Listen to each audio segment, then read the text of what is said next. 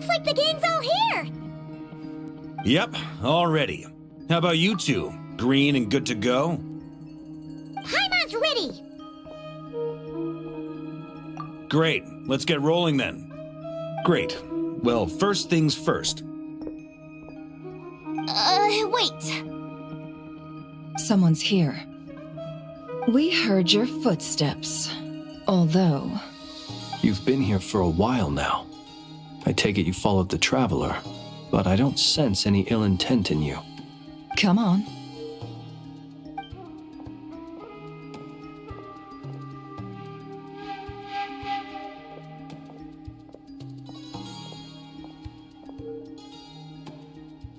I figured it wouldn't take you long to notice me. I come bearing news from my lady, the Knave. Dottore went through the motions of returning to Snezhnaya, but it was obviously a facade. However, he has not returned to the Kuvaki Experimental Design Bureau, nor has he made an appearance in Nasha Town.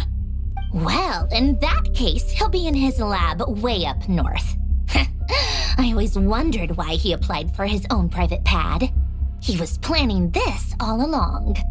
Tell them that Sandrone and I will go on ahead. If they still intend to pursue this matter, they should meet us at the research center in the northern tip of Nod-Krai. Nice of Columbina's two best friends to think of us. We appreciate the heads up. Our sincere thanks to the Fatui for your aid. Lady Damselette may have left our organization, but at least some of her colleagues remain genuinely concerned for her well-being. Not to mention that the doctor's increasingly cryptic conduct gives us great cause for alarm. We have crossed swords many times before, but it's not personal. We're just on different sides. We don't lack humanity. And so, as fellow friends of Lady Damselette, it's only right that you should be in the know about this. Arlecchino's situational awareness has saved us a lot of trouble. I'll leave the map here with you. If you do decide to head to the research center, please proceed with caution. And remember, at least while you're in Nod-Krai, Lady Arlecchino's subordinates are your comrades if you want them to be. This is very accommodating of you. We can't thank you enough. Just doing my duty. I shall take my leave now. If you need us, you'll find us at the Experimental Design Bureau.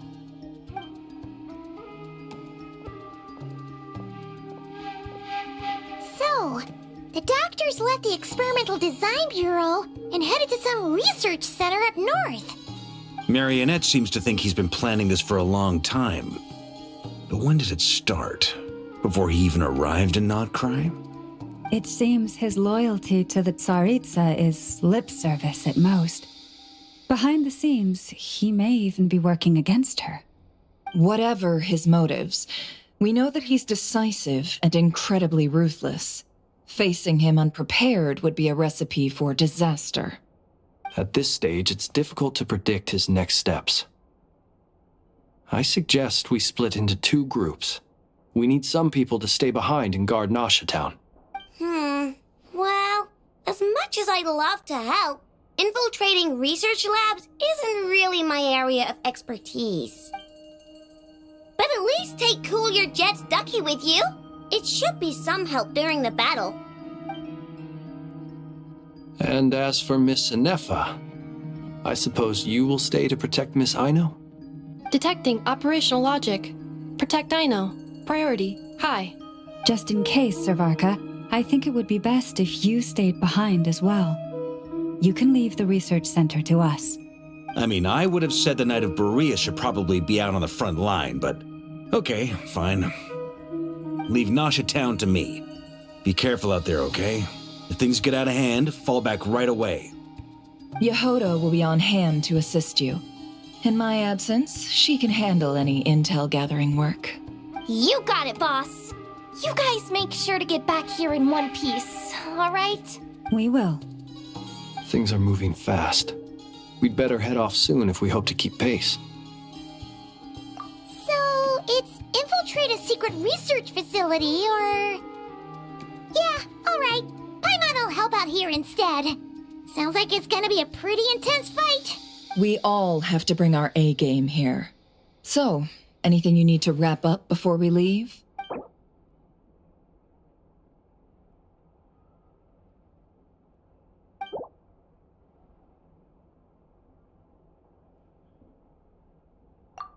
We had better get going. Very well.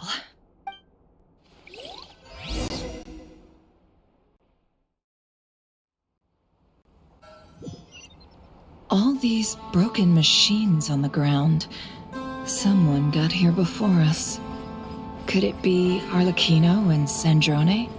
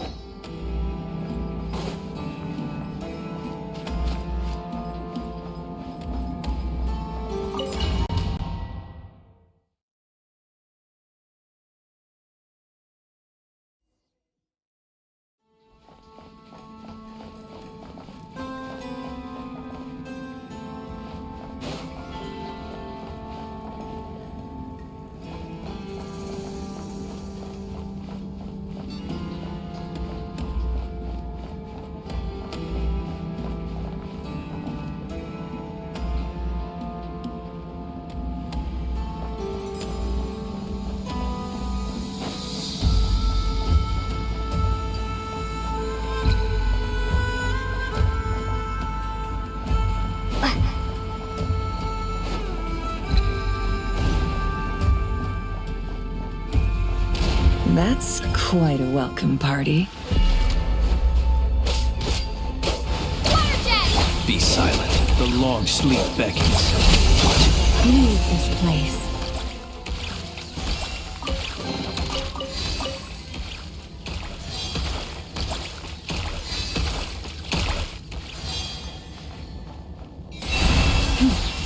With one heart, we Can't hide the truth. Yeah.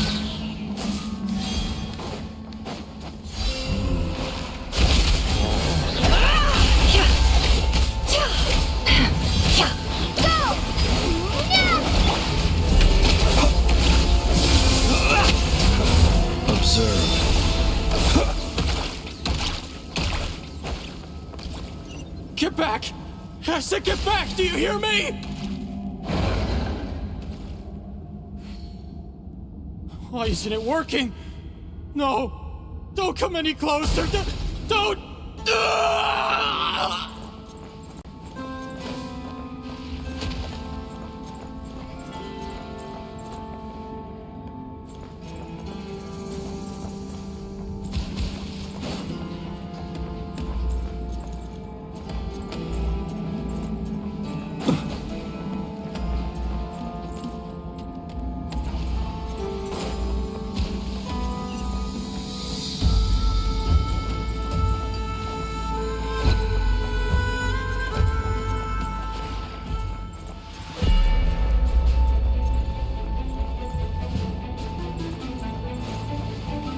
Close your eyes. Night falls.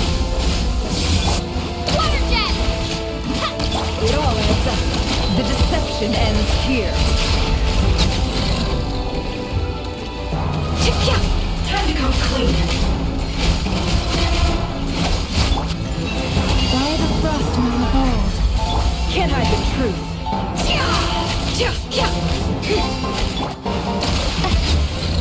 Poor souls. May your spirits find peace. Grab that key on the ground. We'll probably need it at some point.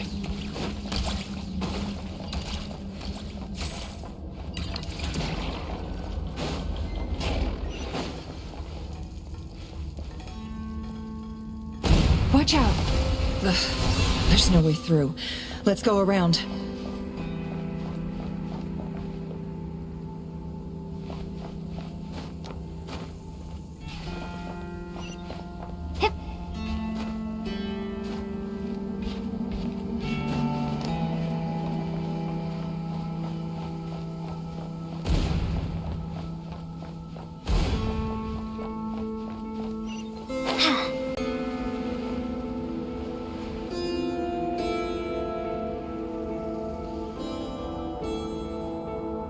What the?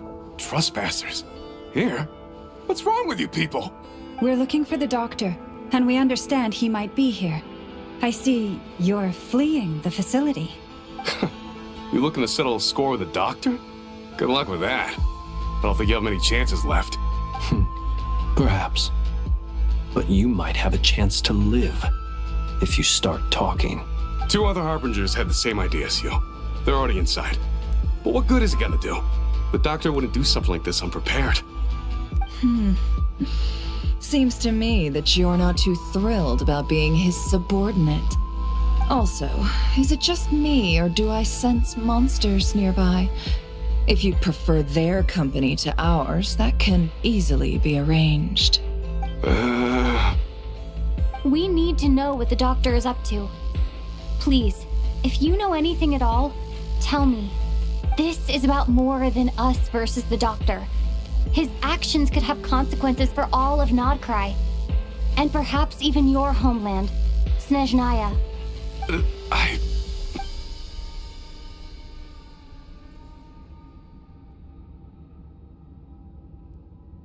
He's building something. Ambitious doesn't even begin to describe it. Feels like this could be the big one.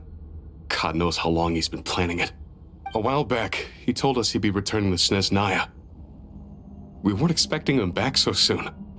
This time he brought some gemstones with him, or something. 2 of them. The moon marrow spheres. He stole them from their rightful owner, Columbina. Oh, Lady Damselette? Last I heard, she left the Fatui. Before she went, she told us she'd finished what Her Majesty asked of her, and wished to focus on some personal matters. I remember thinking that leaving us might not be the best choice. I mean, I always looked up to the captain the most, and... Back when this all started, the higher-ups dispatched 3 units to Nod-Krai to execute their plan. They were led by the Doctor, Marionette, and the Damselette, respectively. I was a part of the Damselette's unit to begin with. She never really interacted with us much. In fact, she seemed sort of detached from everything. Not because she was distracted, just felt like she was indifferent to the world around her. Like she had no stake in anything that happened. She always seemed like she was staring off into the distance. Almost as if she didn't see anything worth living for in the present, so she had to look further afield. That's right. She always used to stare up at the sky. The Doctor used to stand nearby and watch her. Apparently they got along well at first, but somewhere along the way, she grew wary of him, started avoiding him as much as possible. After she left, everyone in our unit merged with the Doctor's. He's similarly indifferent to the world, except when it comes to the moons. He seems to have big plans for them. Right now, obtaining the 3 moons is his #1 priority. He even said, if he can only get his hands on 2 of them, he'll create a 3rd one himself. How would he create an artificial moon marrow? Maybe the knowledge he gained from the Hyperborean phantoms has something to do with it. Thank you for cooperating. We appreciate the level of detail. I get the sense that you'd serve under Columbina again if you had the chance. Would that be fair? No, she's no longer a Harbinger. As a member of the Fatui, my loyalty will always belong to the Tsaritsa. I'm only telling you all this because I don't completely trust the Doctor. His actions do not align with the goals that first brought us to Nod-Krai. I understand.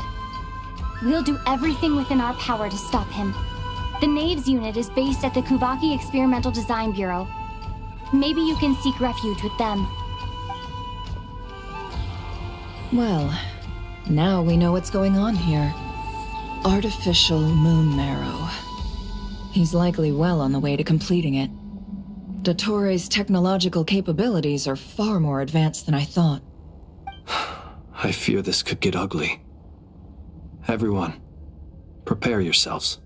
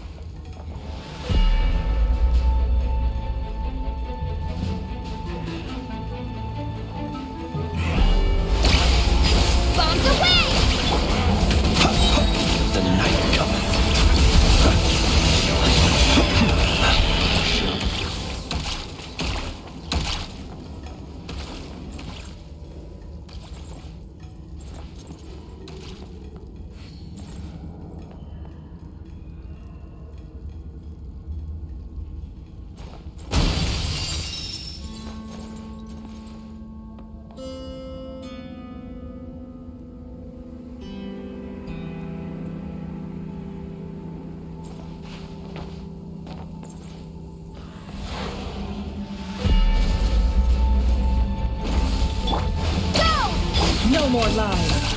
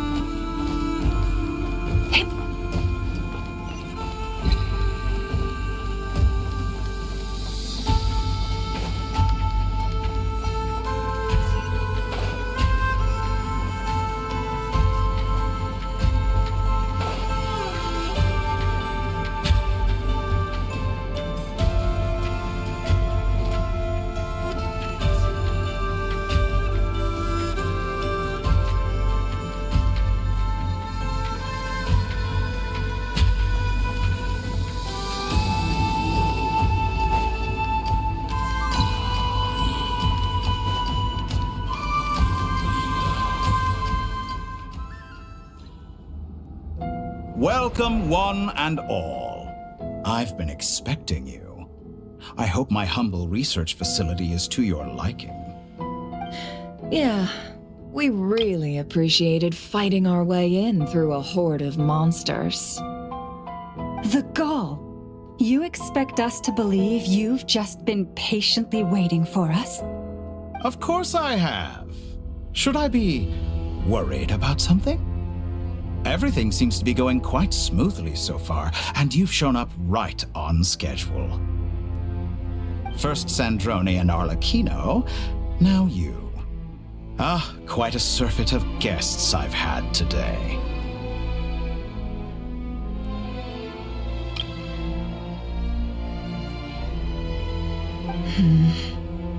If you were looking for them, I should probably mention that Arlecchino disappeared as soon as she entered the facility. As for Sandrone, why, she stood right here only moments ago demanding answers from me at the top of her voice.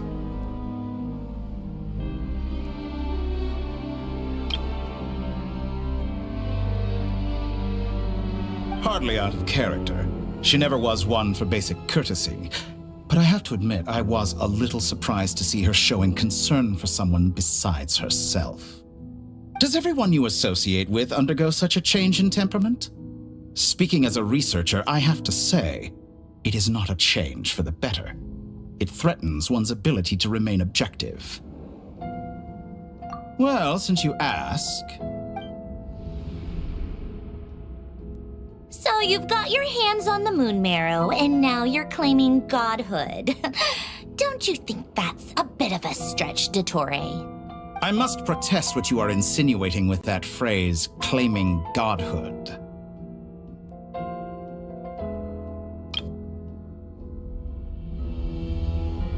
I am not claiming anything. I am stating a fact. You're a researcher. I'm sure you appreciate the distinction between the two. Huh? Wait, you really think you're all that? You'll excuse me if I'm not being a polite little lady for you. We're colleagues. We both know what kind of person you are. By the same token, I knew you'd respond along those lines. You and I both understand that facts speak louder than words. To that end, I've had my people send you a small gift.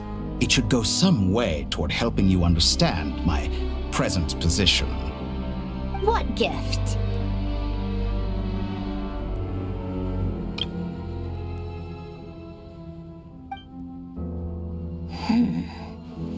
where have all your troops gone?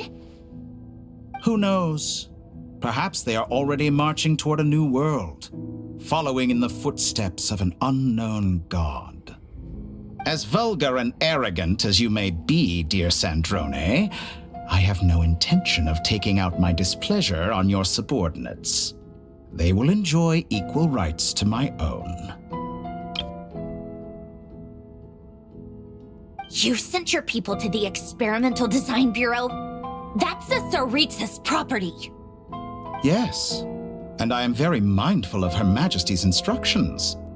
But you know full well that they do not conflict with my present goals.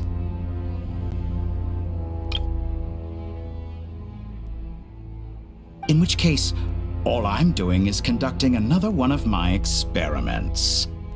Is there a problem with that? Now then, you have a judgment call to make. Am I simply lying to stall you? Or is it possible that every word I am saying is the truth? In which case, your subordinates really are in danger. So now you've turned on fellow Fatui soldiers. You're completely insane. I have set a new rule for myself.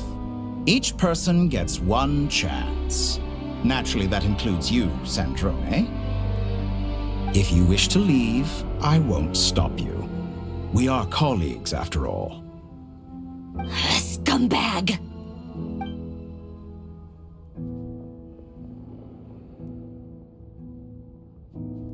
Still, I hadn't counted on Sandrone sparing any thought for the people of this world. Shame. I always found her self-centeredness to be one of her few better qualities. How can she ever hope to achieve greatness when she's so obsessed with protecting her little design bureau?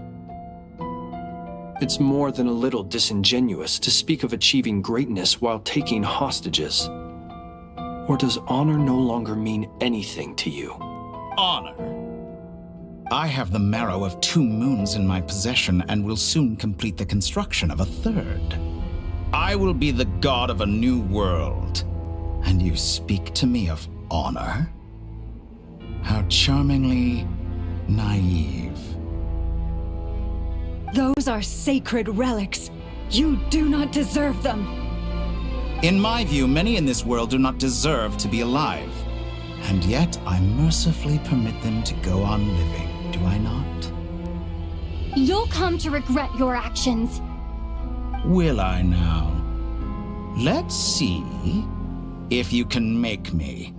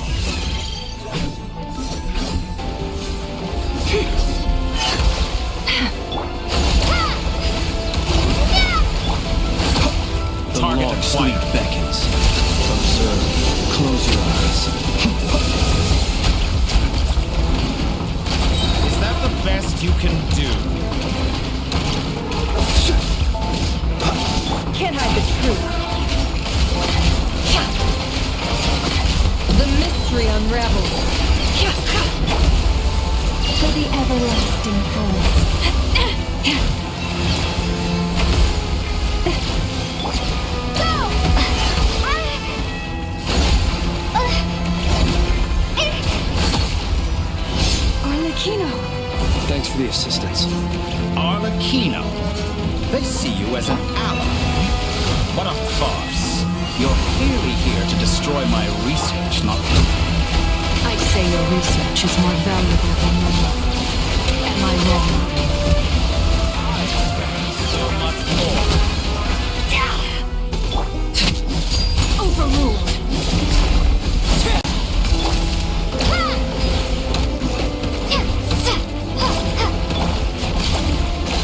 It all adds up.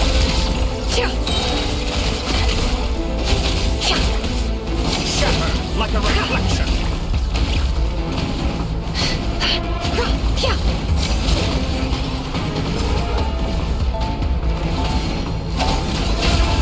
No more love. How disappointing. Be silent. Flores, protect us. Water jet! Wipe out! It all adds up.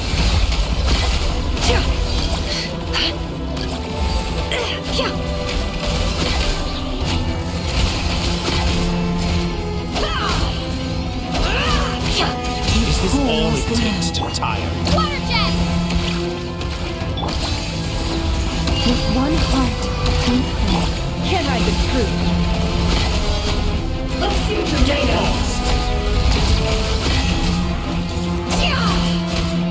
Dottore is too powerful with the artificial moon marrow in his arsenal. Fighting him is futile. Quickly!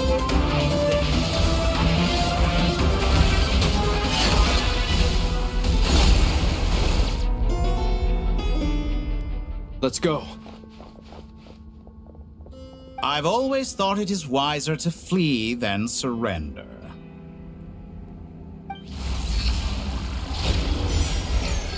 Watch out! What the?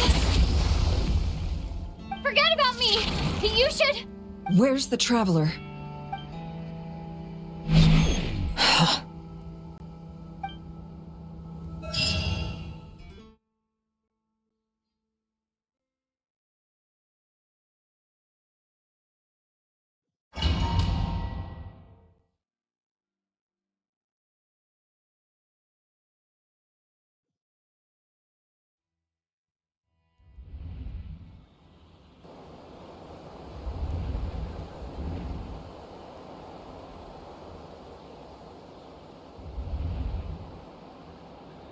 What just happened? Nasha Town? How did I get here? Strange. I remember being trapped by dottore during the battle, and now, all of a sudden, I'm here. Something weird is going on. I guess I'll start by exploring the area. Traveler? What brings you here at this hour? Huh? What are you in the mood for today? A hot dog? Or something else? We've got some special discounts at the moment. Want to see the menu? Sorry, I'm not hungry right now. Ah. Well, feel free to take a seat for now. Let me know if you change your mind. Everyone seems to be acting normal. Am I just overthinking? Oh, darling, look who it is. One of our regular customers. Get the traveler something to eat, would you, dear? Wait. Why is he talking like that? Well, I'd love to, but can't serve a customer unless they order something. Anyway, I take it your business is wrapped up? Yes, thankfully. It was a long trip, and it's left me feeling pretty exhausted. But the upshot is, I won't have to leave again for a good while. We can have some quality time to ourselves. Wait. These two are a couple? I see some kids around too. I didn't know they had a family. Hey there! I haven't seen you in ages! What's keeping you so busy? I've been looking forward to playing with you again.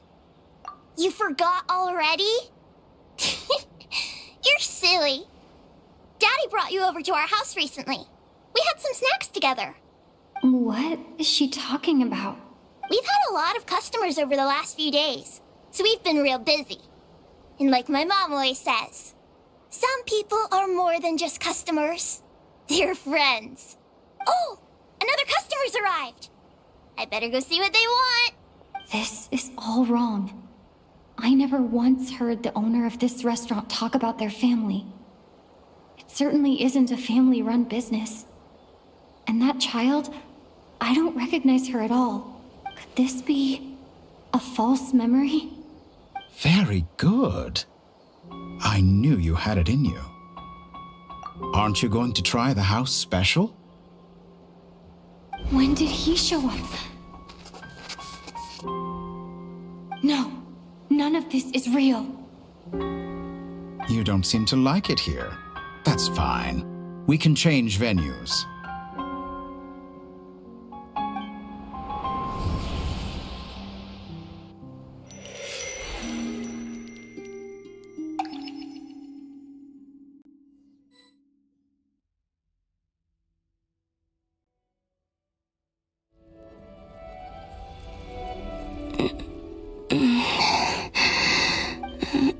I'm still alive.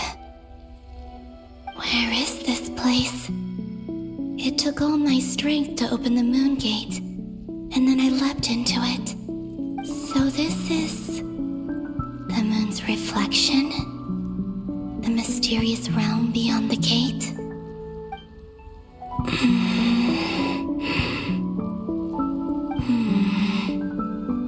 I can't sense anything.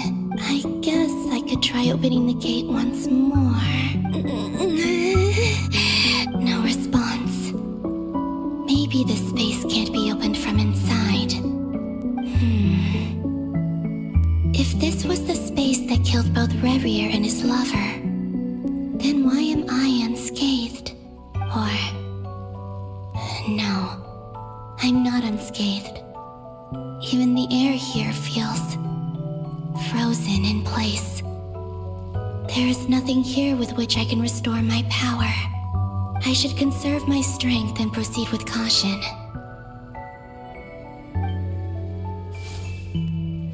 I don't believe Dottore's scheming will stop just because I escaped. If there is any chance that I can get back to the others, any chance at all, I must return.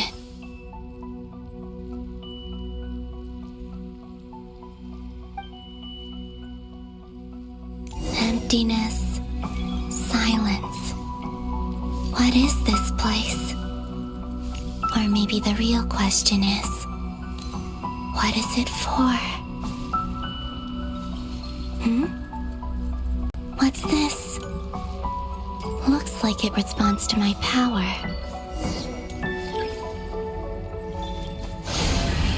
Golden. Like Kuvaki. Is it some sort of guide? And why does it feel so familiar?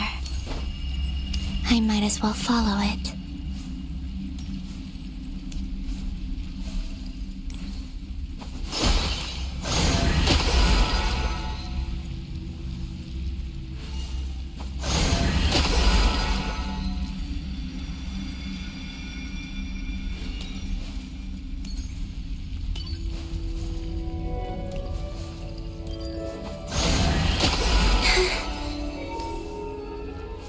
Where does this lead? Could it be the exit?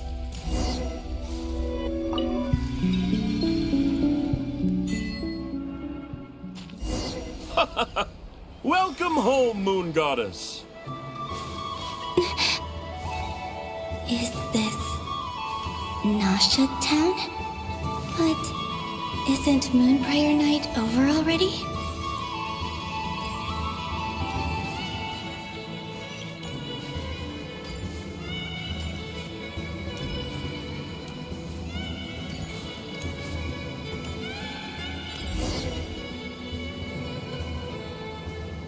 Goodbye for now, Columbina. I hope you have a wonderful night. I will. Everyone else. And... me? Are these... my memories?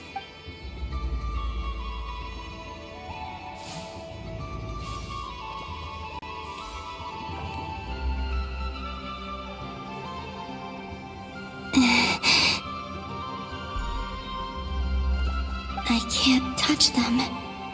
It's as if we're separated by some impenetrable power.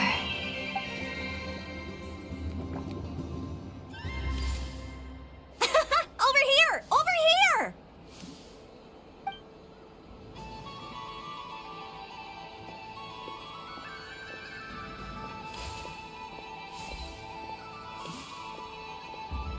But the people in these memories pass right through me.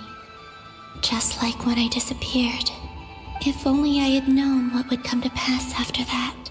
Even so, I should still take a look around. Just being back here. It gives me the strength to keep going.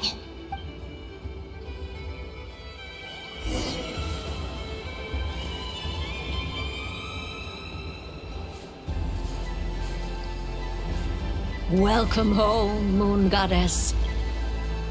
Oh, you're the genuine article. Alice was right. This Moon Prayer Night was worth watching after all. Oh, Yes. That was the fortune-telling stall run by Barbeloth from the Hexen Circle.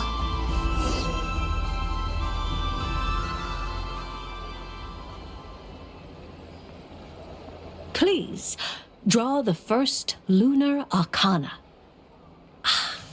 This represents destiny and is the foundation for the divination as a whole.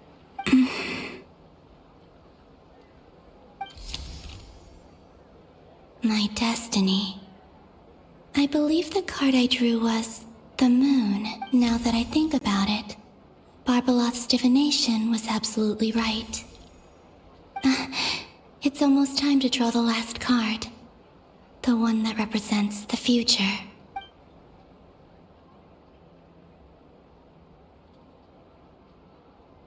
That was the card that popped out on its own. From here, I think.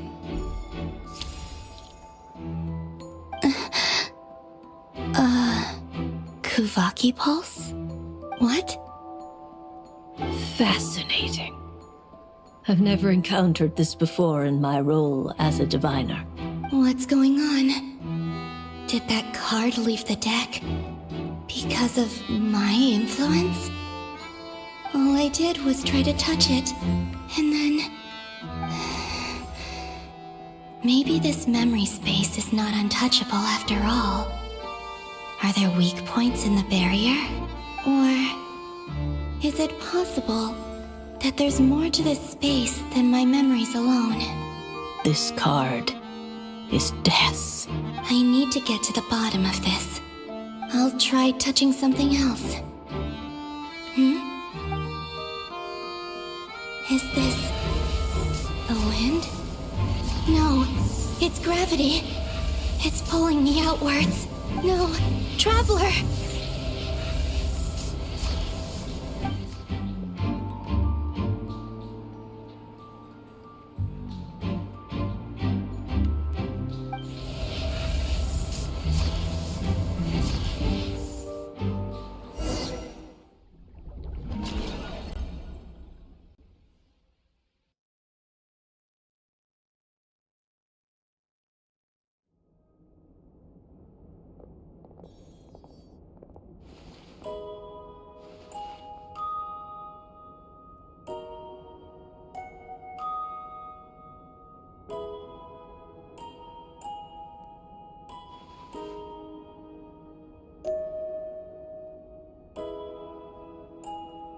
Haimon, listen to me.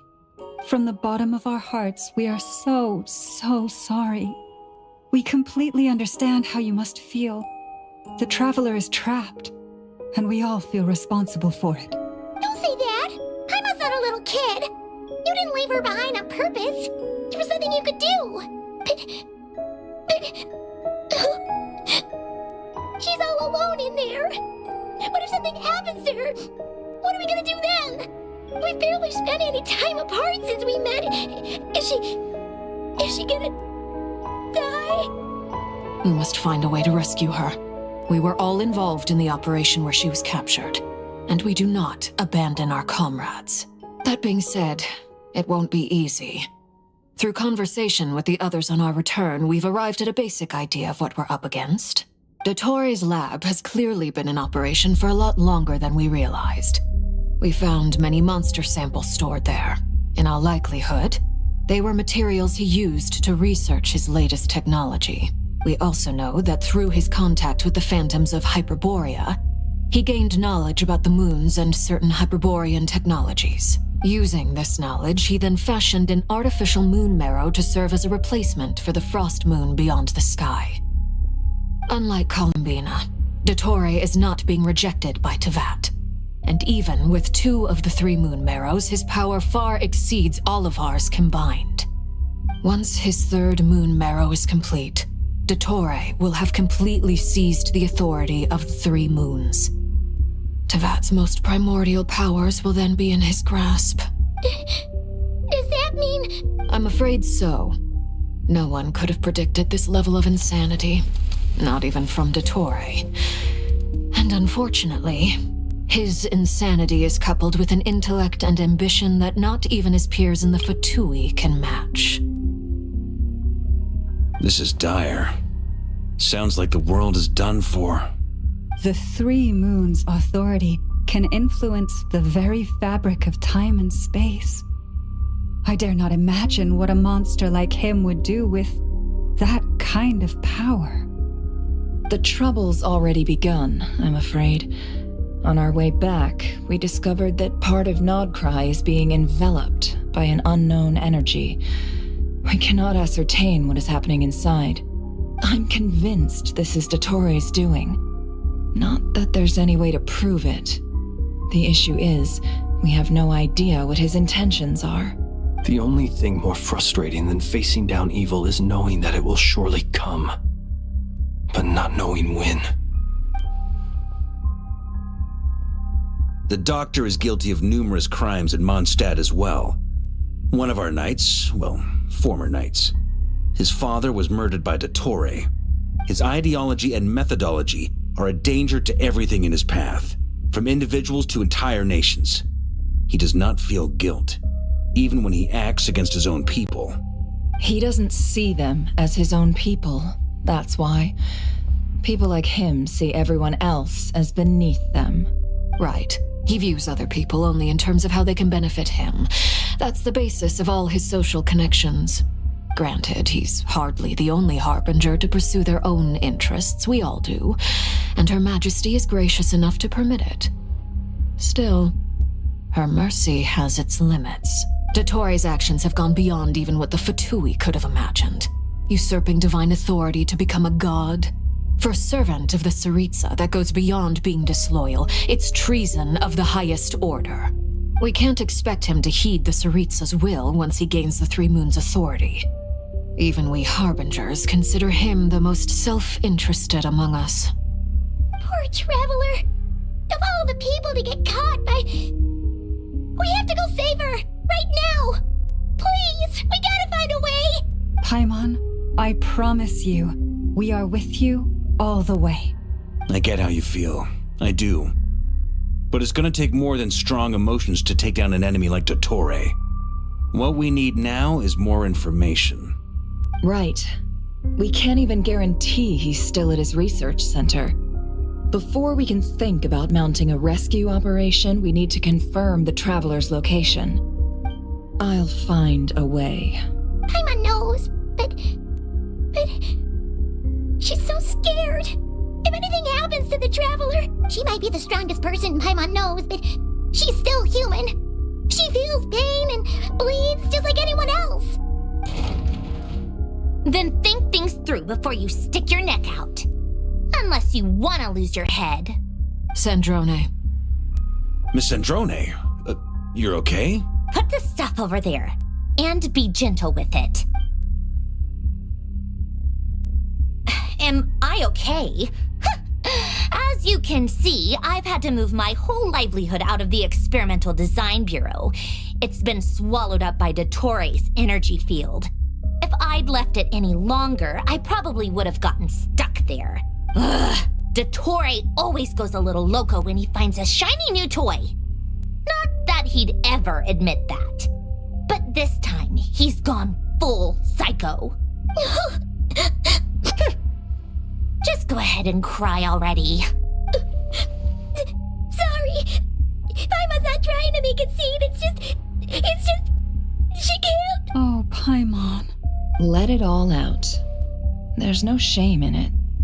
When you're overwhelmed by fear and despair, crying can help get it out of your system. You'll feel better for it. Okay then, while the baby of the group is having a moment, how about the grown-ups get to work? Give me your hand. You've made a discovery? Polonia, scan. You, hand, now. Oh, I thought you'd never ask, my lady. Curses! You're next! Then you. Dottore, you son of a... He's done something to us! Everyone who entered his research center has been implanted with some sort of curse. I don't feel anything unusual at the moment. Does that mean it hasn't activated yet? Is there a way to figure out its purpose and what might trigger it? My best guess is dottore created it using the moon goddess's powers. 1 second, analyzing. Ugh! That friggin' maniac! So, what twisted game is he playing this time? The moment I analyzed the energy composition, some encrypted text appeared in my mind's eye. And when I deciphered it according to the Fatui's standard encryption protocol, I got the following message. Feel free to run, or you will perish in Nod-Krai. He's mocking us. Yep, he loves to toy with people. Only in this case, there might be more to it. But I didn't detect any murderous intent or malice either in the message or the curse's energy. As if this is him at his least malicious. Or perhaps all people are cowards in his eyes. Maybe he thinks the threat alone will be effective. What a despicable person. And he has the Traveler in his grasp. If I may, as unhinged as dottore may be, he has always exercised great patience with the objects of his interest. I remember a comment he made when we first arrived in Nod-Krai. He said, "This world is, on the whole, an exceedingly dull place. But at least there are a few intriguing features, such as the gods, or the Traveler. Presumably, they interest him because they're unknown quantities. He wants to understand as much as he can about them." Agreed. The Traveler is Tevat's fourth descender. All Harbingers are aware of this. Since dottore took such pains to capture the Traveler, he is unlikely to kill her right away. Okay, but we still have to do that rescue operation. Of course. I also think we need to read between the lines with dottore's message. If he's encouraging us to run, that means we mustn't leave Nod-Krai under any circumstances. My guess is his curse will only trigger if we leave.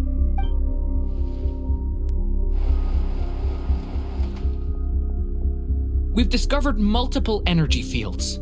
Albedo is still attempting to analyze their structure.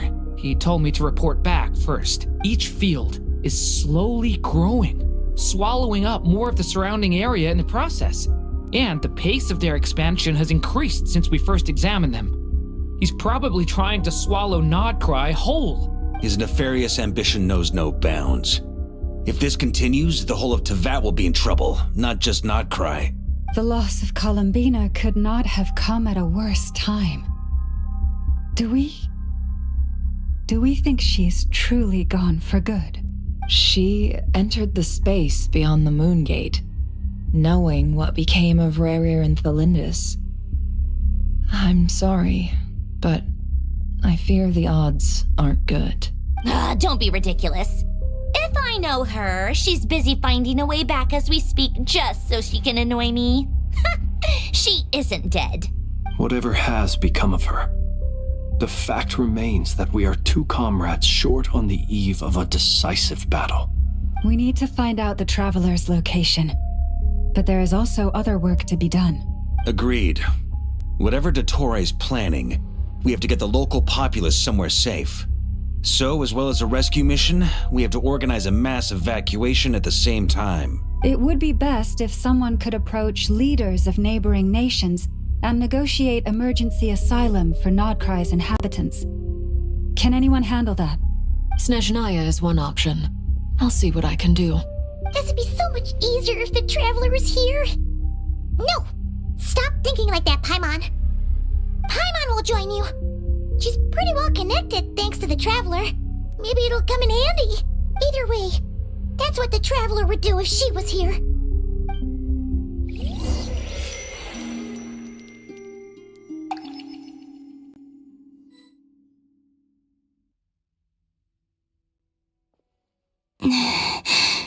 Back here again, that gravitational force that pulled me back. Is this where it came from? When I saw that memory of Moon Prayer Night, I think I influenced reality. Was it just a coincidence? Or, if only I could have sent the others some kind of warning on Moon Prayer Night. Maybe we could have stopped dottore. I feel so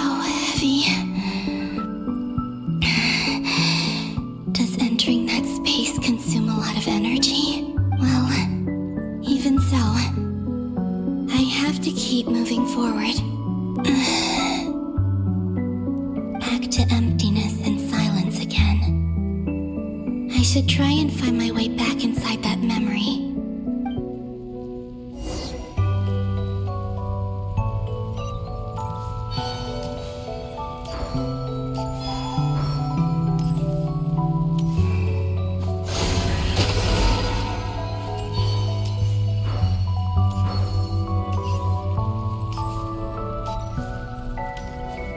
The entrance from last time isn't showing up.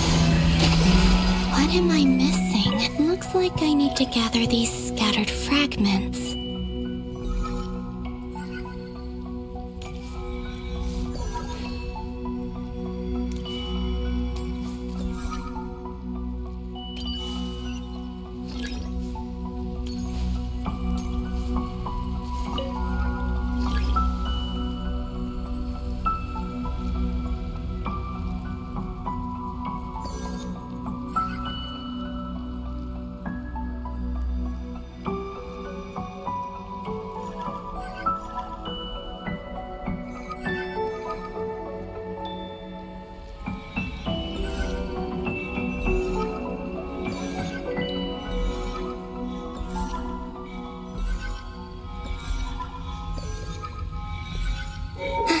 It worked. Hopefully I can stay inside for a bit longer this time.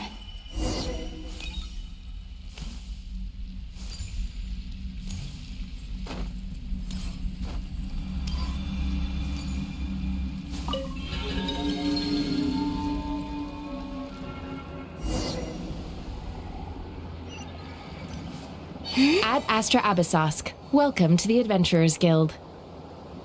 What? This doesn't look like Moonprayer Night. Extra, extra! Latest issue of the Nasha Express! I don't think I've ever been here. Maybe this space isn't comprised of my memories after all. There aren't any festive decorations around. Is this Nasha Town after Moonprayer Night ended? Did Dottore's plan not affect the town? Or is no one aware of what happened because he used the Three Moons' authority? Let me see if I can influence anyone else. So, what do we do next? Wait, that voice. Paimon? The most important thing right now is to find that mage. Loma, the Traveler, and Mr. Varga are here too. I'd better go pay the Fatui a visit. Traveler!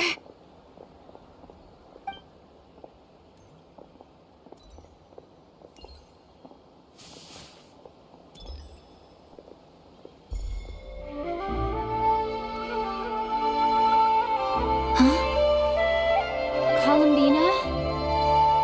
I made contact. It's me, Columbina. Huh?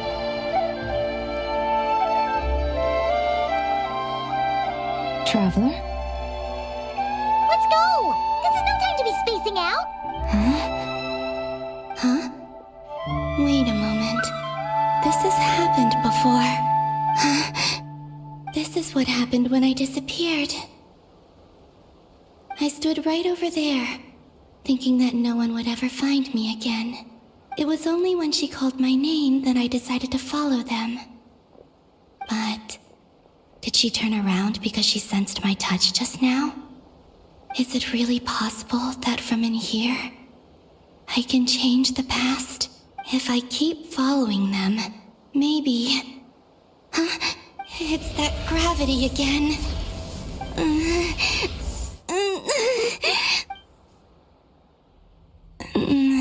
Every time I influence reality within that space, this force intervenes and pulls me back. It's as if it's trying to stop me from leaving. I'm getting weaker and weaker. I'll just have to try another approach next time. Come on, Columbina. Keep going. You have to tell everyone what happened.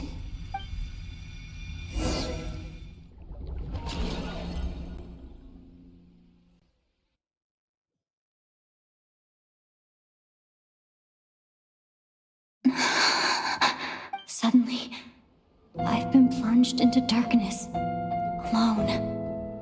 It feels strange, as if something has grabbed hold of me. Is dottore now powerful enough to interfere with space itself? Look at you, standing so still in total silence. I almost didn't recognize you. Hello there, traveler.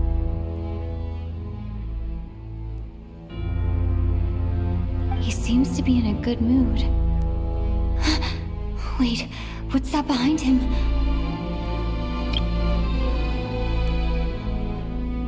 Ah, so you noticed. This is the completed trilune. 2 primordial moon marrows and 1 artificial specimen. You are wary of it. Good. Maintain that reverence. You performed well in that recent battle.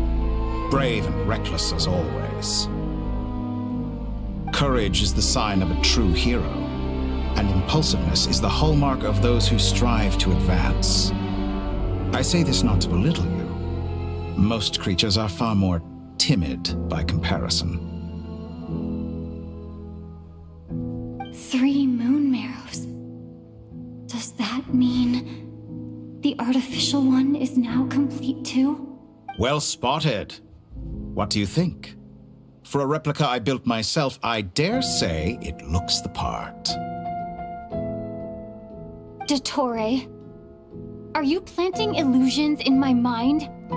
I have no interest in fooling your eyes. On the contrary, I hope to show you the true essence of all that you see before you. Is this not a beautiful city? People live in peace and find joy in their work. The streets are safe. People can even leave their doors unlocked at night. You might say it is the Elysium everyone dreams of. All available data indicates your values and worldview conform with the mainstream. This kind of society should be quite to your taste. False beauty is deceitful. Lies are to no one's taste.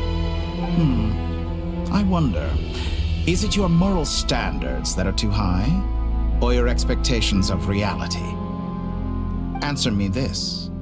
If someone existed in a sweet dream from the moment they were born, a dream in which they never once felt pain, which do you think they would consider superior?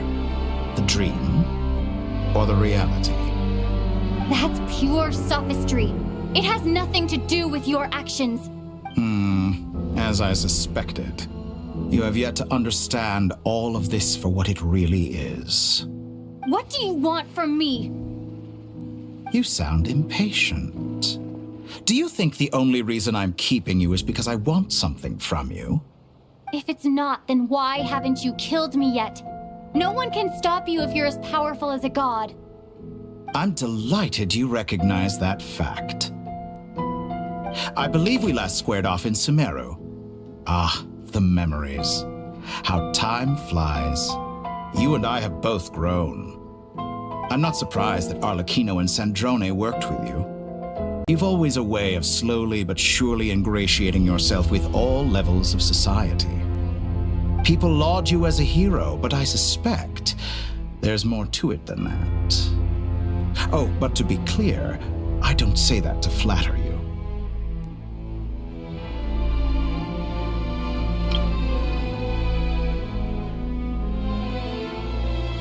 Do you always give your opponent an appraisal before you deal the final blow? Call it a long-time habit.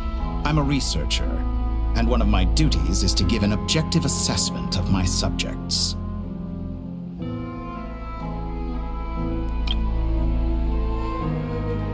But you misunderstand. We are not opponents. Not at this moment. I just want to talk. Think back to Tartaglia, Arlecchino, Capitano, Columbina, and now even Sandrone.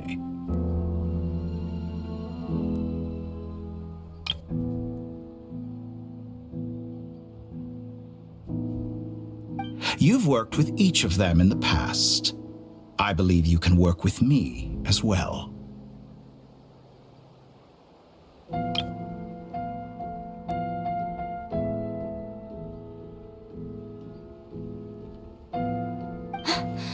What makes you so sure? Well, why not? Should the good associate only with the good and the bad befriend only the bad? I like to think we could have a more mature relationship than that. Surely you don't think all your relationships are grounded in friendship or shared ideals. People come together because it benefits them to do so. If you think of the people you admire, you must surely admit that they have provided some benefit to you. Morality, ambition, dreams. People have plenty of words to embellish the nature of their relationships. But once you break free from those ethical frameworks, you will see that the only thing connecting the two of you is mutual benefit. And that is what I'd like to talk to you about. We're finally getting into it. He's probably been planning to kidnap me for a long time now. But for what exactly? He has the authority of all 3 moons. I won't be able to gain the upper hand in a fight. Best if I pretend that I'm willing to negotiate for now. You say you're a god, but you also speak of mutual benefit. What could a god want that the 3 moons cannot provide? Excellent question. But before I answer, I would ask you the same thing. Gaining Columbina's allegiance was a rare and extraordinary feat. But the Moon Marrows are now in my hands, and I have the edge over her. For this artificial moon is not being rejected by Tevat. Her identity and lineage may have been a thing of glory in the old world, but they were also shackles that prevented her from ever integrating into Tevat. I, on the other hand, you may view me as a thief, but I have overcome that limitation. So what is it that the 3 moons cannot grant you? What stops you from negotiating with me to get what you want? I don't make deals with lying psychopaths. That's quite an accusation. Are you expecting me to get angry with you? Well, this is one aspect in which my personal growth has served me well. In the past, my less mature self might have been disappointed, perhaps even angry, over a small setback like this. Like when you and Lesser Lord Kusanali joined forces to oppose me, for example. But things are different now. Just as the rich do not quibble with the poor, I no longer find myself perturbed by these trivial affairs. Human relationships end with conflicts of emotions and interests. But relations between humans and gods are different. And ours is even more unique. I have ascended to the highest heights and laid claim to unprecedented horizons. And you were no ordinary person to begin with.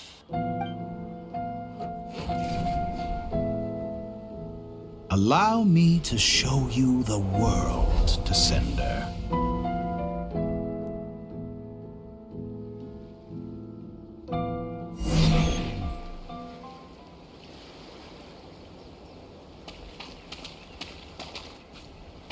To stand, walk, jump, sit, and lie down.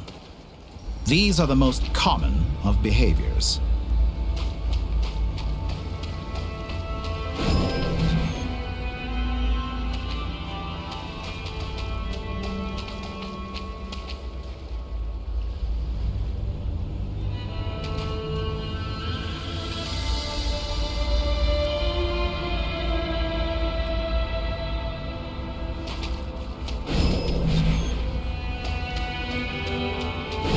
Have you ever wondered why we were born following such laws? Who stipulated that we could not fly instead of walk?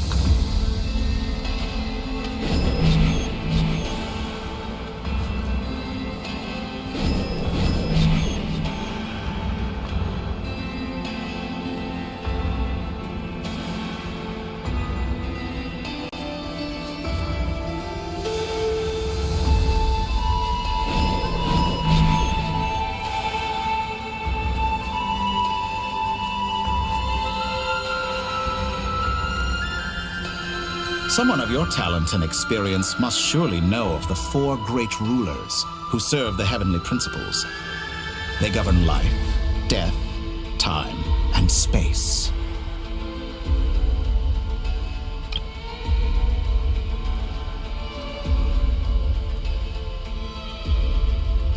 One wounded by a blade will die from blood loss or infection, and one who falls into a lake will drown in agony. The elderly wallow in solitude, and the solitary age faster. Eventually, new life is born, only to embark on the same path of suffering. These four divisions anchor the world and shackle those who live in it. But they themselves transcend its boundaries, squandering the power bestowed by the heavens. All who live yearn for equality, but unless the gods prostrate themselves and profess that they are mere servants of the living, equality can never exist. Who makes the rules we must live by? Who has the right to restrict us? The limits of the body can be rejected.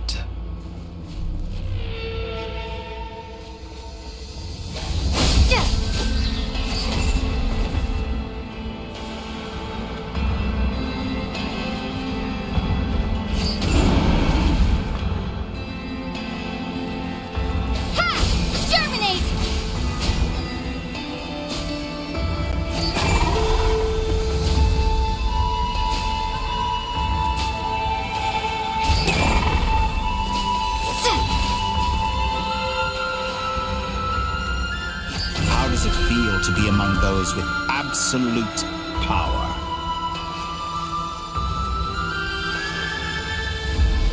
You cannot conceive the extent to which your flesh hinders your mind and spirit.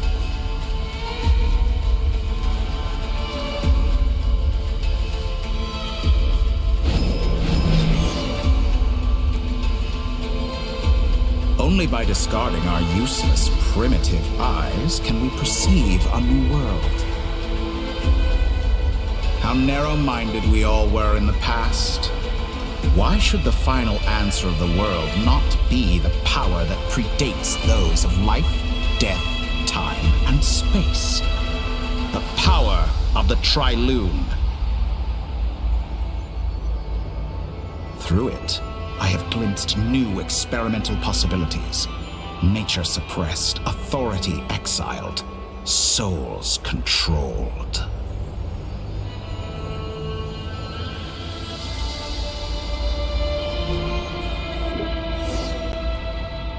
You know, I heard recently that a group of critics reviewed countless stories and drew an interesting conclusion. They found that it is more often than not the villains who strive tirelessly to push the boundaries of progress.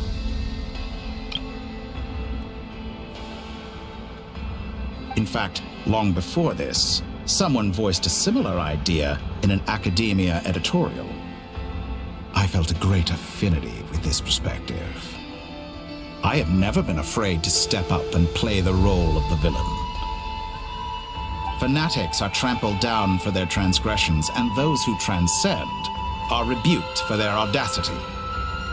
And so, the majority of creatures are too timid to follow my lead. But all sacrifices made during my experiments have been worthwhile, as you can now see. I can offer you something new, something unique, precisely because I am a villain. Think about it. We are eternally bound through mutual interest. Can you truly say you would never turn to malice if it could give you the life you dream of? After all, what value do perfection and purity really have? They are fragile and feeble things, utterly tedious. I say, better to be governed by a flawed humanity than a gnosis. The true seeker of knowledge is the villain who undergoes countless tribulations in pursuit of their goal.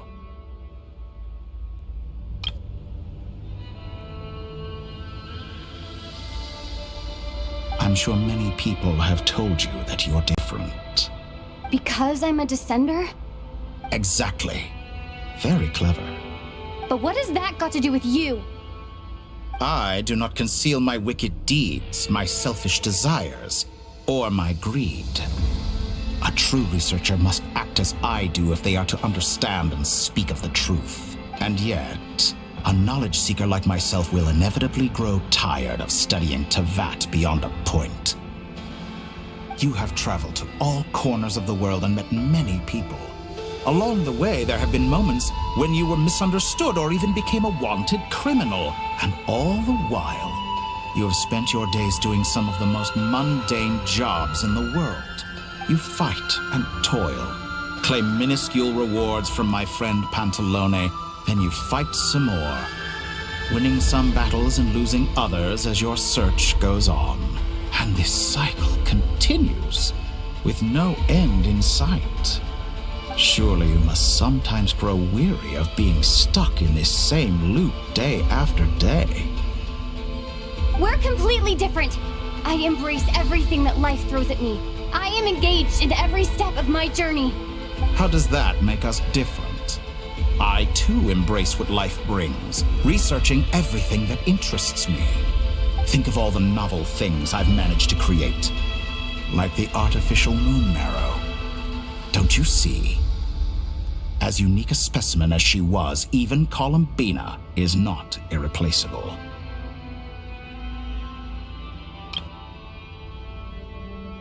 Take that back! She's gone because of your actions! I didn't say that to anger you. Though admittedly, I don't see what there is to be angry about. Anything Columbina could do for you, I can do better. I know what your ultimate goal is. You wish to walk the path your brother walked and seek answers from him at the end of that journey, don't you? Someone like you could never understand what it feels like to care about another person the way I care about him. Perhaps not. But that doesn't mean I can't help. I could find your brother right now, bring him before you, and make him give you the answers you seek. Don't be so presumptuous. You'll never begin to understand the situation between us. Oh, no. This is no presumption. I'm only offering what I know is possible with the power of the Tri-Lune. But it seems like you would sooner continue with your journey through this world. Why? Do you truly desire this journey? Or is it simply a necessary process from which you cannot escape? Think of all the time and energy you have spent, everything you've had to endure just to make it this far. Is this really what you want? Or has your hand been forced by the promise of that final answer? Yes, you have made many friends. But do they ever spare a thought for the void in your heart and what it yearns for? What you want is not friends. It is family. But do they know this? I, on the other hand, am far more considerate.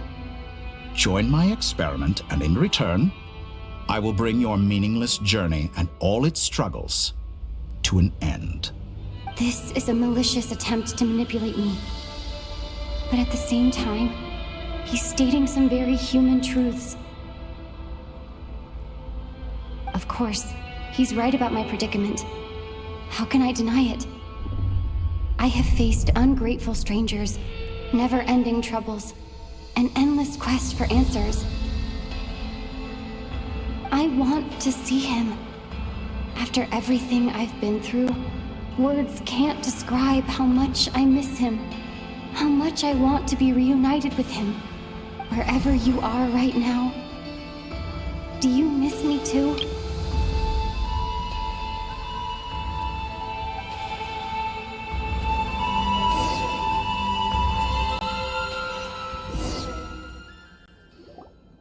All right, everyone. Our next mission is clear. We need to contact all the major organizations, explain the situation to the public, and then begin the evacuation.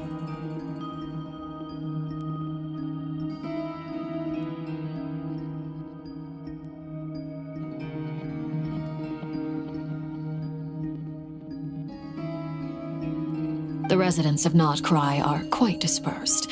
The two most populated areas are the Southern Isles and Pyramida. Miss Lauma, I will leave Hisi Island and Nasha Town in your hands. I will liaise with the Fatui and Pyramida. Agreed. We will reach out to Natlan and Snezhnaya. Anyone found north of the Experimental Design Bureau should follow the Fatui to Snezhnaya. As for those dwelling south of that line, I will ask the Voynich Guild to help persuade them to leave. Then I, Mr. Varka, and the Frostmoon Scions will escort them to Natlan. The Voynich Guild has dealings with the Curatorium of Secrets. I will send them a letter vouching for your credibility. Yehoda, you should help Lauma.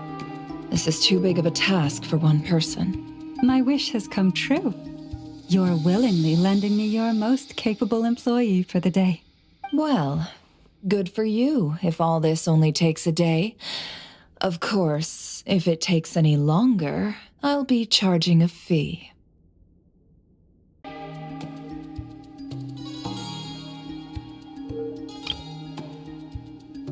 Boss, wait! Don't I get a say in this? Oh, I'm sorry. Something to add, Yehoda?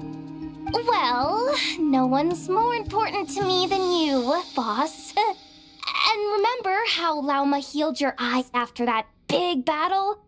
I think that's worth at least 2 or 3 days' work for the Frostmoon Scions. Are you completely incapable of acting in your own self-interest? Or do you simply devalue your own labor? Are you sure you don't want to come with us? Who will see to our other work if we're all busy evacuating residents? Sandrone insists that Columbina is still alive, and we have a traveler to rescue. There's much to be done. But boss, I'm just worried that... Well, Nefer, I'll link up with you once my tasks are complete. What makes you think I'd need you to do that? I'll need it. And considering the way you approach certain matters, I think you'll be better off with me present. That's quite enough. Just focus on your work first. I bet we're in for an uphill battle here. But we can help out too. Inefa and I are gonna help Nasha Town's residents carry their stuff. Loading schedule. Store essential local research data and technology samples, then escort the people to Natlan. Understood.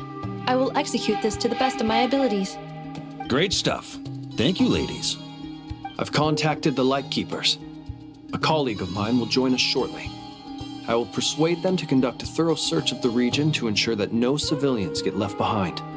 As for me, I guess I'll be making an early return to Sumeru. I think it's important that someone informs the Dendro Archon of what's going on in Nod-Krai. Roger that. Someone should inform Mondstadt, too. Mr. Duran, can I trust you to handle that? I think you fly faster than any of us can run. As an added incentive, get there fast enough and I'll see about getting your gliding exam waived. Really? Ha! Mission accepted, sir. I intend to stay behind and help Miss Sandrone with her research. She has some alchemy-related questions that she'd like me to explore. She recognizes your expertise, then. I wish you a fruitful collaboration. Thank you. In truth, I was surprised to hear her express an interest in subject matter outside of machines. I believe she has been investigating some Fontanian technology recently. She made a point of bringing the relevant materials with her when she left the Experimental Design Bureau. She's sorting through everything in her room as we speak. I should mention that we have one other friend who isn't present. He hasn't made his position in all of this clear. But if we know anything about him, he's likely investigating on his own. Paimon's been very quiet today. But I know how close she and the Traveler are with the Natlanese. She should come with us to the border. Okay. Paimon will do her best. Make sure to heed Sandrone's warning. Many of us have been cursed by dottore. As such, under no circumstances should anyone cross national borders. Remain within Nod-Krai. That aside, personally, I have faith in Columbina. Things look grim, sure, but who knows how it'll play out. Same goes for rescuing the Traveler. Both of them are important allies and friends. We'll be counting on you to gather intel on them, Miss Nefer. Oh, wonderful. You're all here.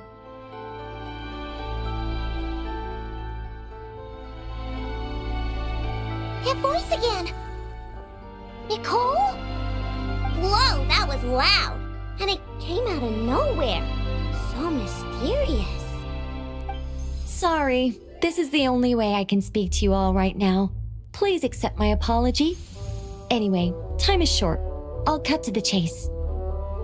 We're still facing quite a catastrophe here at the world's borders. Alice has roped in every Hexen Circle member she can get a hold of. Except for me. She told me I had to come and help you all out as a matter of urgency. I quote, "You love talking, don't you? Well, now it's finally your time to shine. Take these. Make sure the whole party gets one each. You'll be in charge of making sure everyone stays connected." Huh?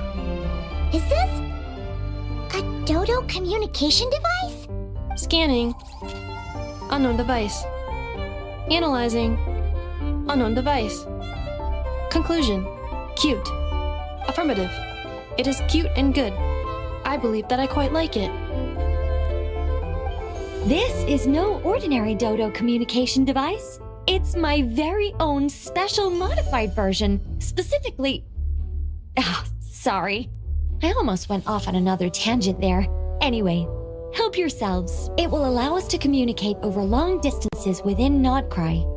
No more worrying about shuttling messages back and forth. What astounding technology. Am I right in assuming that it relies on your personal abilities to function, Miss Nicole? Yes, exactly. Right on cue, Albedo. I'd love to brag to you all about how it all works. But no, next time. Anyway, I'll be right with you all, serving as a communication hub. That's all from me. Head off as soon as you're ready. I'll be staying here to keep watch, and I'll be sending you my blessings.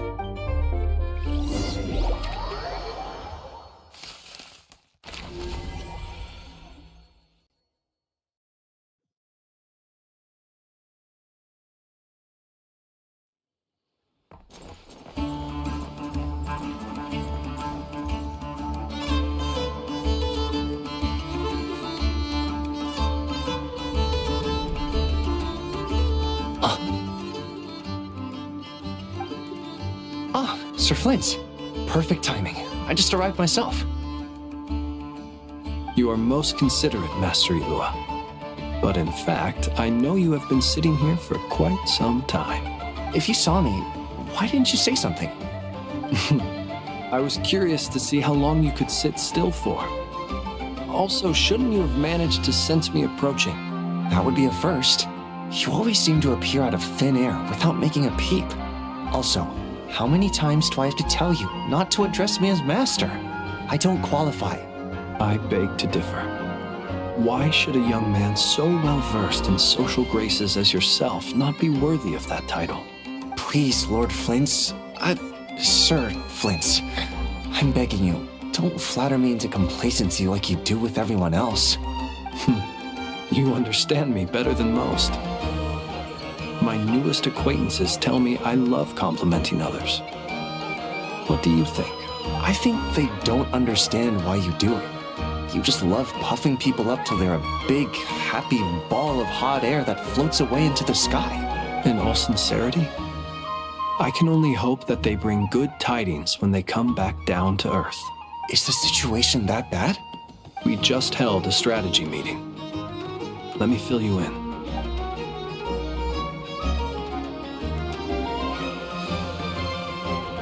In short, we need everyone gone from Pyramida. We also need a team of lightkeepers to scour the more remote regions of Nod-Krai for civilians to evacuate. I only hope we have enough personnel. We do. Old Man Nikita will definitely help, and we can recall anyone out on patrol to focus on this instead. Good. I'm sure you and the others will make short work of this. Now, don't forget, once you've completed this task, make sure you and the rest of the team evacuate to either Snezhnaya or Natlan as well. Flint's? If you've got something to say, Master Ilua, why not guess what I'm thinking right now? You mentioned that you have something else to deal with later. How difficult is it going to be? I doubt it will be easy. I know you're a lightkeeper, and it's your duty to protect others in times of crisis. but I have a feeling that she'll be walking into grave danger. However bad things have gotten in the past, Nod-Krai has never faced a mass evacuation before. But from the sounds of it, you don't intend to come with us. I don't mean to pry, and it's probably none of my business. But whatever it is you're intending, you don't have to go through with it, you know. I've been afflicted with some sort of curse, and I'm told it may well trigger if I set foot outside of Nod-Krai. As such, I cannot leave. I have to act, if for no other reason than to fight this curse. What? No. Why? Why would anyone want to curse you? There are plenty of people out there willing to trample over others in pursuit of their own goals. Frankly, Sir Flint, I am furious. You're making light of what is an incredibly serious situation. Indeed I am. And? And what? I told you, I'm furious about this. Nothing I can do about it, I'm afraid. Things happen, and we just have to deal with them. If you find yourself feeling angry, perhaps start by drinking a big glass of water. Hey, you mean you're completely unmoved by my anger? I'm devastated. Then allow me to express my sincerest regret. Come by the lighthouse sometime. We'll catch ourselves a few fish, have a little barbecue, play some cards, and bask in the sun. Maybe I need to spell this out. Lean in a little, Flint. Oh my, this doesn't bode well. Word is that you were caught up in a real horror show recently. People were amazed that you returned safe and sound. They've been debating whether you're even human. I've returned safe and sound from plenty of crises. When you say people, do you mean other people? Or do you just mean you? Fine. I'll be frank. You're not human, are you? Heavens. Now that's a horrifying thought. You know what? Forget it. We'll revisit this once it's all over. A sound plan. Albeit a little ominous sounding. Just promise me you'll come back in one piece, all right? For you, Master Ilua. How could I refuse? Also, please pass my regards on to our colleagues.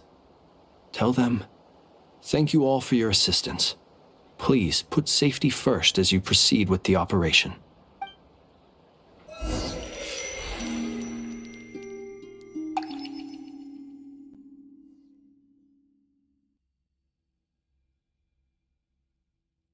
I have to keep searching for a path toward reality.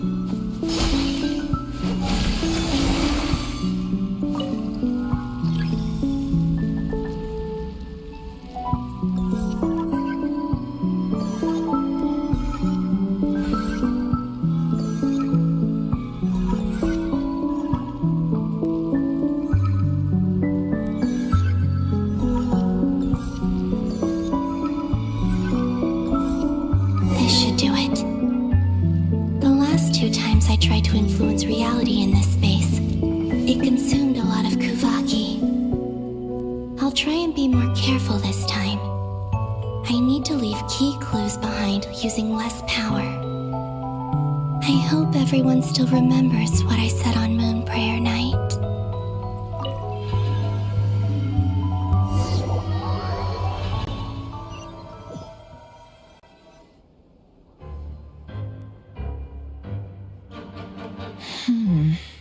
Nothing here either. Flint's? Ah, Miss Nefer. What are you doing here? Unless... I just spoke with Itlua about arrangements for the search and came for a walk nearby. As for you, why would... Huh. It appears we think along similar lines. And neither of us likes to accept things at face value.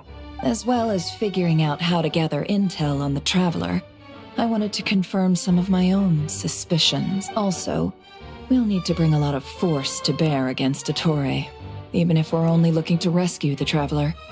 We can't leave anything to chance. You don't think Columbina perished either, do you? I'm merely considering the possibility that she survived, just as you are. How much can we really know about a deity like her anyway? Do you remember what she said on Moon Prayer Night? About using moonlight to send messages to us? Of course. I think that's why we're both here. Where have you checked so far? I've been focusing on the outdoors. Anywhere the moonlight shines. I checked most of Nasha Town, but didn't find anything. I checked the Curatorium of Secrets, and a few rooms where I thought I might find some leads. But no luck here either. The only places I haven't looked yet are the rooms in the flagship. But process of elimination isn't the only thing that brought me here. Oh, really? What's your other reason? After all that build-up, our mystery ally never showed up even once. Huh? Am I imagining things?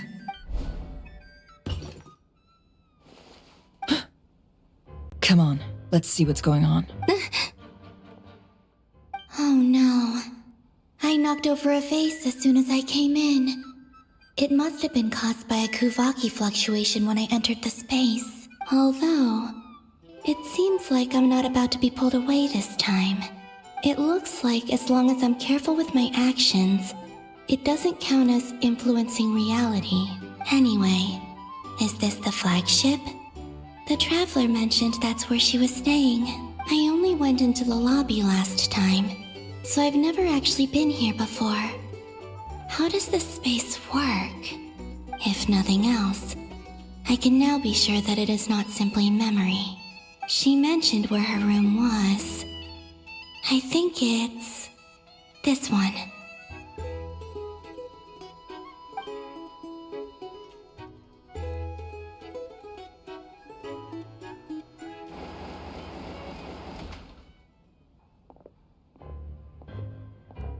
The door is closed. But if this is anything like when I disappeared, then maybe...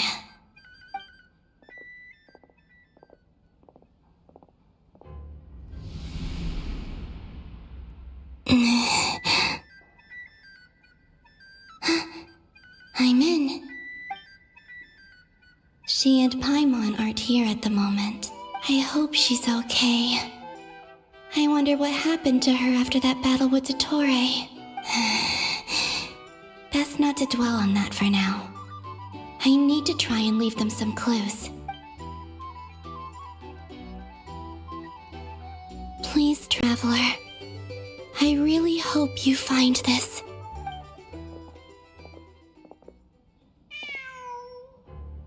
Huh. Just a cat.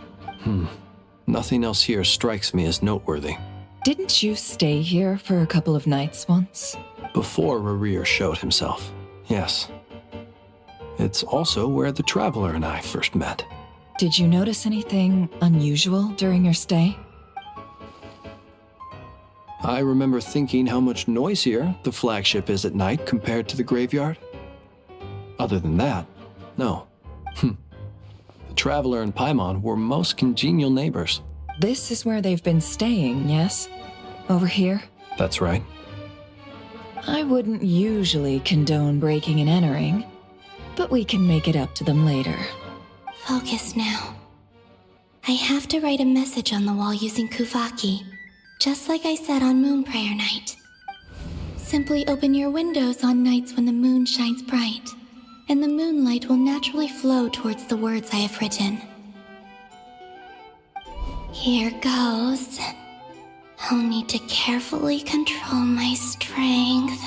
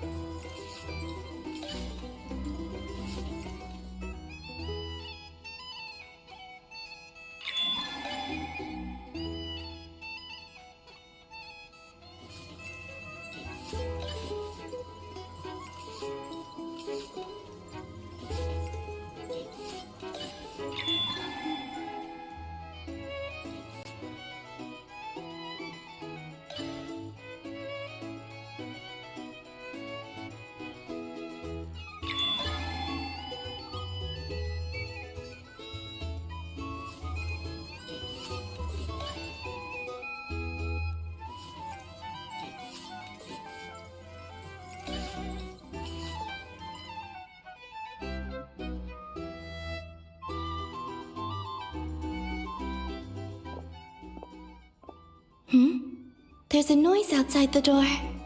Is she back?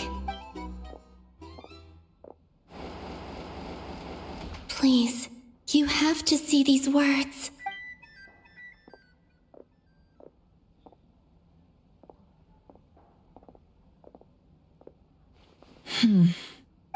Well, do you sense anything? Unfortunately, no. And this place was our last chance. Not necessarily. We've only looked in Nasha Town so far. Miss Columbina said she would leave messages at her friends' dwellings. It's still worth checking where Miss Lauma lives and where I live. Let's try and make some time to look into those then. Wait. What are you waiting for? Paimon might have overeaten slightly. What's that look for? This is a victory feast. It's normal to eat a little more than usual. The Traveler in Paimon. It's really you, but why are they talking about a victory feast? You worried Paimon sick while you were out there fighting Rare, so this is your chance to make it up to her, alright? Wait. So this is the night after the battle against Rare. How did I end up here? That's quite a long time ago now. Wait. Time. That's it.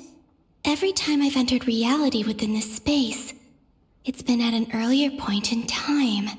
Every one of those points has been before I fell into the moon's reflection, and everything I've done to affect reality really did happen in the past. Does this mean that within the moon's reflection, time flows backwards? Starting from the moment I fell in? Not long till Moon Prayer Night now. It's gonna be even livelier than tonight. Although, it's gonna be sad saying goodbye to the damselette. She seems like a really nice person. Paimon. No, I can't. Even if I make contact, they probably won't understand what's going on. And in any case, I'll likely get pulled away again if I do. Instead, I have to find a way to get them to notice what I've written using the moonlight. Wait, even I hadn't thought of doing that before Moon Prayer Night. They'd never conceive of that possibility. Is there truly no other way? Don't lose heart. We'll find a way somehow. Huh? Oh, you say that, but the Frost Moon is beyond the fall sky. If we wanted to go visit her, how would we make it through to the other side? We might not have all the answers now, but I'm sure we'll find a way one day. Guess someone's gotta be the optimist. The present. The future. That's right. There are still things I can do. What's your plan? Flint's, when you were staying next door, did you ever open the window? No. The rooms here are dark and damp, and there's such a buildup of dust on the windows that the moonlight can't even get in. I didn't think it was worth the trouble. The moonlight? I think I see where you're going. One moment. I'll see if the owner is available. Don't bother. Time is of the essence.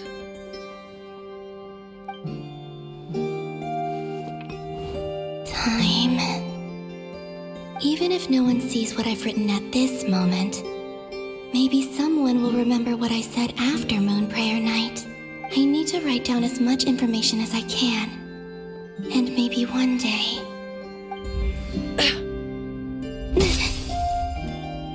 Huh? What's up with you? You can't even hold your cup steady. Are you getting tired? A little. Well, you should probably hit the hay then. You've had a really tough couple of days for you.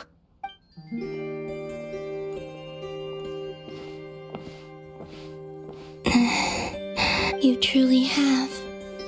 You helped defeat Rare, helped me reclaim my name, and you helped the others organize Moon Prayer Night.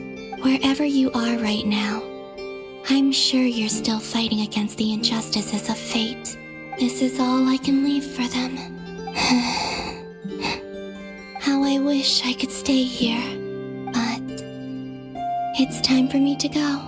I hope to see you again in the next time, and if the opportunity presents itself. I will surely return to your side. Huh. Columbina. She's alive. Not only that, but she's left us an entire wall's worth of clues. She even wrote down what would happen on Moon Prayer Night.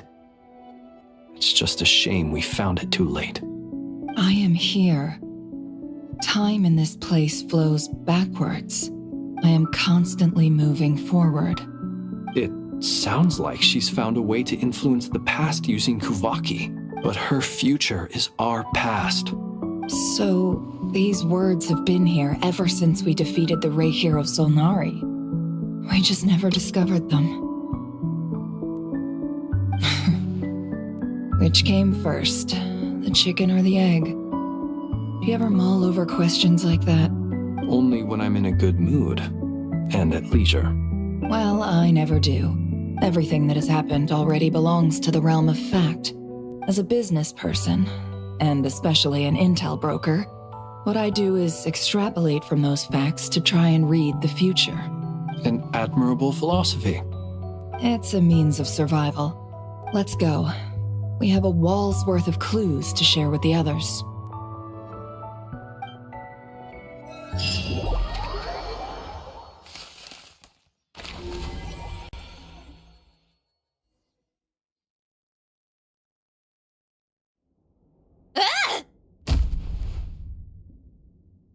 It appears that the doctor's energy signature has changed to something similar to Kuvaki, but not like the Kuvaki we're used to.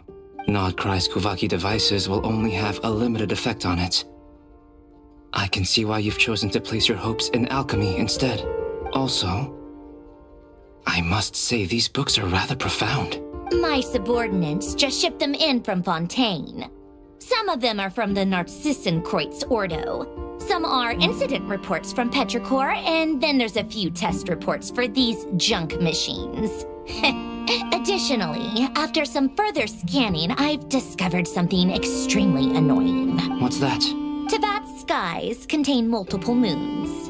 A long time ago, when I did my first scan, I detected 3, just as the legends say. But when I checked again just now, I detected 4 moons. So there's one extra? Yeah.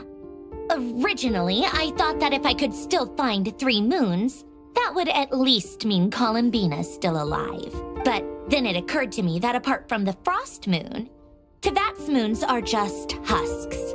And husks surely shouldn't show up in the scan, since they're not alive. It's weird, isn't it?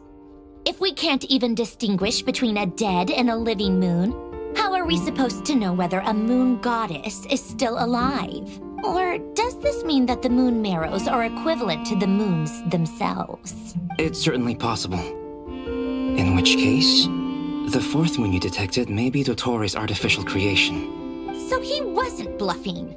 He really built his own moon marrow. Ugh!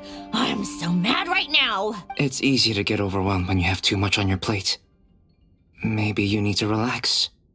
Perhaps try going for a walk. Or simply take a few deep breaths. Nothing can calm me down at a time like this. I need more time, and I need progress.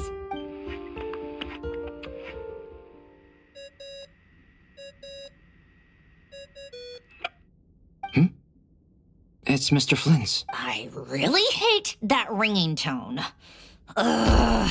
First the 4 orthants of the Narcissenkreuz, then moon marrows. Now what? Oh, sorry if we're disturbing you. Might I ask what's troubling you? What do you want? We're busy. Are you still at the Curatorium of Secrets? Yeah. Look, everyone else is still out, so there's no hurry. Plus, I'm busy, so I would appreciate if you gave me some space. Even though we have crucial intel to share? Fine. I'm listening. Do you intend to share it via the Dodo communication device? Ordinarily, I would, but this is a unique situation. I think it's best that we discuss it in person. See you at the Curatorium.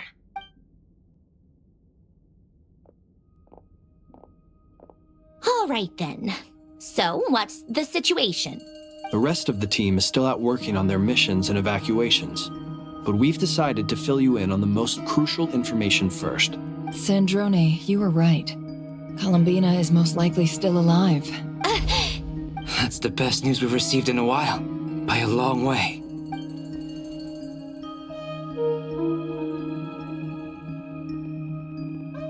Random locations.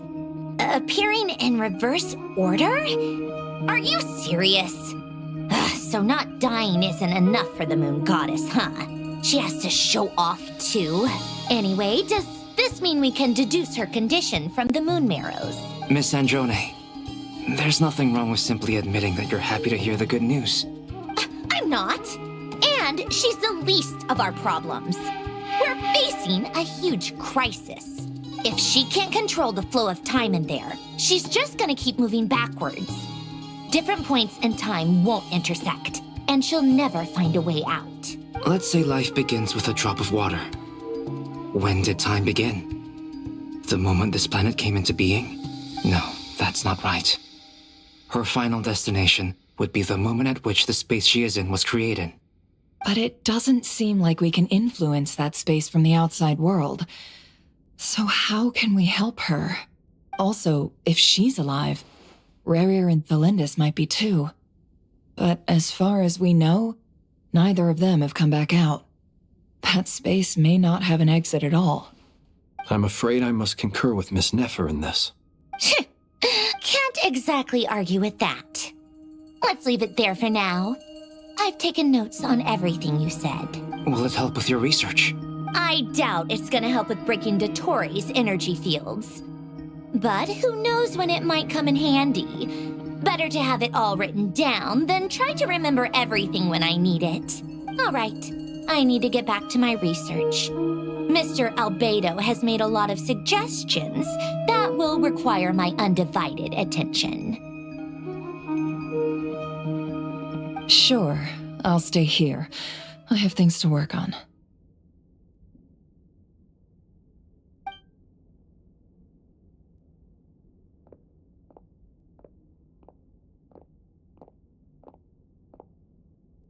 Paimon, are you there?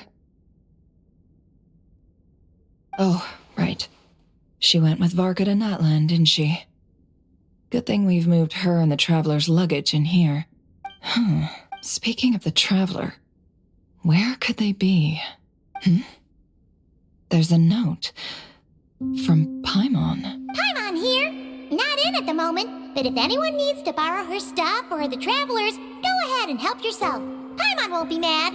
Also, Traveler, if you get back before Paimon, make sure to get some rest. Paimon misses you a lot, but put your health first, all right? How sweet. Well, since you offered, Paimon, don't mind if I do. This is the Traveler and Paimon's luggage. All the items they use day to day are here. It's well organized. I wonder which of them is responsible for that. What do we have here?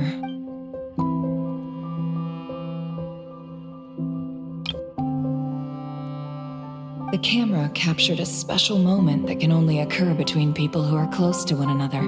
You can really sense how the photographer feels about their subject. I wonder why this picture was placed outside. Is it because Paimon recently looked at it?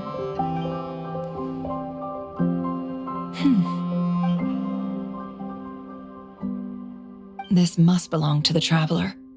Perfect. I'll use this. Hang in there. We'll find you.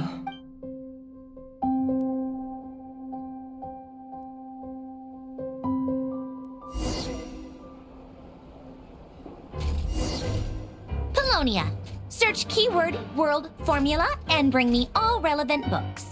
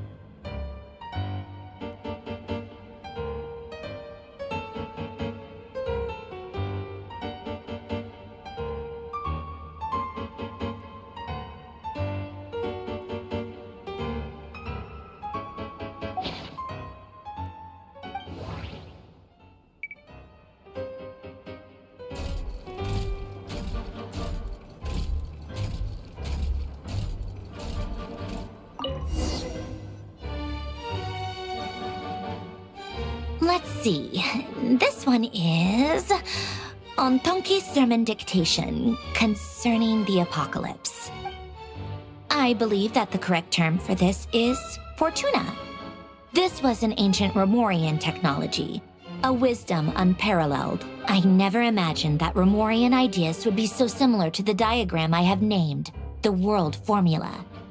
This is strong evidence that human civilization should gradually shed possibilities as it continues to explore and evolve. The end of humankind may well be upon us right now. The sparks of civilization shall run out, unless we consider introducing variables from outside the system. Variables. Surely that can only mean one thing. Descenders? Dottore likely captured the traveler because of her descender status. But the Three Moons' authority comes from the world itself. Why would Dottore need anything beyond that? Where does this variable factor in? The world formula calculates the fate of an entire world. Introducing a variable would therefore give us...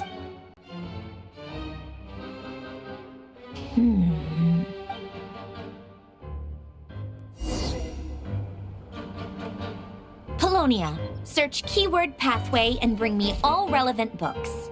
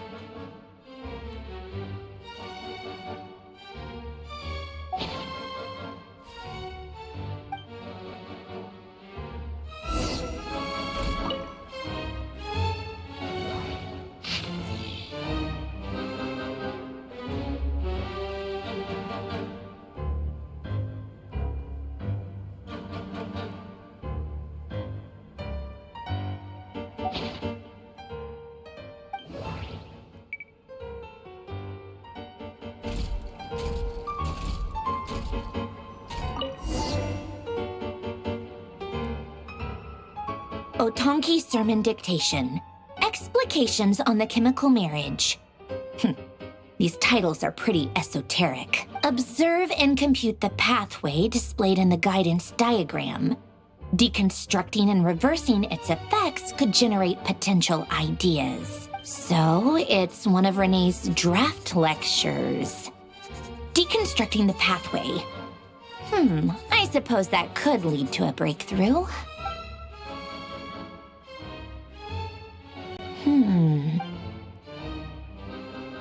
This is so long. This guy sure loves showing off his knowledge.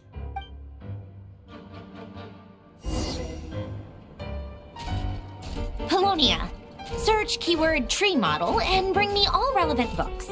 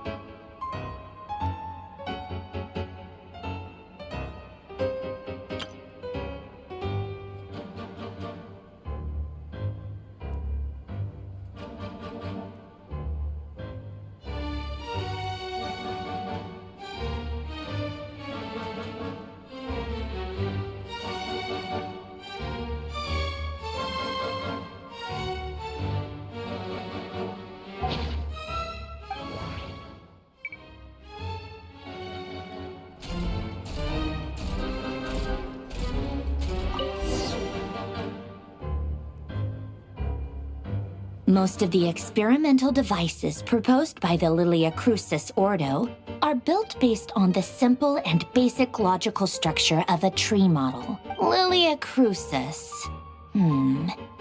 Guess they were trying to cover up the name of the Nod-Krai Ordo? When Duke St. Germanus departed, he said, "It seems that there's no going back." Alas, he is only a genius when it comes to machines. In all other things, he is but ordinary. Excuse me?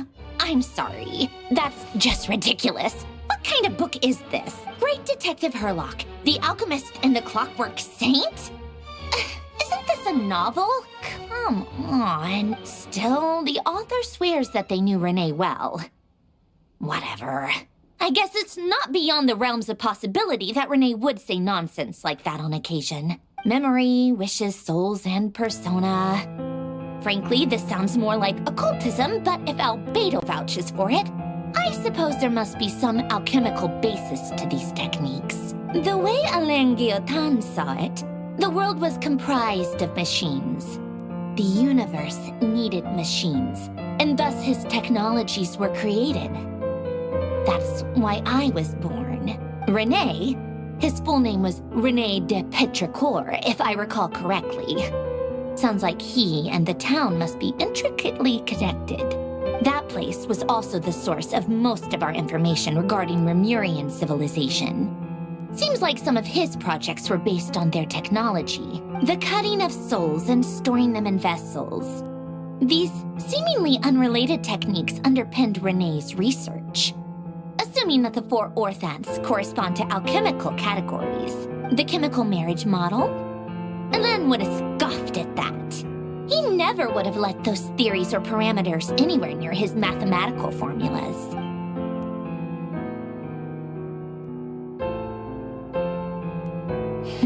What was Alain's view on Renee? I know he mentioned the name, albeit very rarely. Oh, now I remember. Alain's old notes are here too. They mentioned Renee once. Renee seemed most out of sorts when he spoke to me. A lack of sweet foods has dulled his mind, I should think. Either way, his words are not to be believed. Yep, that sounds like Alain. My subordinates actually did a half-decent job digging out all these materials. Makes a change. Good for them. Some of Alain's old files are completely consistent with these records. He must have gotten them from the Tower of Gestalt. I never knew he got his hands on Renee's records that early. He may have kept them, but he never even attempted to use them. Didn't believe a word they said. Come to think of it, Renee's world formula was filled with calculations of constants. That shows he believed that the fate of the world to be predetermined. As for Alain, it's been too long. I forget what he said. What would he have said? A guy like him, fervent believer in machines, but not headstrong enough. The world can be changed. It is worth persevering.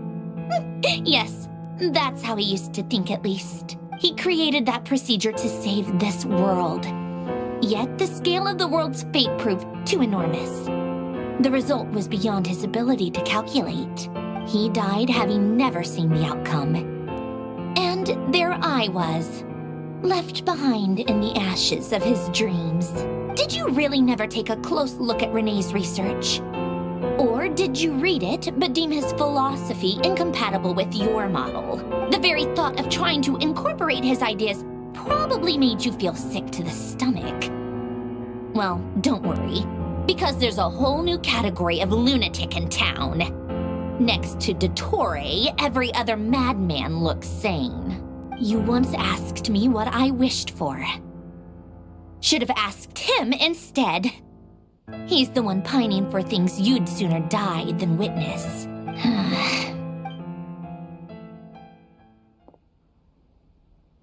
Even the tiniest variable can make big waves in the present. Now then, allow me to put these incompatible fragments together in your stead. First, establish and verify the existence of the Great Circle. Absolute nihil on one end, absolute reality on the other. Now, search between these two extremes.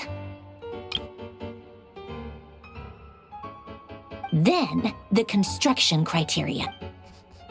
Variables. The sparks of civilization shall run out unless we consider introducing variables from outside the system. Input variables. Traverse the world, space-time, and civilization. Then extract the essential nodes from the records to determine which variables they point to. The primordial power that differentiated itself from the void. The power of light. Yes, light. Records. Hyperborea. This is so horrendously complicated. After all that, I'm still missing a few variables. I need to think this through again. How do you think it looks, Polonia? Like the frenzied scrawlings of a madwoman? Fine, keep it to yourself. It's not like you can talk anyway. I'll assume you gave it a passing grade. I jest. But true madness does often start with trying to save the world. What would Arlecchino and Columbina think if they saw this incomprehensible hen scratch? They'd probably have me institutionalized. So would Rosaline. She's been dead for a while now. When I close my eyes and think back, I can still see her face.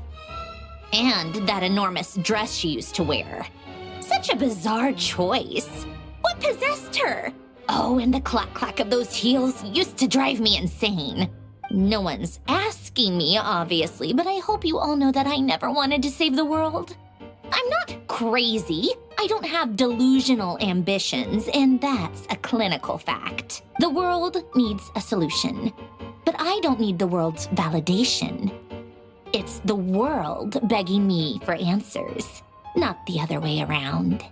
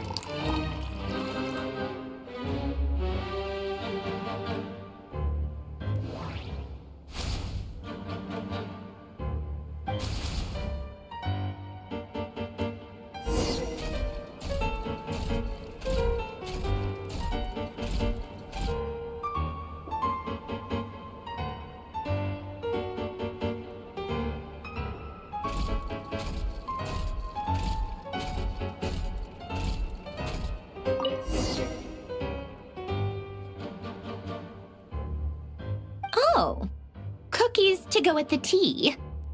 Let's see. They must be from that person who brought those documents. I see they're from Hotel de Boer. Something's written on the box. We are proud to present this homage to the Fortress of Meropede's fun-filled mill collection system. Fortune cookies. Have a lucky start to your day. Sounds like a dumb gimmick to me. Be early to bed and early to rise. Get plenty of sun and drink plenty of water. Then things will surely go well for you. What? Are you kidding me? Somehow I doubt that an early night and a glass of water is magically gonna save a world on the brink of existential peril.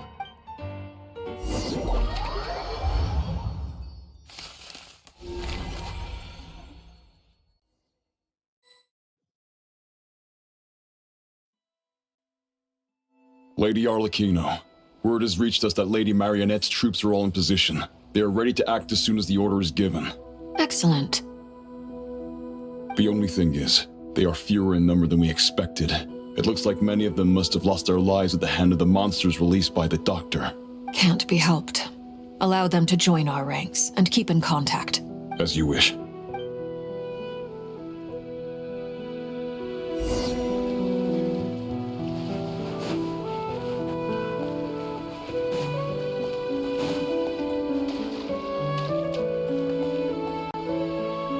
It's been a while, Arlecchino. You look well.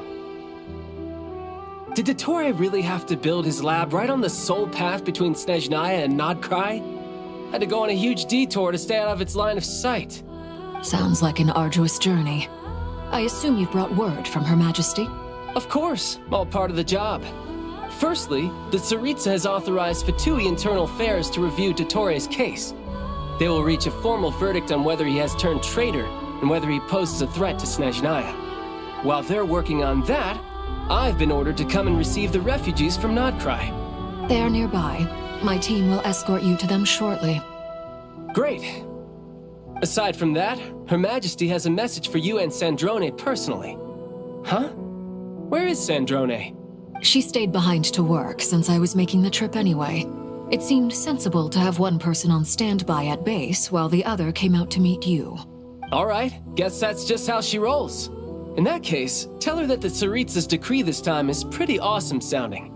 I think she'll like this one. Still, I wonder what... Wait, what's that? Did one of our troops turn into a monster? Take him out.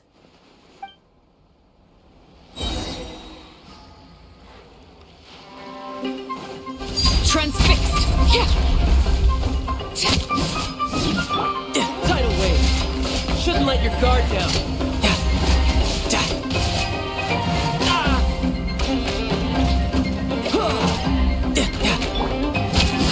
Everlasting as the moon!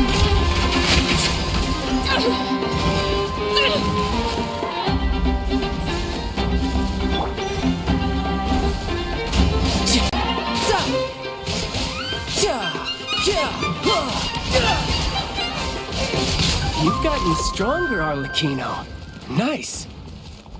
Stop that right now. I appreciate the praise, but I am not fighting you today. I knew it.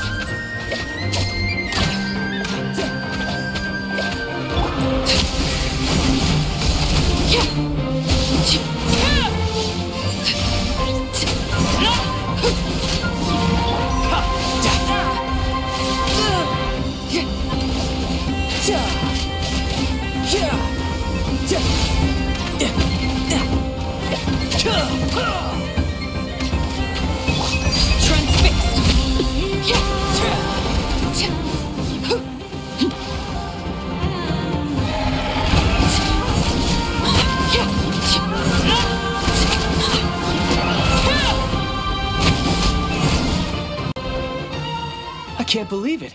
He was a living, breathing human one moment, and the next? Another fine piece of work by our dear colleague, I'm afraid. What in the world has been going on in Nod-Krai? A lot. But long story short, dottore stole 2 moon marrows that should have belonged to Columbina, then built a 3rd moon marrow of his own to concentrate the Tri-Lunar Authority in his hands. What? What do you mean he built a moon marrow? People build roads and houses, not moon marrows. What's his next DIY project? He's gonna build a god? You could stand to be less surprised. We are harbingers. The work we are engaged in makes the creation of gods seem mundane by comparison. I tell everyone who asks that you once crossed swords with Rex Lapis while serving as a key supporter for Rosaline's plan.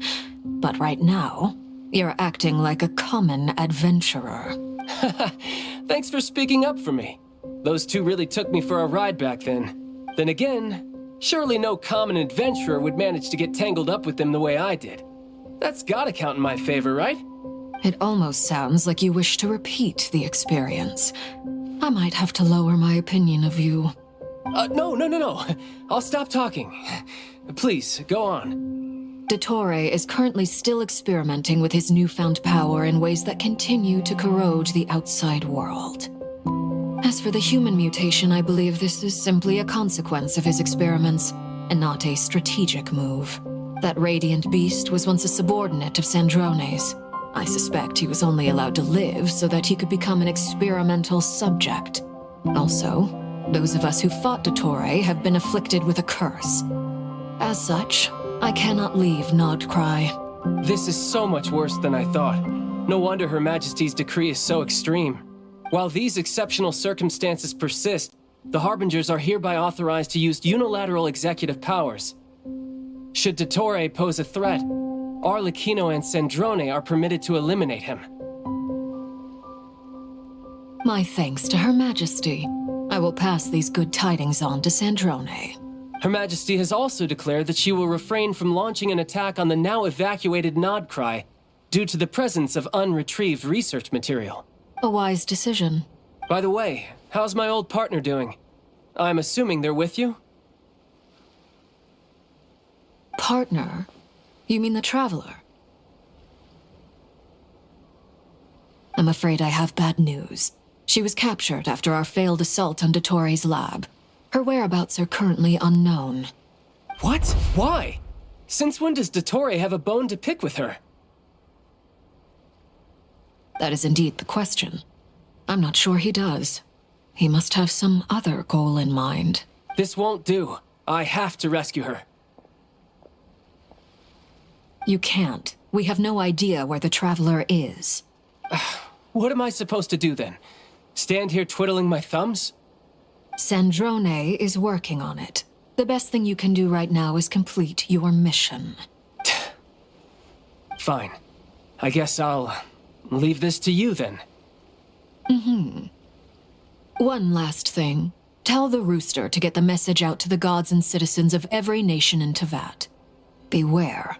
An uncontrollable pollution is spreading forth from Nod-Krai. The source of that pollution is a madman drunk on the success of his experiments. The Fatui and our allies will endeavor to contain the threat. However, if Nod-Krai falls, things are likely to escalate. Considering dottore is one of our own, all Fatui stationed in Nod-Krai consider it our duty to stay and fight him to the bitter end. Whatever the cost. Hey, don't be too pessimistic. If it comes to it, I'm sure Her Majesty won't stand by and do nothing. I hope you're right.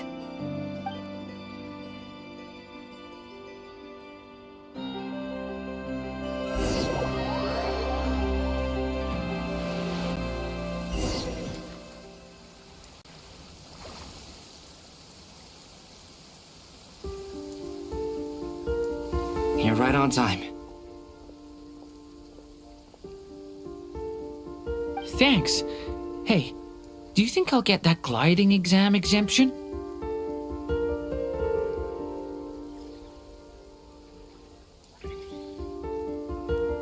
I made sure I was on my best behavior in Mondstadt.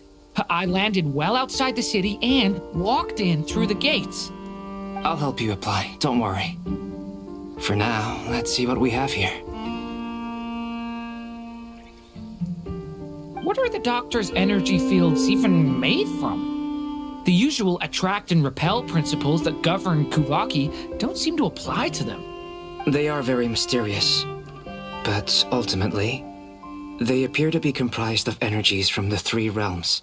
Thanks to research by Master in the Hexen Circle, we know that Teyvat's 7 elements are derived from the more primordial power of the Light Realm, which is antagonistic with the power of the Void Realm. Since you have the power of the Dragon Durin within you, I'm sure you can already tell that this energy field contains no abyssal energy. That's true. It's not abyssal energy. It's something pure, wild, and untamed. I've been thinking about something. Do you still remember the device that Dory supplied from the Academia? When you and Miss Columbina fought Raria, that was one of the most marvelous feats of ingenuity I've ever seen. The design, the craftsmanship, the material selection. I couldn't fault any of it, not to mention the operating principles. Surely the most ingenious feature of all. Dory didn't go into detail on how it functions, but I have a working theory. The clue was that Miss Columbina was somehow able to use the pyro energy that you provided, despite the fact that, as a moon goddess, she should only be able to use light realm energy in principle. Now, all elemental energy is, of course, derived from light realm energy to begin with. Hence, I suspect that the device works by restoring elemental energy to its original state. This presumes a theoretical model of the 7 elements akin to that of light refracted through a prism. Perhaps it is no mere analogy. Maybe there is indeed a prism in this model. I almost wonder if the idea for the device was conceived based on direct observations of said prism. It would explain how such an ironclad design concept was achieved. It is at once a masterwork of engineering and a groundbreaking application of the Academia's latest elemental theories. I suspect only Lesser Lord Kusanali herself could have devised such an ambitious technology. But back to the energy field before us. If this is pure light realm energy, its relation to elemental energy is one of integration versus division. Or you could say that the former contains the latter. Could this mean that elemental energy can dilute the power of the light realm? Should we give it a try? We should.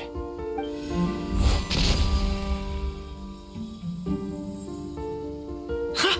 It works! Clear signs of disruption were detected at the periphery of the energy field. This indicates that elemental energy can disturb or even negate the field. Now you try. Alright, here goes. It's working! Switch to abyssal energy and attack again. No surprises there. Abyssal power drains the energy field to a significantly greater extent. I now feel confident in asserting that the energy field is indeed pure light realm energy, and that elemental energy can dilute it. But the energy field is huge! How much elemental energy will it take to neutralize it? We don't have to neutralize it completely. We can try other approaches. That's all for theory. Would you like to continue watching? So you knew I was here. Huh? When did you get here? A while ago. But Albedo sounded like he was working on his thesis defense back there. Back in Sumeru. You can end a person's whole career by interrupting them mid-speech. Very thoughtful of you. I'm truly touched. Could I ask you to lend me a hand? With what? A little test. Try using Animo to unleash a concentrated assault with circular blades, with the goal of breaking through at a singular point. Nice! This time it tore through the field. Tremendous. This is a major breakthrough. Should we go through? We probably shouldn't risk having mutually antagonistic energies in such close proximity. Durin, you stay here and watch the entrance. Hat Guy and I will go in to investigate. Sounds sensible to me. Keep your eyes peeled, Durin. Don't worry, I got this. You two be careful in there. Just give me the signal if you need help and I'll dive right in. What do you mean, signal? It's based on a new alchemical concoction I developed last month. When 2 bottles of it are smashed on the ground together, they emit a blinding burst of light. If it comes to that, remember to shield your eyes with your hat. Glad I asked. Thanks for the heads up.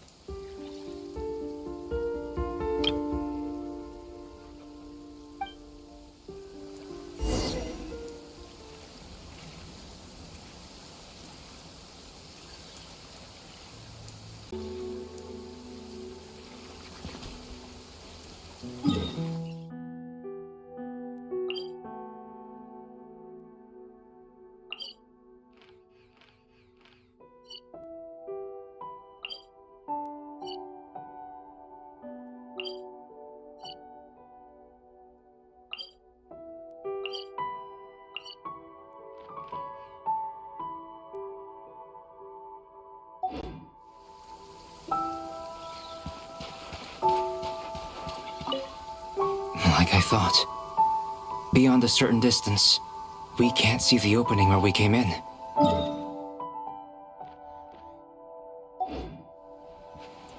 Sounds like Dottore's style to me. Not much has changed. Things are basically the same here as they were before the energy field appeared.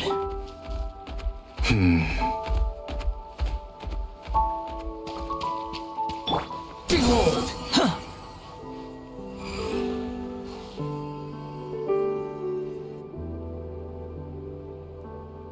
They have no heartbeats and they're not breathing. We can only assume they're dead. But there are no visible wounds. Also, there's an animal squatting next to each body. It's watching us. That's not an animal's gaze. What are you trying to tell us? Doesn't seem eager to talk. I guess maybe it's just an animal after all. Let's keep looking around.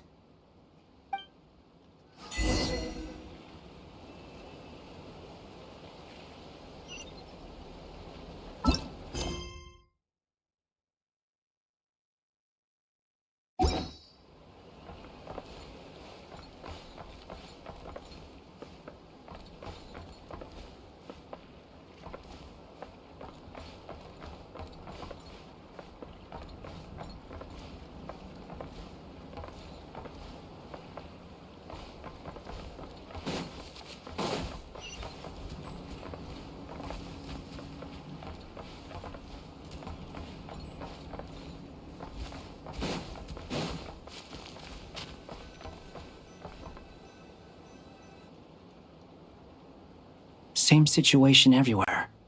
Not a living soul in sight. Just countless bodies with animals standing watch over them. Well, I think we can safely rule out the possibility that they're all pets.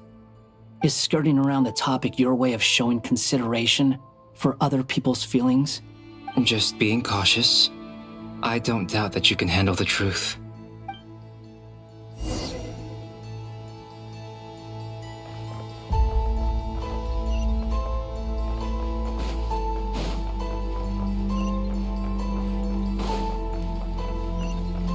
Quit following me.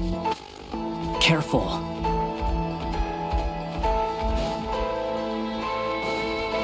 Please, help us. Please. Over there, I hear a voice.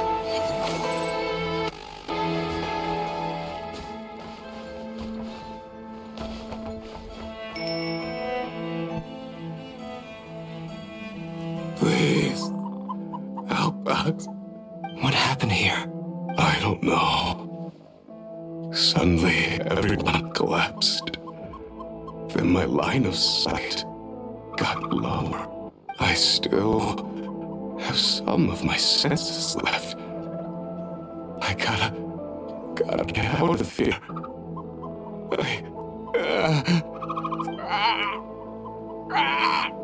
It looks like there's a huge experiment going on inside this energy field.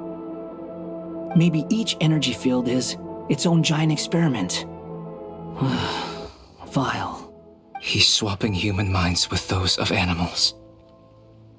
Even without the other circumstances, this would be an extremely radical experiment. Those people may have lost their sense of selves, but they are not fully animals either. If they were, they would have left. But instead, their instincts are driving them to remain by their dead bodies. We should go. No sense in sticking around here longer than we need to. Agreed.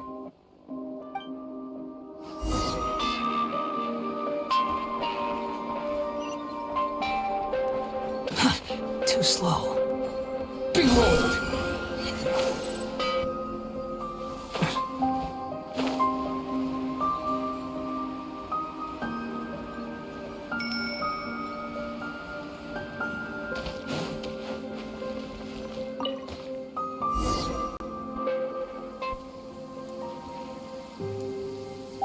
You're back!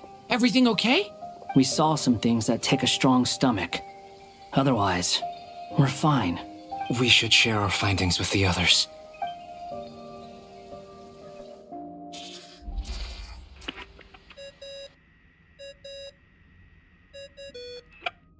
Yes?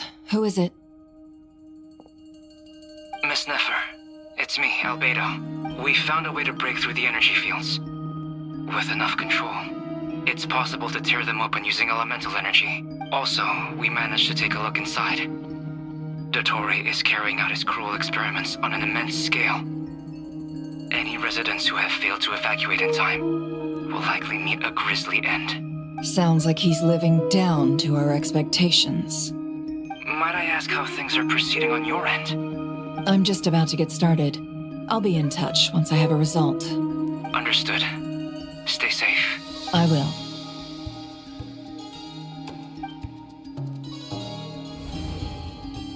Well, Nefer, I'll link up with you once my tasks are complete. What makes you think I'd need you to do that? I'll need it.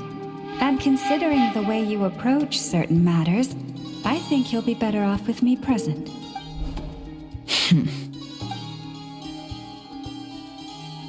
Let's begin. Entering simulation mode.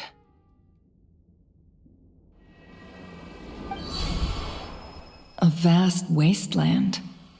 Is this the traveler's inner world?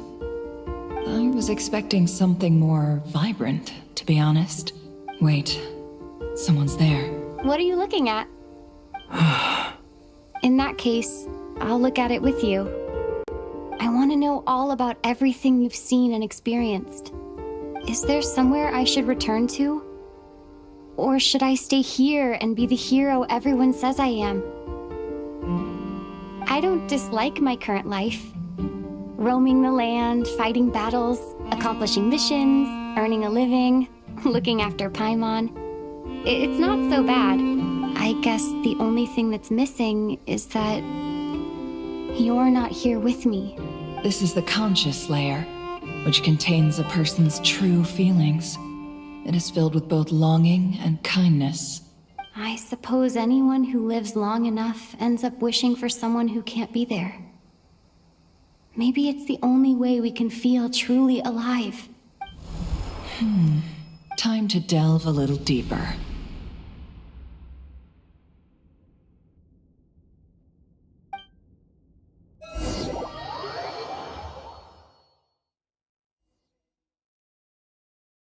Nasha Town is hardly the optimal choice for a place to live, but it has character and a reasonable population density.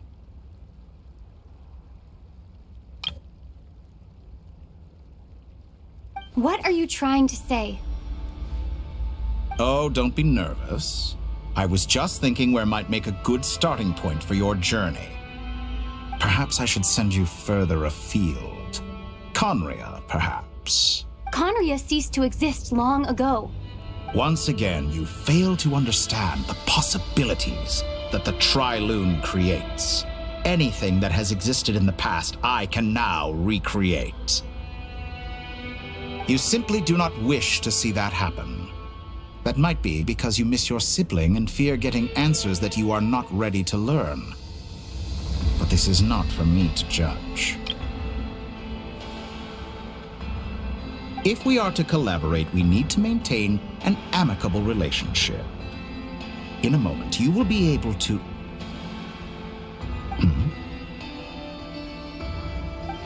Oh no. What are you...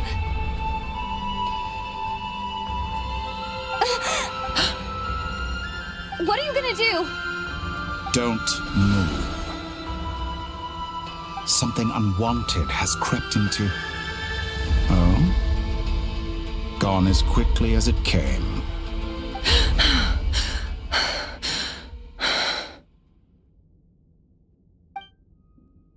Did you save me? If I hadn't cut the connection, dottore might have caught you from the other side and destroyed you. This was a good idea, but once is plenty. You were exceptionally brave. Excellent work. Thanks, but now's not the time for that.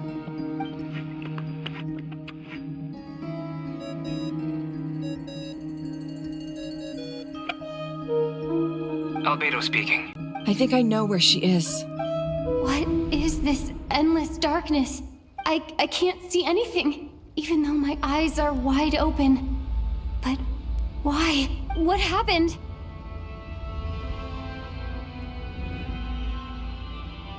Ah, sorry about that.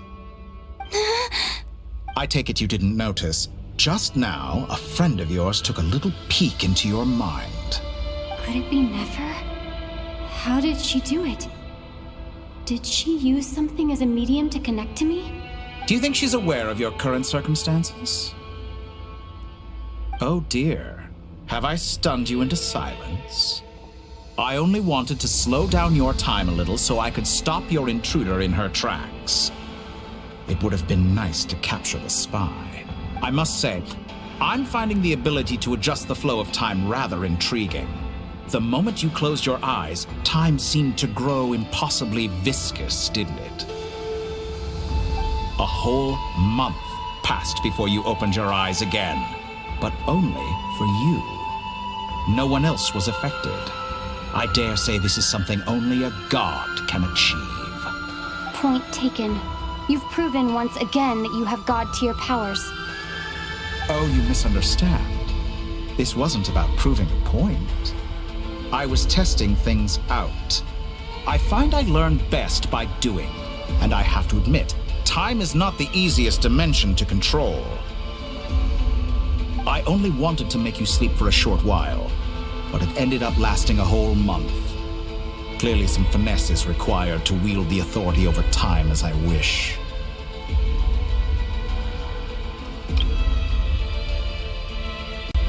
I hope you're not angry with me.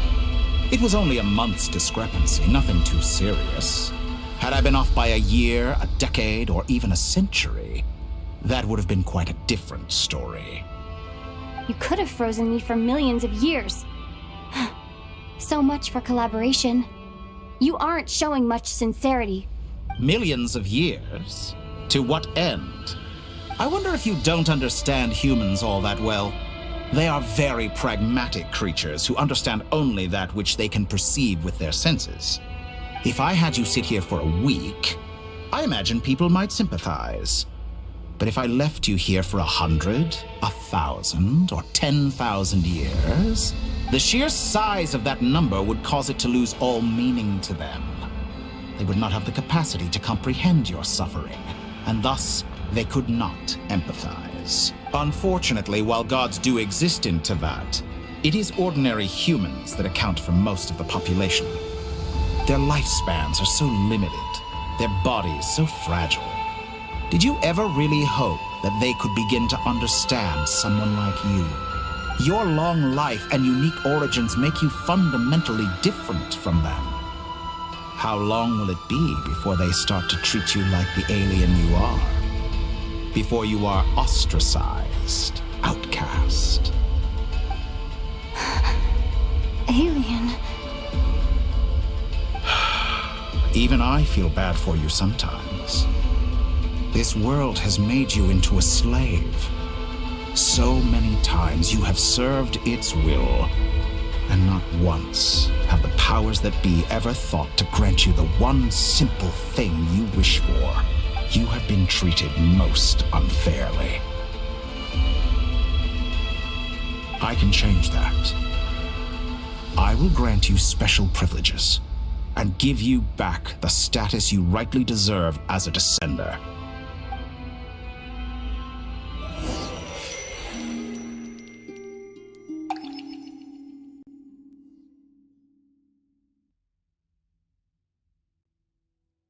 I've entered the past 3 times at this point, but I still have so many questions.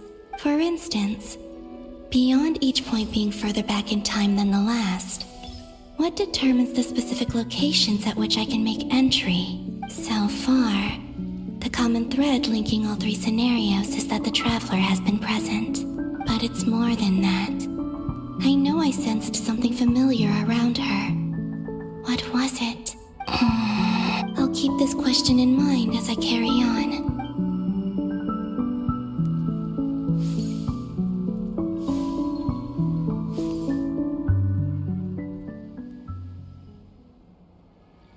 Humans, you never change.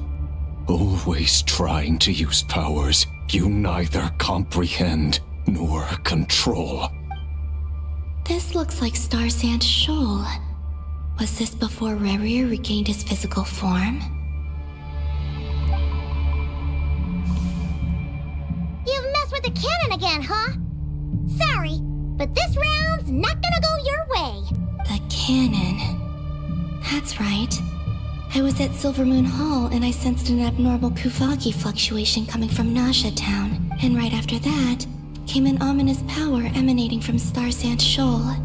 My body was once torn into countless pieces and hurled into the swirling chaos of time itself. But even so, my life and will were not extinguished. I wonder if I could try to prevent his resurrection. But how would I do it? What can I do, here and now? Traveler, behind you! Look at that light! No, I won't make it in time. She's using the Kuvaki shield like I taught her. Is she gonna use it to block the cannon's beam? She's strong. I'm sure she can manage. But the force released when the beam impacts the shield might lead to collateral damage. Easy Island. The Frost Moon Scions will be exposed to lethal levels of Kuvaki. A question, if I may.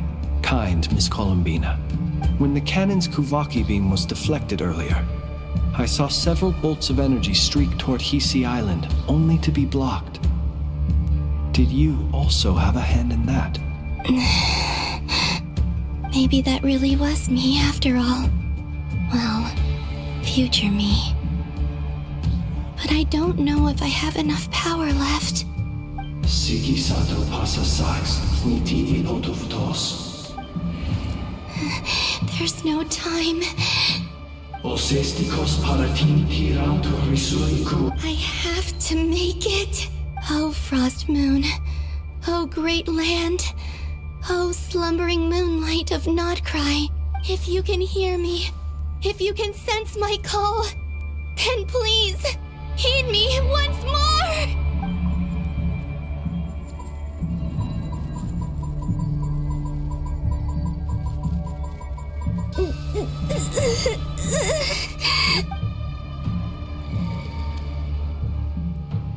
Did it work?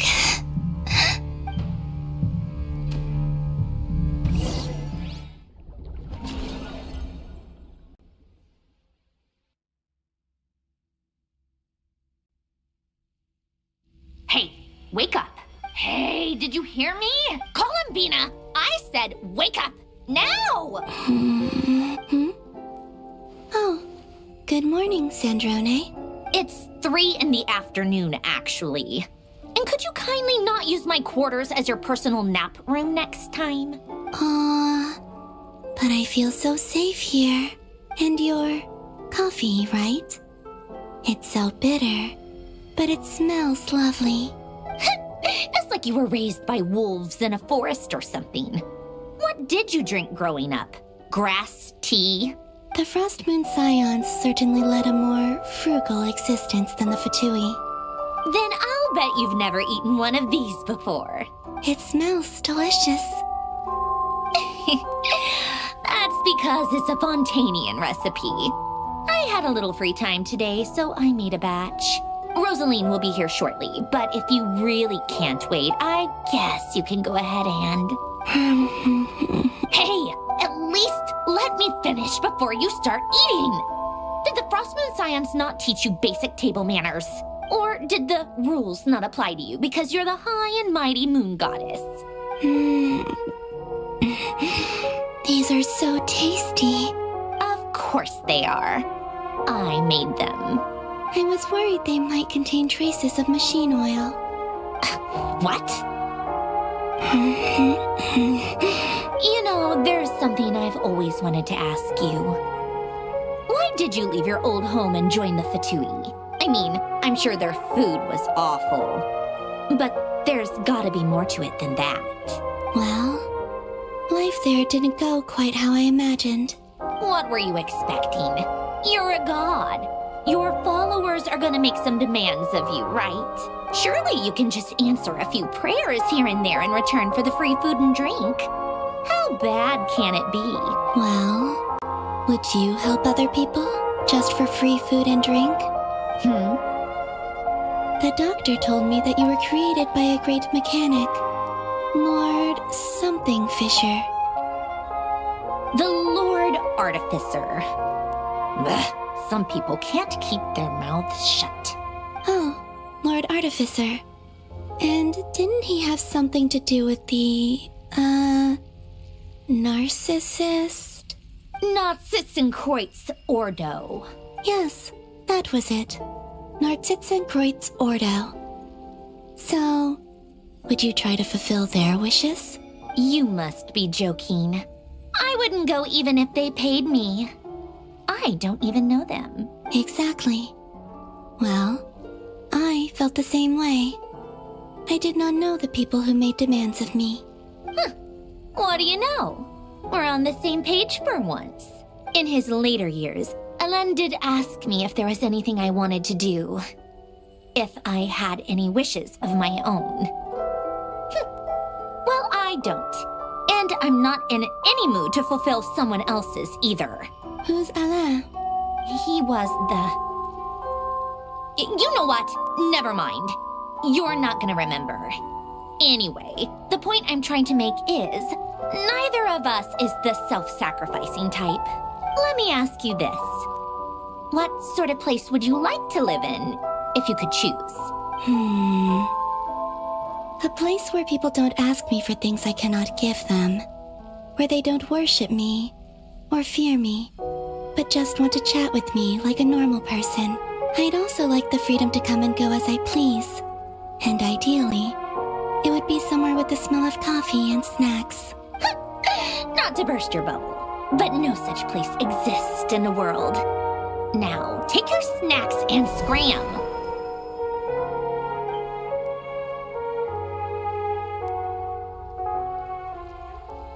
Did I pass out? Of course. I'm back here again. I dreamed of events from my past. Sandrone. Traveler, I miss you all so much.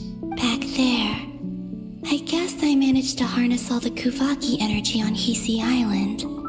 But how did I do it? Time is flowing backwards here, and I can use that familiar power to enter the world of the past. That mystery ally everyone talked about. It was me all along. I can sense that there isn't much more power remaining up ahead. What lies at the end of all of this? Will time keep flowing into the past? And will I ever find my way back?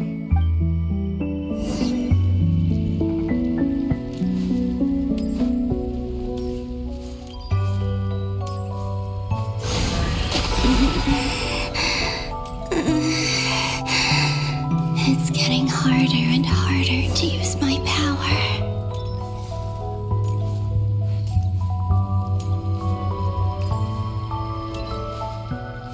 I'm no match for the abyss in this state. I need to avoid the contaminated fragments.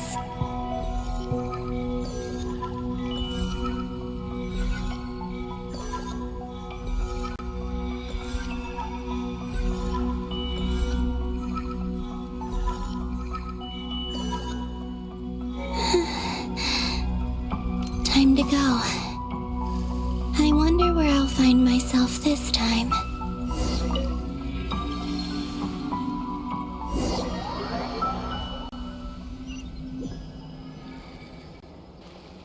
The Final Night Cemetery. This is where Flint's is based. Or not! How are we supposed to read through this many files? Difficult, yes, but it is also our most efficient option. Seems like they're searching for information. Oh, I remember. Flint and Varga talked about some files on the Wild Hunt. Was this my doing too? To expose the true intentions of this Rarir, we need to dive into Nod-Krai's history. Are my actions changing the past? Or are they simply completing a process? Is all of this inevitable? Or am I the one making these decisions? If I choose not to help them now, will it change how things turn out? Hope we don't land on our heads then. They're my friends. I can't not help them.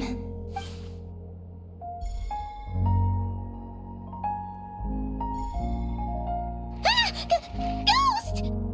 And the other one was... here. Hey!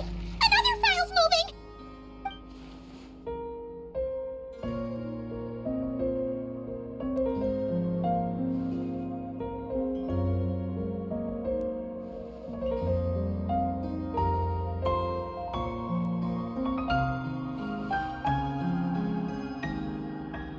That should do it.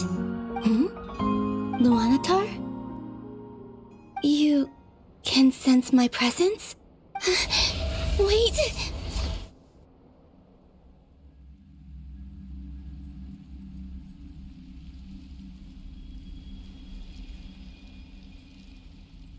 Luanatar. So she's that familiar presence I've been sensing all along. She's always been by the Traveler's side. That explains why the Traveler has been there each time I've entered the past. But why Luanatar? Is it because she has a connection to me as the Moon Goddess's familiar? If so, why not any other Kuhenki? That's...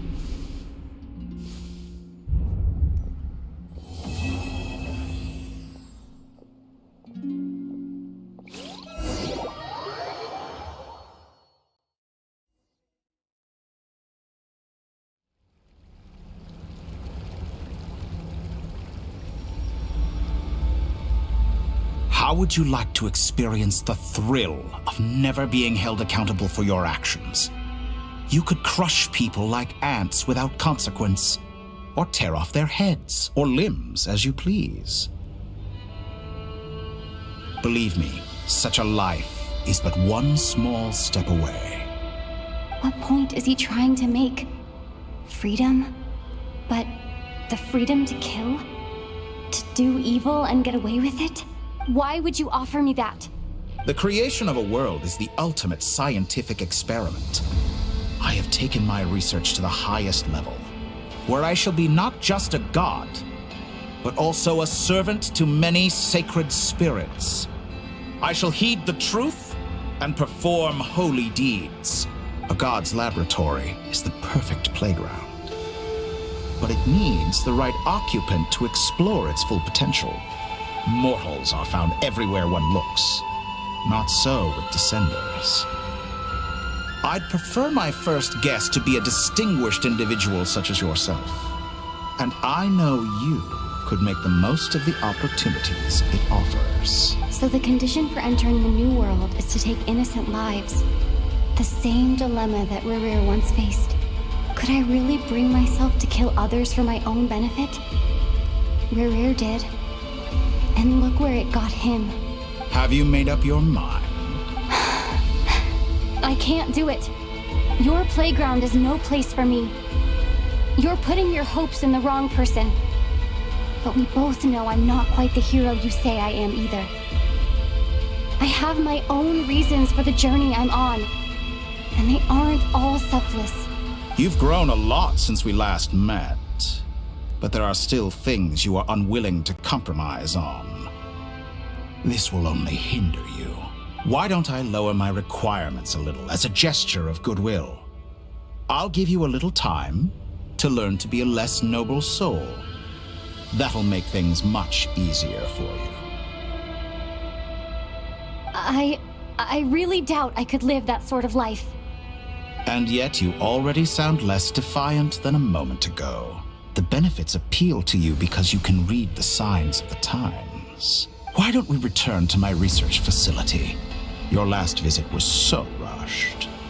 There is much that I have yet to show you.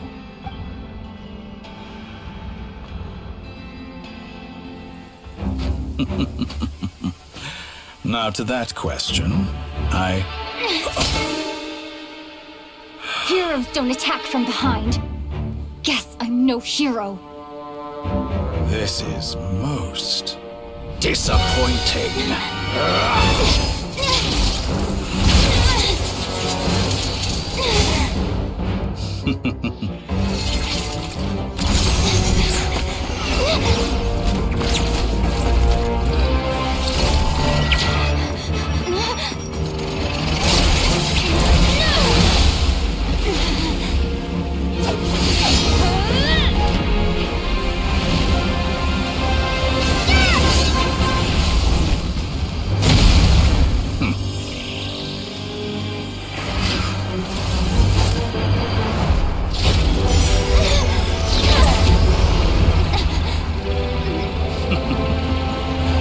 Now then.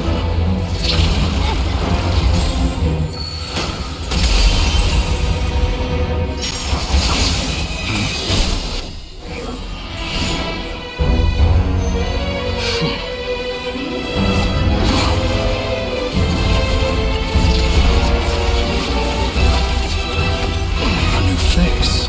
Interesting.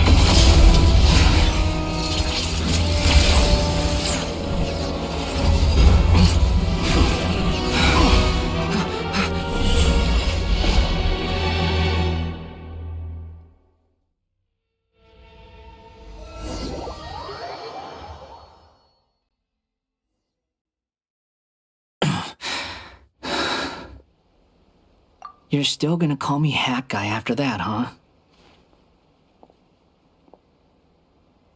I didn't see anyone else in there who needed saving.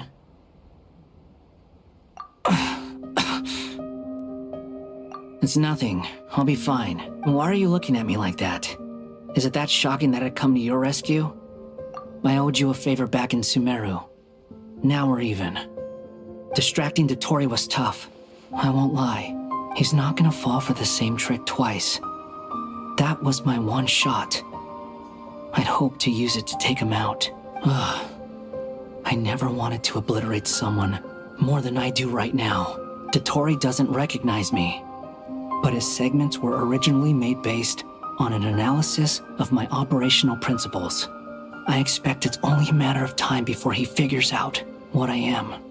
So dottore doesn't recognize Wanderer because he deleted himself from Irminsul. Did he really miss his only chance for revenge by saving me? Why the long face? Hey, I'm not blaming you, okay? And I'm not complaining either. Rescuing you and killing dottore are equally important goals. Everyone would be pretty stuck without you. It's best you live to fight another day. How are you holding up? Are you all right? Hat Guy said to put safety first, so we agreed to run as far away as we could after leaving the energy field and only meet up once it was safe. You don't look injured. It seems that dottore didn't do anything to you. All right. Rescue operation complete. Let's head back. There's a lot more work to be done before this is over.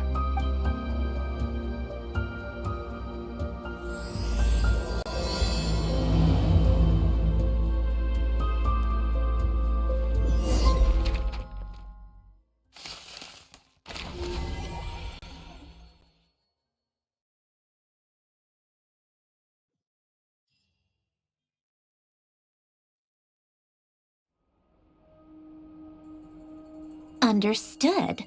I will bear the Tsaritsa's decree in mind. I don't see what's so awesome about it, though. Does he really think everyone else is as immature as him? I'm not stooping to Tartaglia's level. I thought you might say that. How's your progress? Quite promising, actually. That alchemist Albedo gave me a few ideas. Remember how I asked you to look up some files for me? That stuff on the Nazi-Kreuz Institute. René de Petrichor and Jakob Ingold. Alain Guillotin despised René's theories and methods, but he never managed to come up with better alternatives either. So I adopted some of René's ideas. I thought Alain was like a father to you.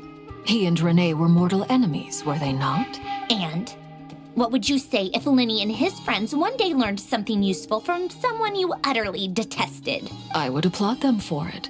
That would mean that they have surpassed me. For all we know, Alain Guillotin might have thought the same thing. Not that it matters, though. He's dead, and I'm alive. So it's my call to make. Once you die, it doesn't matter how great you were in life. Only the living get to decide what happens next. Hey, come on out. They're back. Huh?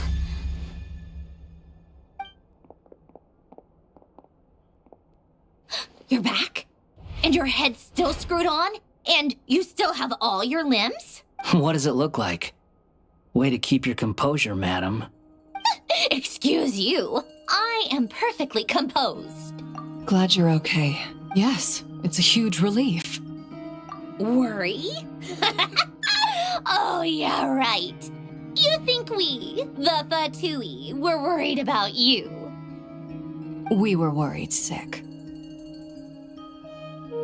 Hey! The Traveler and I were already friends. You are free to join this mission in whatever capacity you please. Much like your tea parties. It's a laugh a minute with you guys.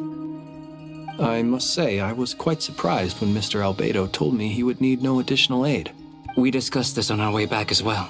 I am rarely so unequivocal, but in this case, we had full confidence in Hat Guy. He said he knew what he was doing.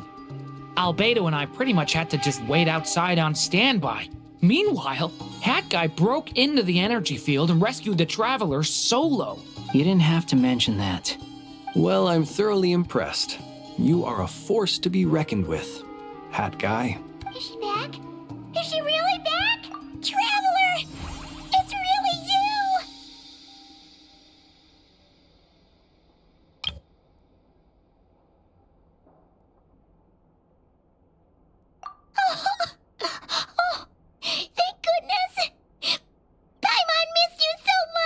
You can finally breathe easy, Paimon. It's great to have you back in one piece. Oh, Paimon's been having nightmares the whole time you were gone. Look at them. You know, once you reach my age, there's nothing better than watching a misty-eyed reunion between friends. It's nothing. Same goes when you get to my age, too. I bet Ino and Anefa would be tearing up as well if they were here.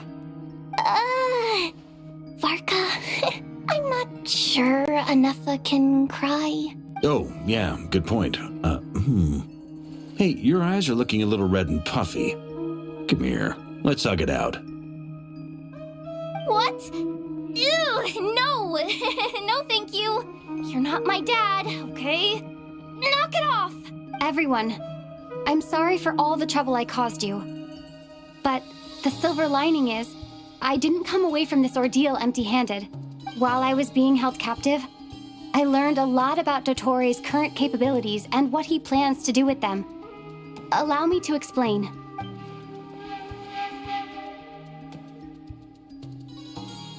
The three moon goddesses were even more powerful than we imagined. No wonder Dottore believes himself to be equal to the gods. Maybe even superior. Utter blasphemy. While everyone was gone, Nefer and I made an interesting discovery. And I believe Miss Sandrone has something to share too. Ma'am, perhaps you could do the honors? Called it. Getting rid of a pesky troublemaker like her is like trying to clean up after a crumbly cake. It always comes back to haunt you. Our next step is to find a way to bring her back. A place where time flows backwards, with no destination in sight. Surely it must have been created for a specific purpose. But I fear the answers are buried deep in Tevat's history, held by great powers beyond our reach. It sounds like she's on a specific path through time, just traveling in the opposite direction to us. The question is, where does that path lead? Or will it keep going to infinity? We considered that question as well. Strictly speaking, time is not infinite. Indeed not. Every road has an end. Nicole! You sure loved quietly sneaking in mid-conversation. I do, in fact. It's something I've always done at our mages' tea parties. Quiet, mysterious, and persuasive. You wonder what lies at the end of her road. Well, just as the world has a beginning and an end, so too does time. And so, the end of the road is the moment that Tevat was born. But where Miss Columbina will end up along this road, that depends on where this particular river of reverse time began. What about the original moons and the moon goddesses? Do they have a beginning too? All things do. In the beginning, no moons adorned the sky. It was the Dragon King Nibelung who raised the three moons into the heavens, and thus were the moon goddesses born. They were shadows of the planet, born to wield Nibelung's authority and oversee the world on his behalf. They were extensions of his will, manifestations of his majesty. But then one day, they disappeared just as suddenly as they had once been brought into being. Nobody knew where they had gone.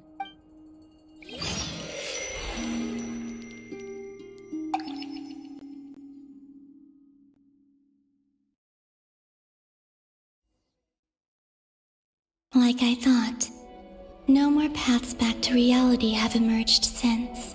But how can I be sure that I'm going the right way without scenes from reality to keep me on track? I can't even be sure of how long I've been walking for. The further I travel, the less stable this space becomes. There are even moments where I can sense something that feels like abyssal energy. They can just materialize out of thin air. I have to keep my wits about me.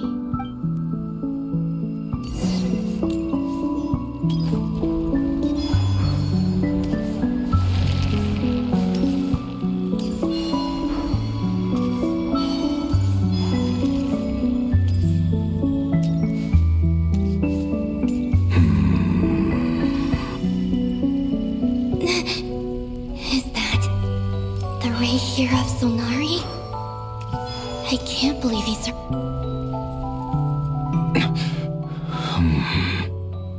You are the moon goddess. But how? Please, there's no need. I'm not interested in fighting anymore. I find that a little difficult to believe. Yeah. Honestly, so do I. The way you used my own power against me was... It was a brilliant strategy.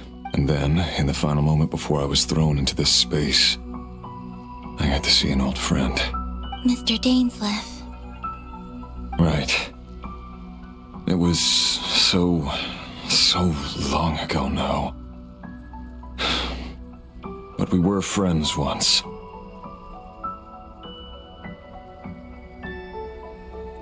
When I first got here, I was filled with hatred, remorse, and rage. How I cursed and devoured. I tore everything here apart. I was consumed by the desire to leave this place and have my vengeance. But to no avail. This is a place with no exit. This is the second time I've entered this space. Though I have no memory of the first. I was torn to shreds the moment I entered. But this time I survived. It must be partly because of this new body, and partly because of all the Kuvaki I absorbed in Nod-Krai. Are you the source of the abyssal power in here? Not all of it. Some is from when I first arrived here and tried to destroy everything. But there was already a degree of abyssal power here before I entered. And like a venomous snake baking in the merciless sun, it tried to slither into my shadow. Tried to? So, you rejected it? Yes. Because after that, the world suddenly became silent for a moment. What do you mean? The voices in my head, they were gone. And then, I saw her. Her? Thalindis. My former lover. Never mentioned that she saw a memory of Thalindis leaping into the moon's reflection. More precisely, I saw her afterimage. I'm sure the real her is long gone. She was just an ordinary Conrian. She couldn't have survived here for very long. Anyway, why have you come here? Didn't you know it was a dead end? If I hadn't escaped through the moon gate, my friends would have been in far greater danger. Oh, I see. Because of your power. The power of a moon goddess. What? You'd like to know how I know, wouldn't you? The one who resurrected me said so. I could hear a deep lust for power in his voice. Do you mean... dottore? Dottore. So that's what he's called. He'd been collecting fragments of my body for a long time. Also that he could resurrect me at the moment of his choosing.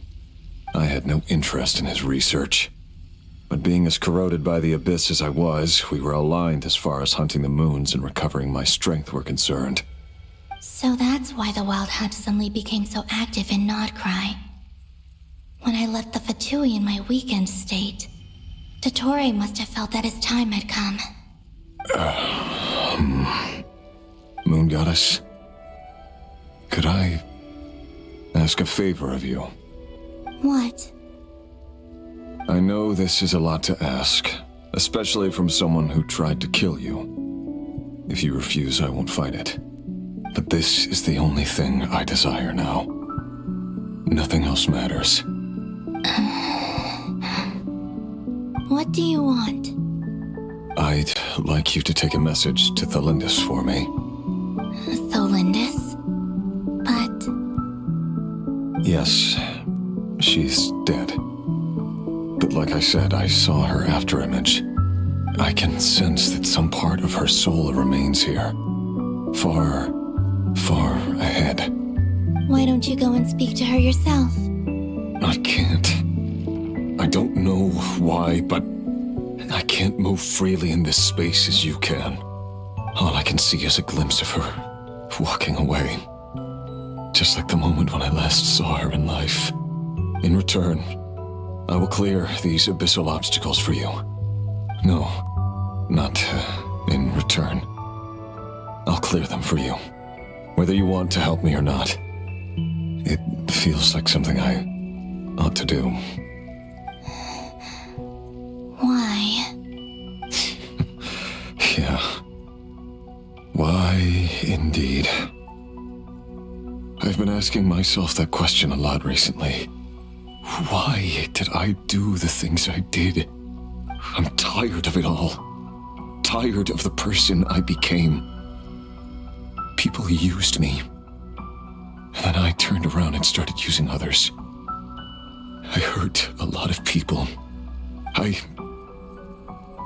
think I grew tired of it long ago. But I wouldn't admit it to myself. And ultimately, that's how I ended up here. What do you wish to tell her? All of it. My past. My mistakes. Everything that happened after we were separated. Is it okay if I give her the abridged version?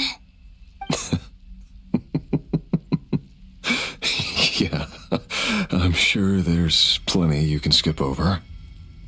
Just tell her the important parts. Whatever you think that means. Like the part where you relentlessly tried to kill us? It's up to you. Love demands honesty. But my relationship with Thelindis was built on lies. We hid too much from each other. But after living my whole life in the shadows, I don't want to hide anything anymore. I will do my best.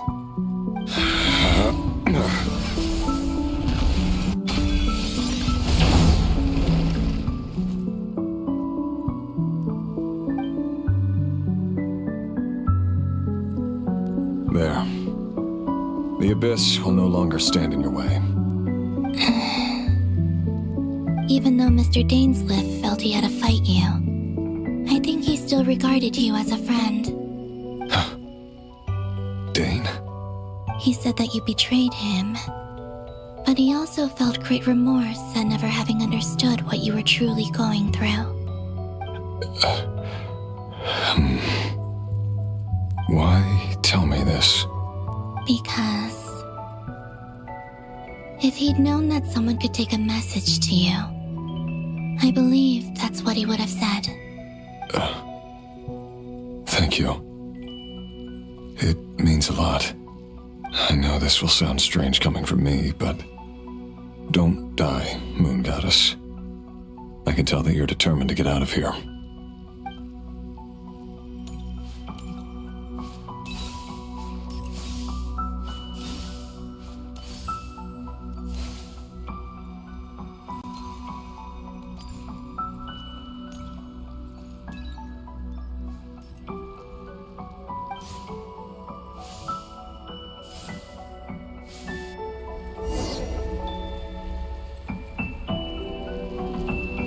He kept his word. The abyss is no longer obstructing my path.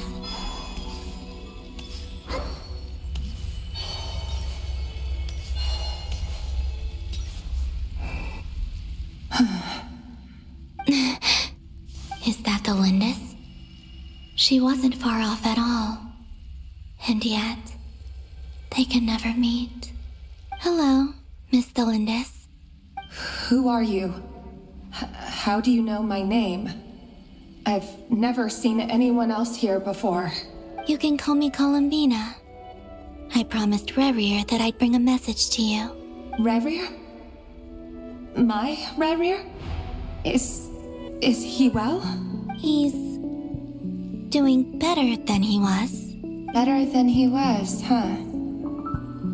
Sounds like he's had a pretty rough time. Others have had a rough time on his account, too.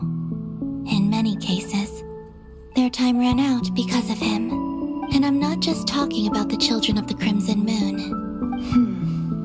So, things got worse before they got better.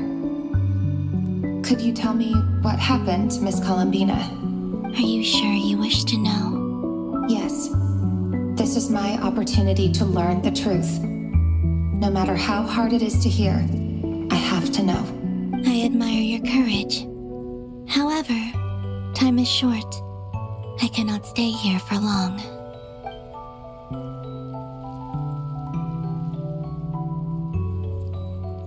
Ryrir had seeds of hatred in his heart, and many people nursed them for their own ends. On some level, everything he did was to try and find a way to see you again. But in the end, he came to regret his mistakes. He wanted to apologize for hiding his past from you. Beyond that, he did not say specifically what it was he wished to convey to you, but I'm sure that you've always been on his mind. You are what has kept him going over all these years.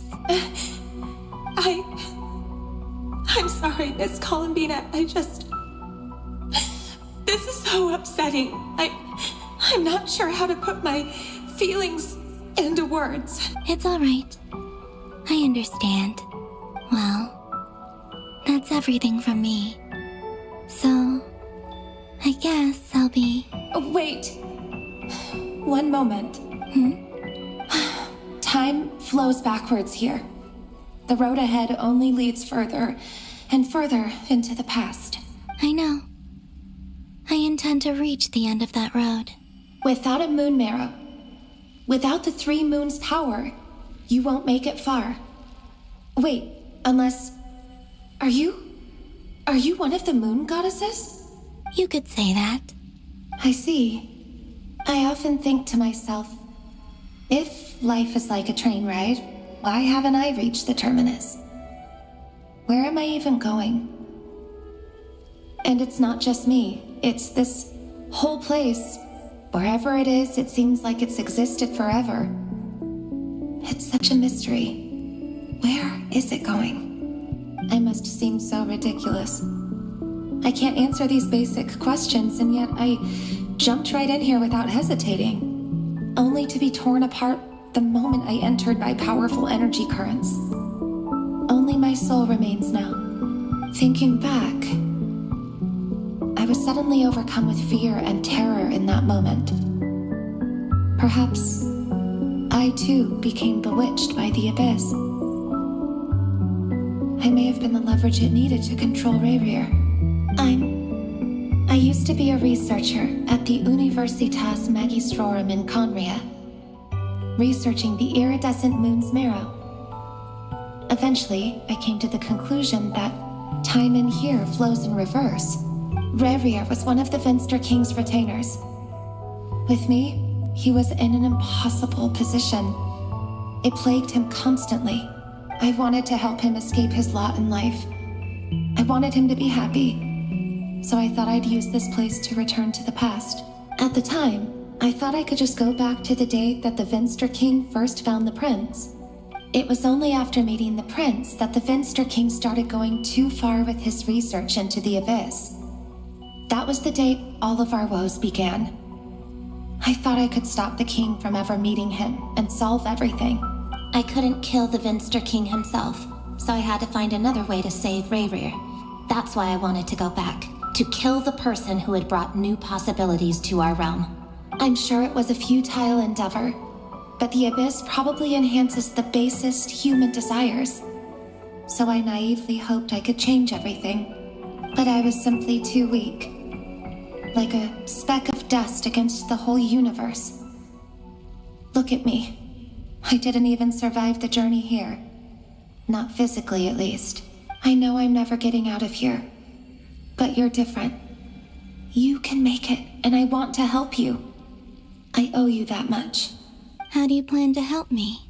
Have you noticed the golden energy that exists here? Based on my past research and my observations since coming here, I believe they carry you forward faster. I can share what I've learned and help you understand the pattern in which this energy appears.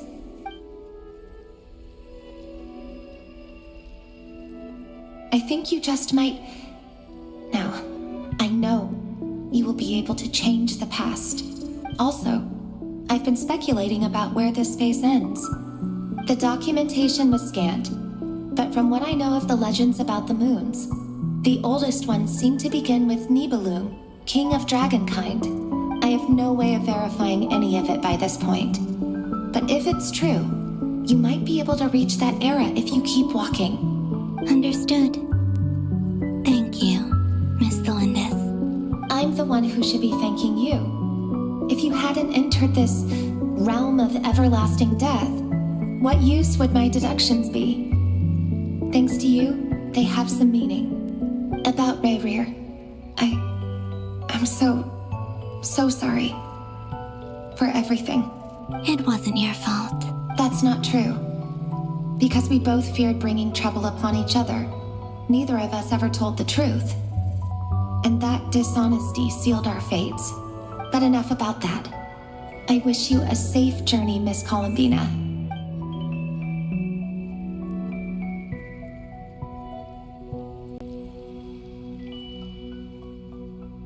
And may the outside world never have to experience pain like this again.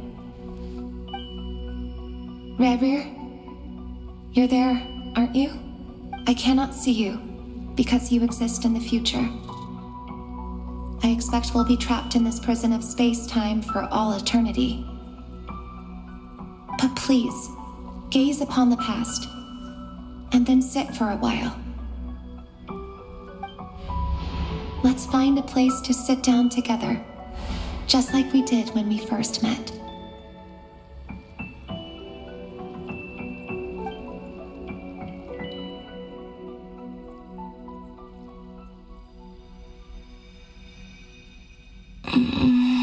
How long have I been walking? How much further till I reach the end? Is there even an end to be found? Everything's getting blurry.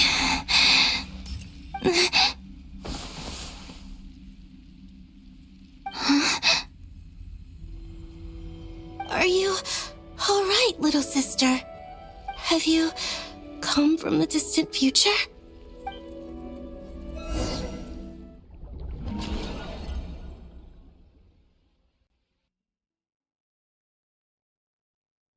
So, how exactly did the moons just disappear? Shouldn't it be a little harder to get rid of major creations like moons? The world is a vast and ancient place. On a certain scale, all life lasts for but a fleeting moment. Miss Nicole explained that the moon goddesses likely perished in the War of Funerary Flame. The moons themselves were also destroyed at that time, save for the Frost Moon, from which a new moon goddess was later born. Am I missing something then? 'Cause the stories say that the moon goddesses were born on the moon, but doesn't Columbina say she was born in Nod-Krai? Huh. You're right! Why do their birthplaces differ? What's the difference between the two generations of moon goddesses? Also, remember what Sandrone said? Her scans detected 4 moons. In other words, 4 moon marrows. Technically, the result of the scan means that 4 moon marrows were detected and positively identified as moons in that moment. In other words, this piece of information alone isn't enough for us to know how Miss Columbina is doing right now.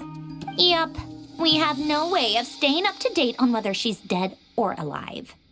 She's on her own for now. But at least she's trying her best to get back to us.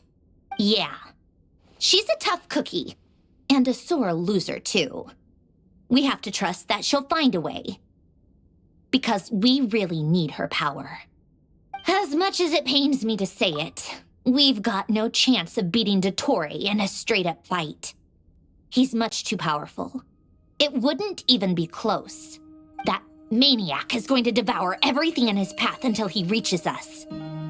We need to find someone or something that can stop him before he does anything worse. I'll be frank. Our only hope of defeating this false god is with a real moon goddess on our side. I'm not just saying this because Columbina's a friend and I want her back safe and sound. It's just the truth. And I know that even she was no match for him when he attacked, but I don't have a better solution. We're not giving up on saving her, whether she can defeat dottore or not. Right. Don't worry, Miss Sandrone. We're all aligned on saving Columbina. No one's trying to argue that we can only justify saving our friend because it will help save the world. This is about multitasking. We want to save both. So, she's more than just a moon goddess to you guys? Absolutely. Duh! She's part of the gang! And you are too, you know. Yes, I know. You don't need to labor the point. I knew that the moment I came running over with my documents that I was part of the in-group. I mean, if Arlecchino can fit in, I certainly can. Anyway, as for how we get Columbina back, I've been working on it constantly. But I think I'm still lacking certain information about the moon. I'd probably get there if I could continue my calculations, but the problem is, I've run out of computing power. Computing power? You mean you need more energy? No, the issue isn't energy, it's processing power. There's so much data to get through that the whole process has just ground to a halt. That's a tricky problem. René de Petrichor of the Nazissenkreuz Ordo once foretold the fate of the world. But I don't know how he did it. My guess is that he used the primordial sea's power. However, that won't work for me. His methodology was vastly different from my own. What's worse, they're incompatible. And to top it all off, we can't even leave Nod-Krai. Ugh, this is so annoying. If I'd known we'd run into a bottleneck like this... Well, no, the design bureau's a bust as well. Curse that dottore! Couldn't have made this harder for me if he tried. Oh, what do we do then? How about we grab a bite to eat and take a break? Maybe something will come to mind after you've cleared your head. You don't get it, do you? I'm trying to calculate the fate of an entire world here. And I need accurate results, not vague prophecies. Where the heck am I gonna find the computing power for that? Anyway, time to shelve the discussion on technical difficulties. Being a killjoy isn't very ladylike after all. Either way, we've done what we can. Rest well, everyone. Remember to let us know if anything new comes up. That guy, is he hinting that we should talk outside? Let's go somewhere a little more private.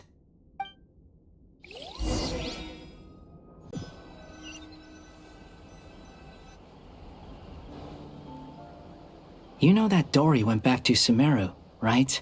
Yeah, she mentioned she was planning to head back. Things aren't looking good for Nod-Krai.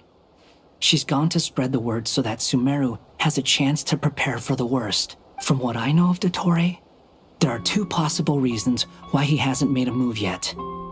One is that he's still working through some kinks in his new powers. The other is, he wants to see how we're going to react.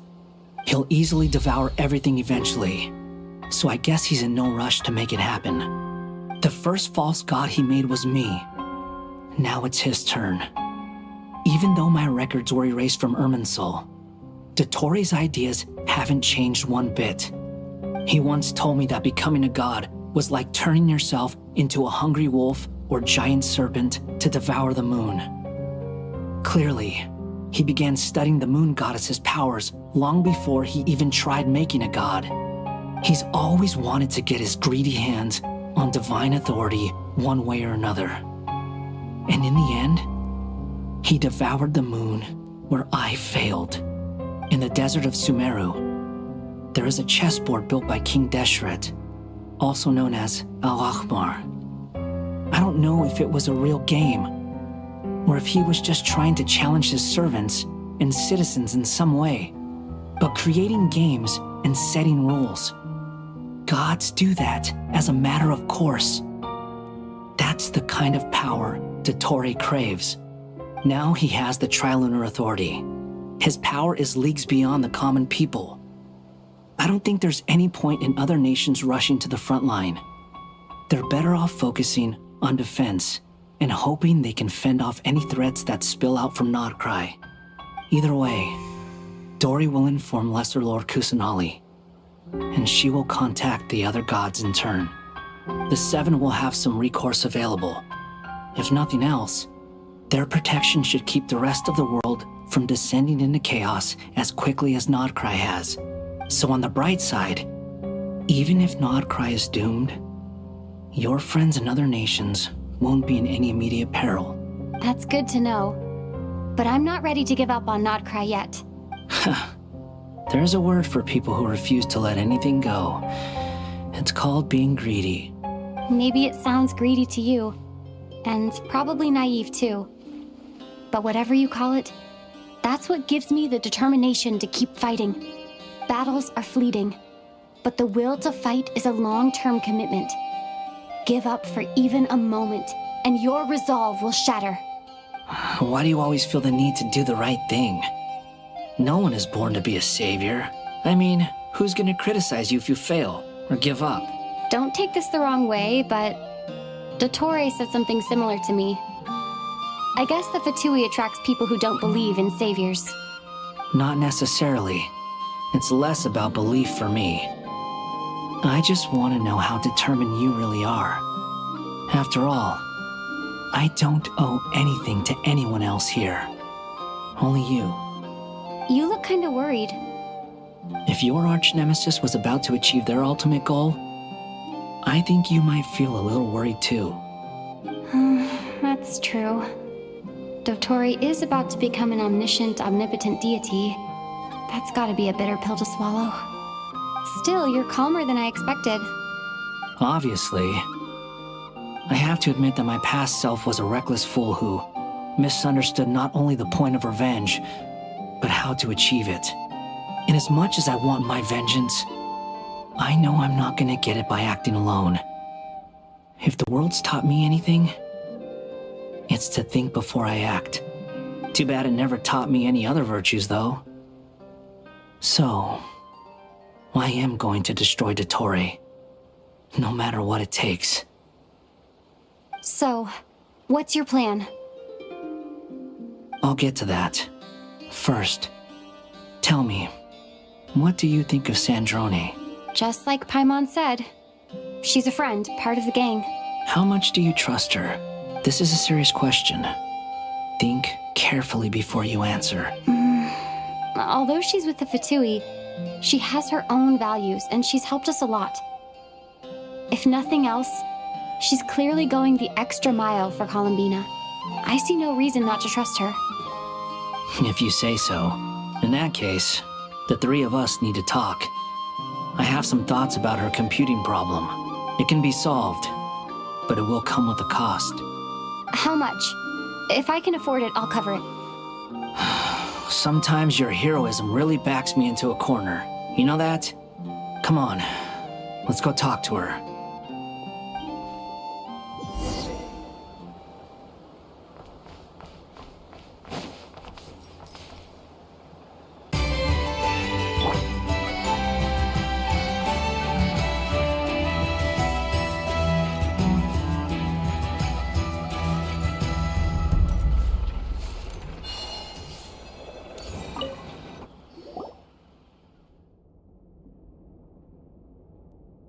Miss Androne, Traveler. Hey there. Paimon's here too! She was just helping them sort through their things. How did your chat go? That was fast. The call only just ended. Well, you said it was urgent, so we got here as quickly as we could. Albedo, I have some alchemy questions for you.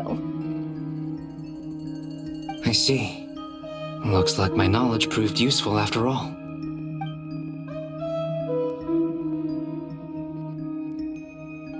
If I might ask, what is the end goal for the modified formula you'll be using? I needed to predict the future of the entire world.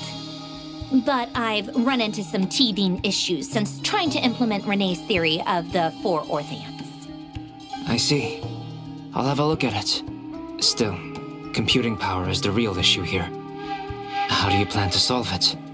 About that, it's been sorted. Oh, with the Traveler's help? Actually, you're not wrong.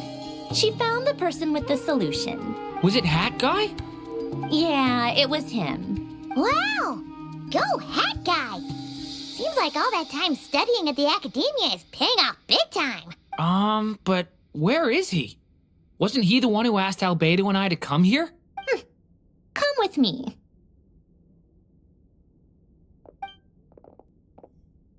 Hat Guy? What's happened to him? Hat Guy! Can you hear us? No response. I guess he's in hibernation. Hat Guy mentioned that he was a puppet.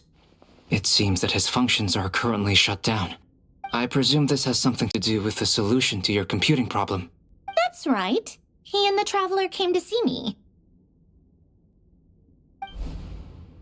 Wait, what? You have a solution? Would you calm down?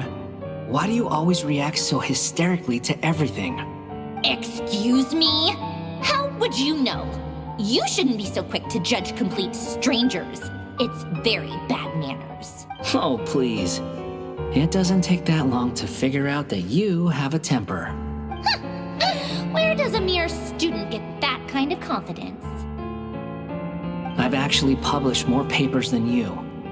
Not that status counts for much. Even Paimon's applied for academia admission. Huh? Are you serious? See? This is why I can't be bothered to explain myself. She recognizes no one's skills but her own. Okay, fine. I'll hear you out. So, tell me, how do you propose to solve my computing power problem? This world itself is constantly processing all kinds of information. If it's the world's future you're trying to calculate, you need a processing device that's designed to cope with that volume. Easier said than done. Only Irminsul can handle that kind of... Wait, is that what you're suggesting? But surely we can't just plug my formula directly into the ley lines. You should be able to tell that I'm not human, right? Yeah, I noticed. The technology, though, seems pretty ancient. Very different from Pontaine's. It's a completely different system. Conrian, to be precise. I'm what they would have called a puppet. Puppets need an energy source and processing power. The artisans who built them sought out the materials most suited for that purpose. You? Do you mean... The Traveler and I have talked it over. She's willing to vouch for you. So, I'll allow you to borrow my core for your calculations. It was built using wood from a silver white tree, which makes it a small part of Irminsul. Conrian technology and Irminsul wood. Who in the world could have built you? Are you sure about this? A puppet without its core will cease functioning completely. And if it's left in that state for too long, it might not recover. You could die if you do this. You do realize that, don't you? I can put 2 and 2 together, yes. No need to rub it in. I won't lie to you. This has never been done before. I cannot guarantee your safety. Doesn't matter. I'm prepared for the worst. Did you two actually talk this through? Is he... Are we really considering this? Yes, we discussed it. The bottom line is, he trusts me and I trust you. Let's give it a shot, shall we? Honestly, I have no clue where this kid even came from. But for whatever reason, he lent me his core to use in my formula. I'm very close to finishing my calculations now, and the core is currently in use. So I'm sorry, but I can only show you a sketch right now. This is what the core looks like. A silver white branch. It certainly matches the legends told about Irminsul. Is Hat Guy gonna be okay? He's not gonna die, right? In theory, he should be fine. As long as we put his core back in time. Beyond that, all I can say is that I'll try my best to avoid risk and make sure the core doesn't sustain any damage. I think I know why you called us here now. Someone needs to watch over his body and make sure it's protected until the process completes. Correct. He said that the only ones he trusts here are you two, and the Traveler. And the Traveler will have other work to do. He will have our undivided attention. Aww, Hat Guy. On a more positive note, things are progressing steadily on my end. I'll call everyone in for a meeting once the results are out.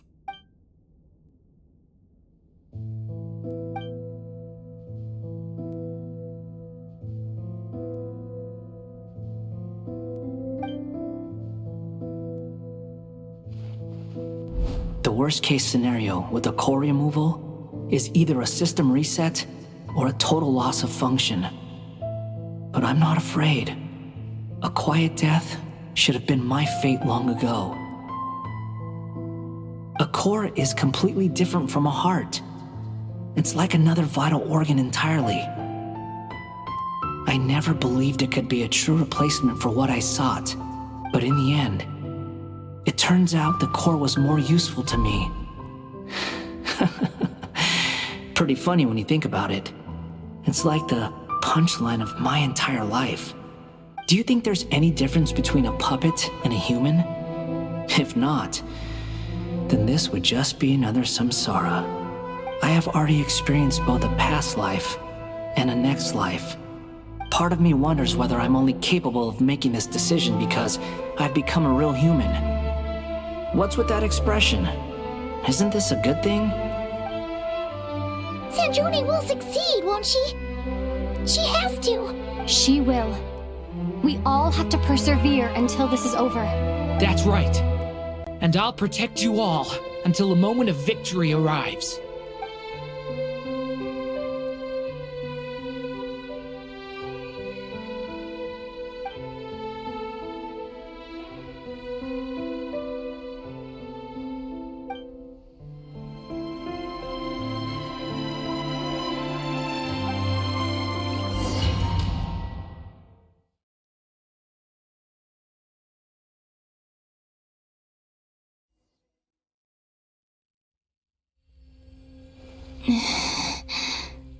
Who are you?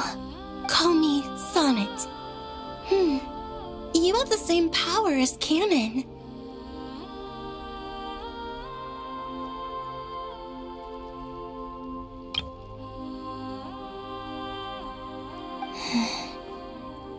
Sonnet. So, you're the goddess of the iridescent moon? Oh, goodness! You recognize me? Well then, what's your name? Columbina. Columbina Hyposelenia. Hyposelenia? What a lovely name. Did you choose it yourself?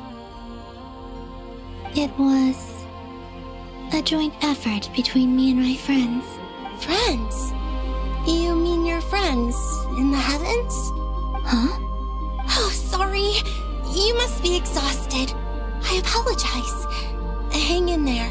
Let me introduce you to my older sisters. Do you mean the other two moon goddesses? Arya and Canon?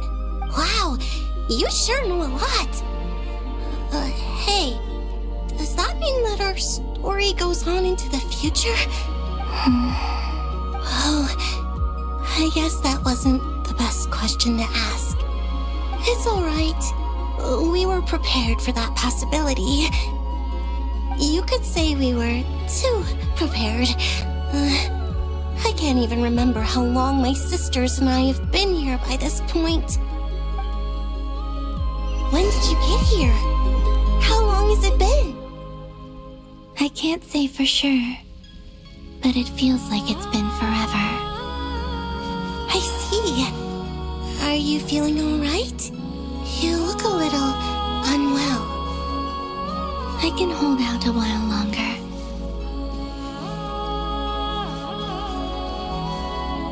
We don't have far to go. The place where my sisters and I are based is just up ahead. Don't worry, they're both really nice. I'll introduce you.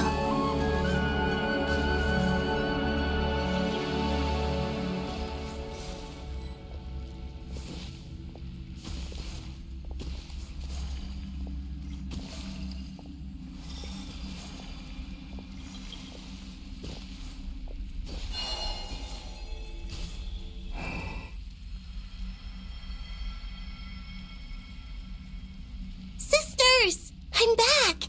And look who I brought with me!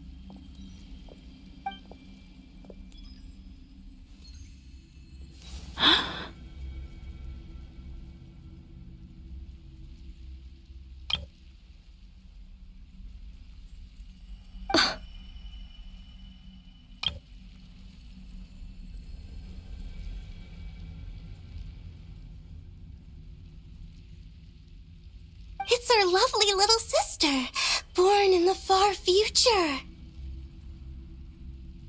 The pleasure is all mine. Allow me to introduce you to Columbina Hyposelenia. This is Arya, the goddess of the eternal moon. And this is Canon, goddess of the frost moon. Canon, don't you think Hyposelenia's power is similar to yours? Hello, Columbina. I apologize for our startled reaction just now. And please, forgive our little sister if she's been annoying you. She tends to talk a lot. It's fine. You seem shy. Don't worry, Columbina Hyposelenia. No one can hurt you here. Could you tell me where here is?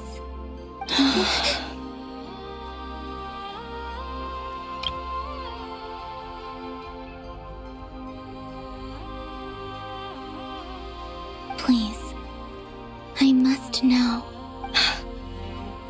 My dear sister, this is where Tevat's original ruler, the Dragon King Nibelung, imprisoned the moon goddesses. What? You're scaring her, Canon. No, I'm fine.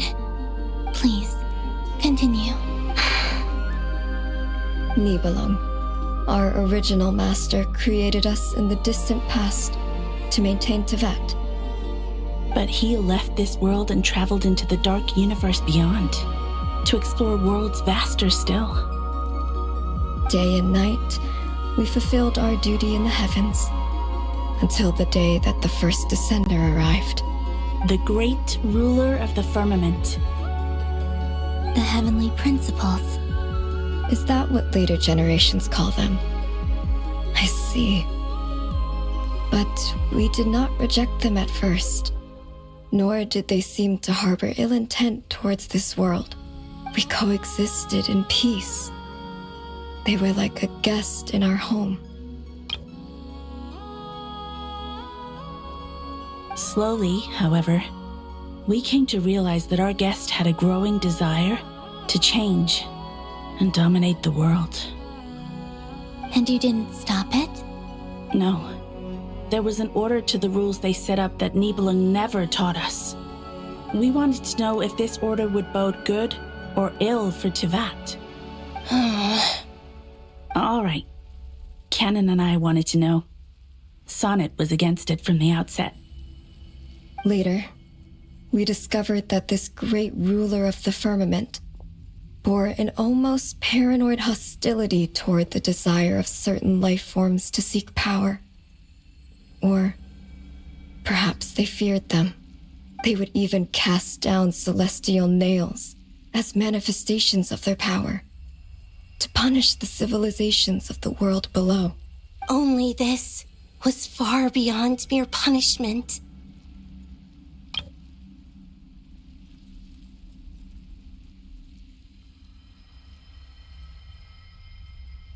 Right. Their rules brought order, but the price people paid for merely testing the limits of those rules was far too great. I did everything in my power to help the punished escape catastrophe, but still, too many lives were lost. The ancestors of the Frost Moon Scions were some of the ones you helped. But just when we had decided to take countermeasures, the Dragon King, Nibelung, returned. And so began the War of Funerary Flame. So, that's the name the world gave that war in the future. Well, who won in the end? As far as I know, the Heavenly Principles won, although it came at a great cost. They remained in Teyvat, where they continue to rule to this day, and the world's original master, the Dragon King Nibelung, was destroyed. And what of the moons? Are there still 3 moons in Teyvat's skies? You can tell us the truth, Columbina. We know we are but remnants of a bygone age. We are prepared for the answer. Only the Frost Moon remains. But it has been cast beyond the false firmament by the Heavenly Principles. The eternal and iridescent moons were both shattered during the war. So death finally came for us in the end. Sonnet. But you're still here, aren't you? A moon goddess cannot live without her moon, Columbina. She's right. That's why I began to disappear. Because the Frost Moon is cut off by the false sky. How much worse it would have been if it were outright destroyed. Our souls may endure within this lunar palace, but if our moons are destroyed, then we shall disappear the moment we depart from it. I'm sorry. There's no need to apologize to us, dear sister. If anything, we owe the world an apology. If only we'd decided to act sooner, rather than arguing amongst ourselves. all the more reason not to spend this time in regret and repentance. Instead, we should focus our efforts on how we might help our future sister. Sorry? Don't you see, Columbina, your story is not yet over. Is that not why you are here?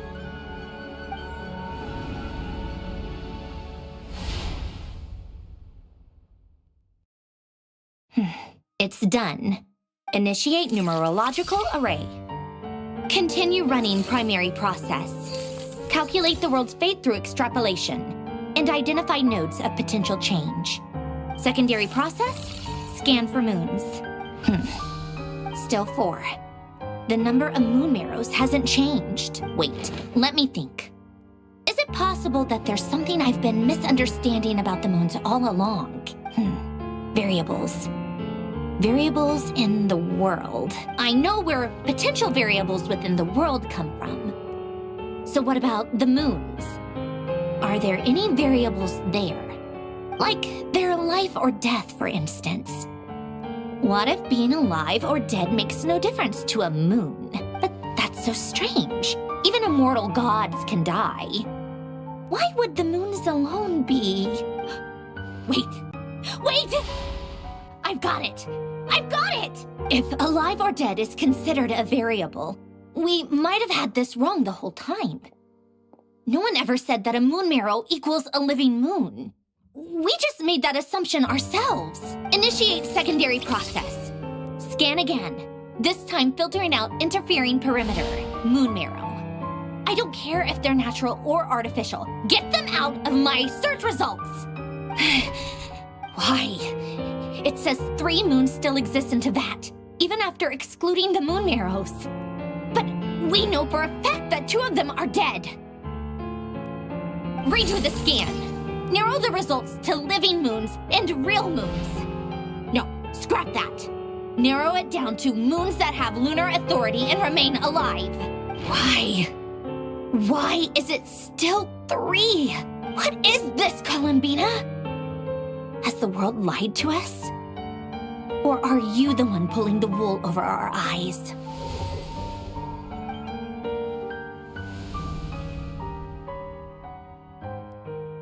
So, you think that the moon's reflection might be where Nibelung imprisoned the 3 moon sisters? Yes, it would explain a lot. such as why that space would respond to a moon goddess's power, opening the moon gate at her command. It would also explain why Miss Columbina has been unable to leave, and why time flows in reverse there. In the messages she sent, Columbina promised us she'd find a way to return, but we have no way of knowing how, when, or where this might happen. The fact that she still has yet to reappear in this world indicates that returning from that place is no easy feat. We cannot afford to simply wait for her. So you're saying, if she could return by her own power alone, she would have done so long ago? Yes, she certainly wouldn't leave it to this late stage when it's so touch and go.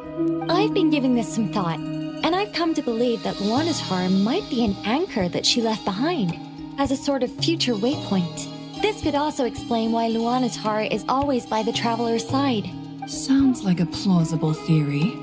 If that's the case, there must be some criteria we need to fulfill to allow Columbina to return to the present. The question is, what could they be? Hello? Listen up! This is extremely important!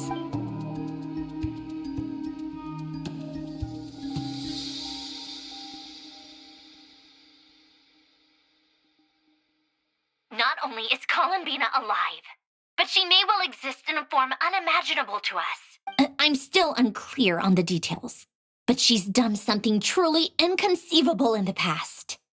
And the clue to what she's done lies in the moon and Tevat sky. Truly amazing. Oh, I'm so delighted for her. I'm sure we all feel the same. And I'm sure Columbina is ready to get back here and fight by our side. I'll keep my calculations going and try to find some way of coordinating with her. But that's not an excuse for everyone else to slack off, okay? All of you had better keep trying to think of solutions. How can the dead moon still live? And Luanatar.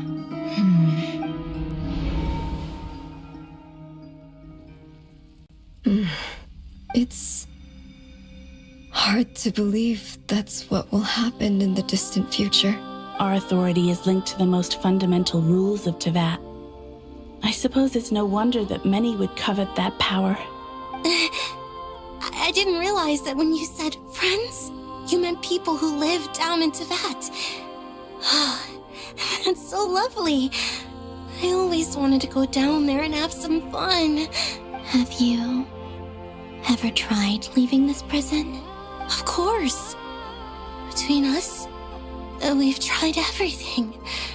But no matter where we go, this space will eventually bring us back here. It's like the center of a whirlpool.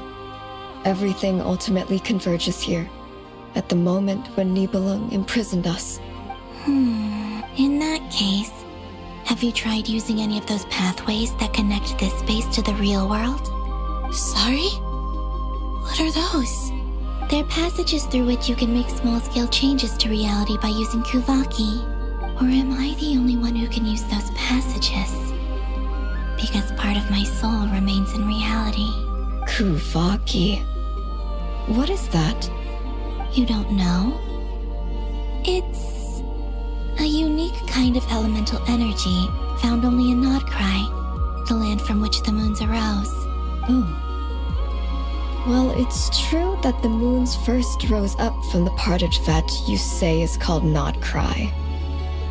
But there is no difference in the elemental energy between there and anywhere else. What? Could you show us some of this Kuvaki? Hyposelenia? Maybe if we see it, it'll make more sense. Okay.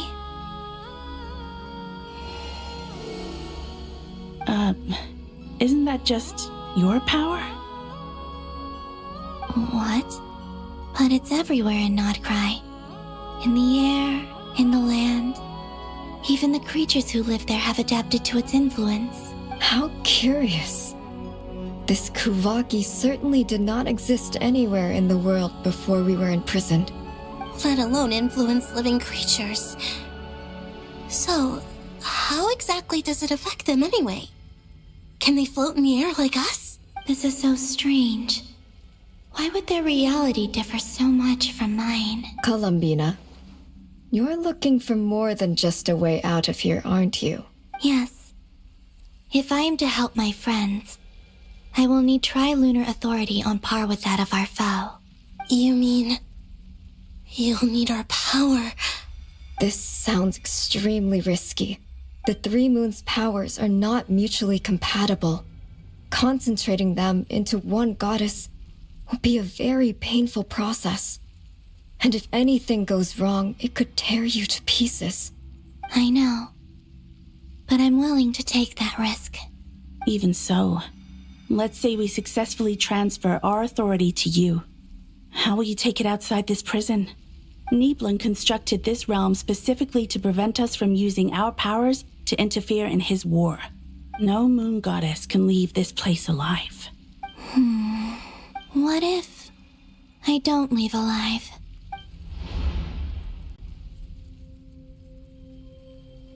Where do we even start? How are we supposed to figure out what we're meant to do to help Columbina?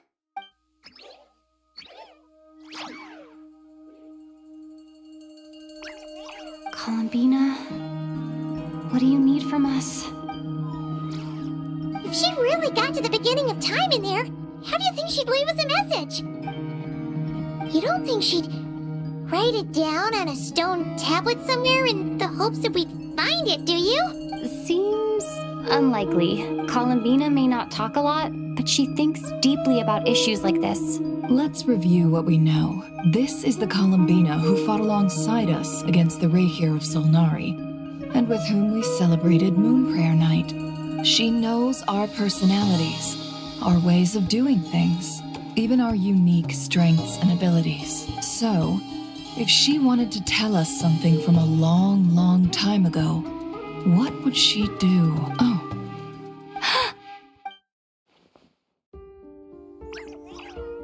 Traveler, you once said that those golden ripples also appeared when Luanatar was born. What if Columbina left Luanatar here, not just as an anchor to the real world, but for some other purpose? If she is part of Columbina, and Columbina knows that I can see past events through her. Oh yeah! Like when you peeked into Rare's past through his heart! Never, wait. If you're right about this, and you can really see past events through Luanatar, your eyes, they'll... Oh, I know. Looking at Rare's past in Conria was already enough of a strain on my eyes.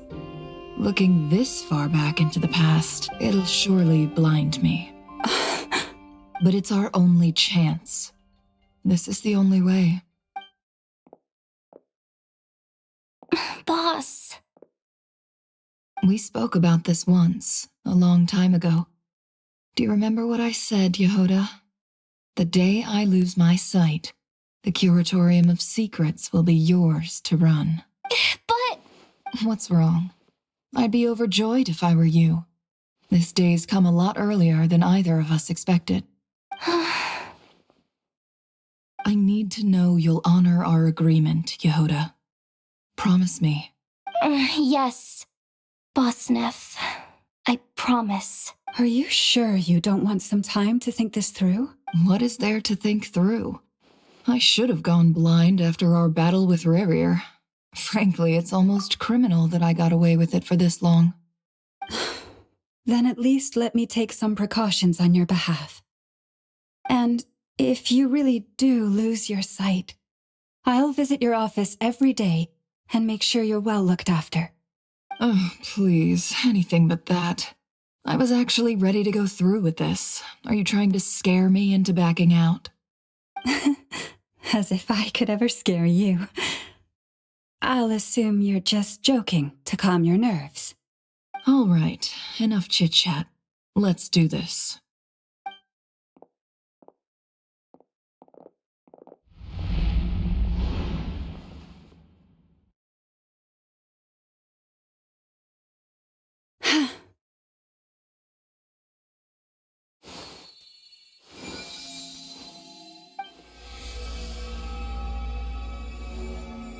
All done. Good. Now give me some space.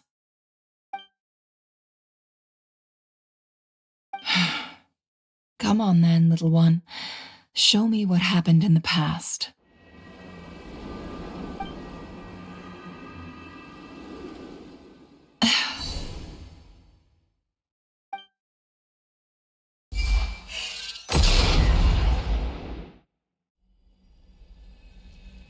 Between the Tri-Lunar Authority, Kuvaki, and the soul-surviving moon, the Frost Moon, I think I might know how to get back. But I will need my sister's help. Time to go talk it over with them.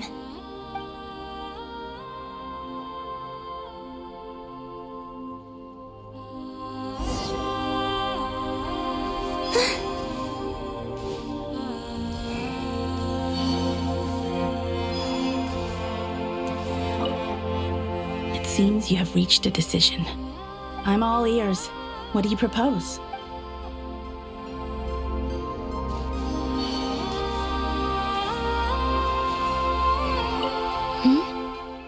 Have you decided what to do? I hope it's not too dangerous.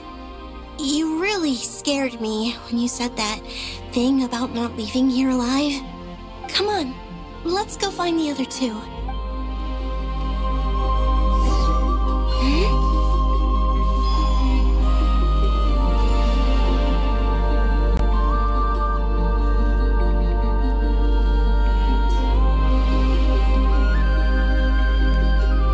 Have you figured it out, Columbina? Tell us, how do you plan to leave this place? I intend to die here, in this moment, and then be reborn in the future with the help of my friends. What? What are you saying? How can the dead be reborn? And how will you inform these future friends of your plans? You can't exactly leave oracles. Nothing can escape this place. Not a single ray of moonlight. And even if you found a way, what if they never find the message you left for them? You'll... No, that won't happen. Come again? They will find my message. I'm sure of it. I'm not following. How exactly will you achieve this? It's quite simple, really. First, I will leave my soul here.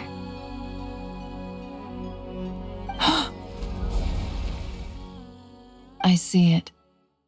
Your soul? You mean you're a divinity? Yes. I once left a portion of my soul in the future. One so small that this prison barely noticed anything. In this very moment, she can resonate with my soul across time. When the time comes, I believe that she can serve as an anchor to pull my soul from here back to the future reality. Just as gravity connects the world to the moon. Exactly. In the future, where I came from, the moon has been cast beyond the false sky, but I can still feel that it is there. In a similar way, I can feel a connection to the soul fragment I left behind even now. My friends can use it to detect my presence. But how do you just leave your soul here? Is that even possible? On my way here, I met an ordinary mortal who entered this place long before I did. Her body is long gone, but her soul remains. And before that, I encountered an old enemy whose entire soul survives here intact, while the power that once corrupted his body has faded away. So, perhaps this space is specifically designed to imprison divinity and authority, but not the physical body.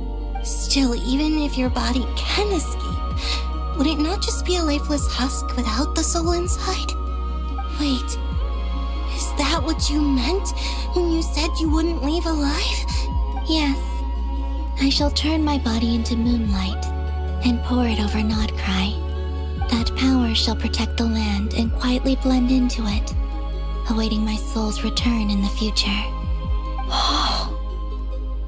However, I cannot do this on my strength alone. I would need your help to do this, so I'm humbly asking for your assistance. Oh, dear sister, you need not be so formal. As I said before, we are but remnants of a bygone age.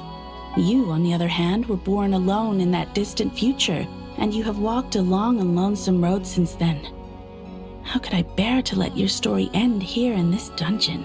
Don't forget, we are your sisters, your family. was right. Actually, I've always wanted a little sister. Can you imagine how it's been for me? Getting nagged by 2 older sisters all the time. Now, I finally get to be the big sis.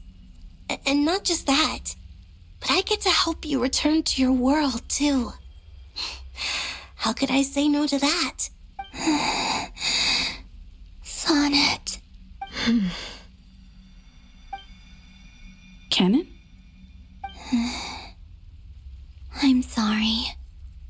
I know this is a bold request. The Frost Moon is rightfully yours, and it remains intact. Oh, no, please, don't misunderstand me, Columbina.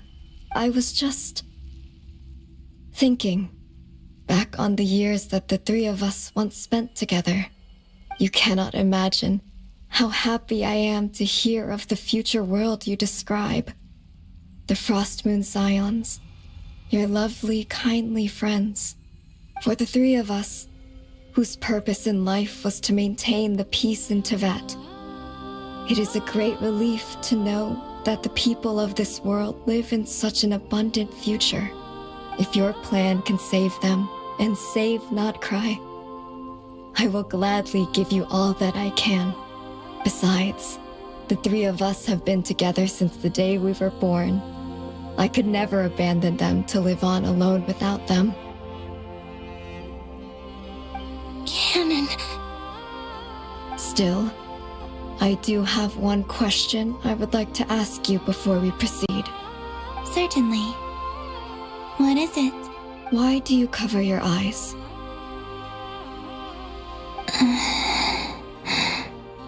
Yeah, I was curious about that too. But it seemed personal, so I didn't want to intrude. There was a time when I refused to look upon the world.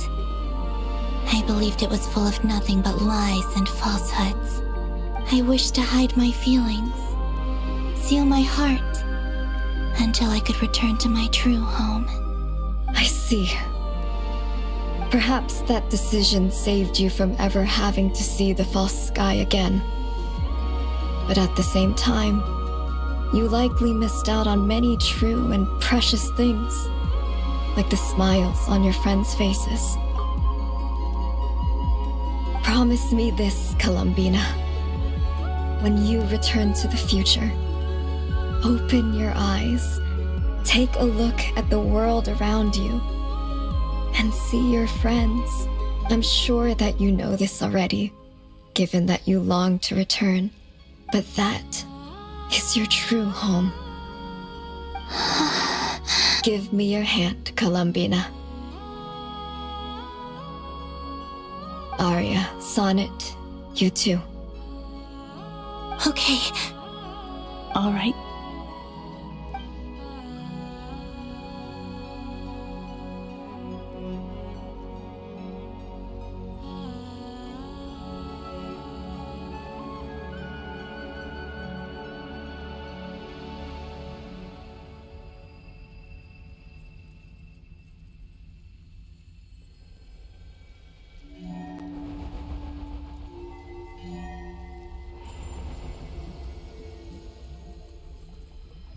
We once were the song sung for eternity, but now it is you who must continue to sing. We once were the tides in the great river of time, but now we subside, and you arise. We were the messengers of madness and inspiration, but now the lies have faded, and your truth must endure. We are souls awaiting the sun. You must return to be with those who smile when they see your face.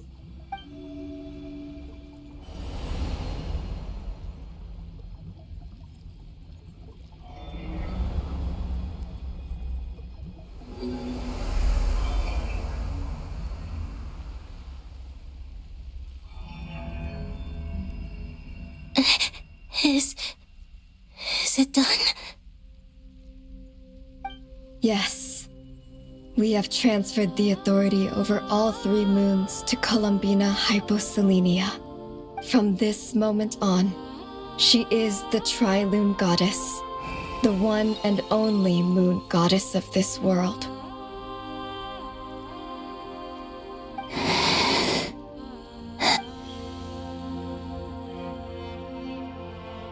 Thank you. Thank you, my sisters. Now go, and do what you believe is right, Columbina Hyposelenia. Be aware that we cannot grant you the power of the three moons beyond these prison walls. The conflict that arose over their remains following our disappearance will still take place. I understand. Sisters, oh, my body. It feels... Now that we have given up our power and authority, our bodies are merely mortal shells. This prison is dissolving them as we speak. It's okay, Sonnet. The end must come for every god, just as it does for every human. That's all this is. The final destination of our lives. Canon and I will be by your side the whole way. We have one final request, Columbina.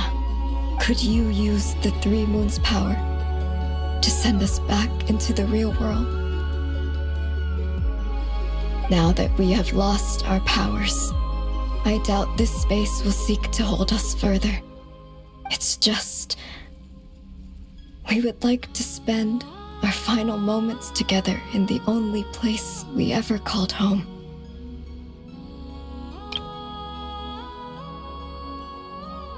Of course. Gladly.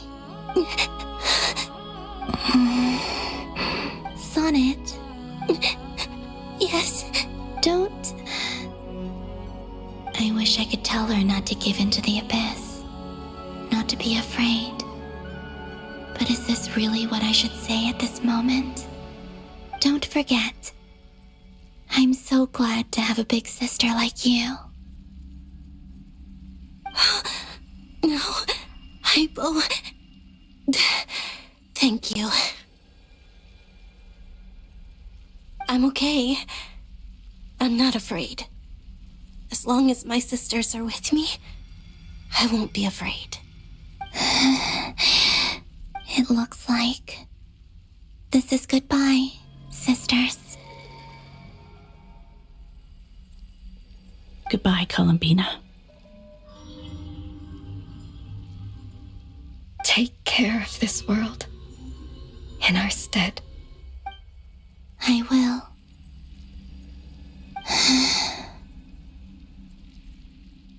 And now, it's time for me to bid farewell to my body, too. May it become the moonlight that keeps Nod-Krai company through the long years ahead. So this is why Nod-Krai was not always home to Kuvaki.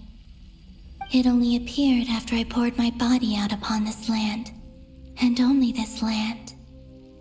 Kuvaki responds to me because it is me, my body, answering the call of my soul, and the golden energy I've encountered on my way here was, in fact, that very soul, which I am about to leave here to guide me.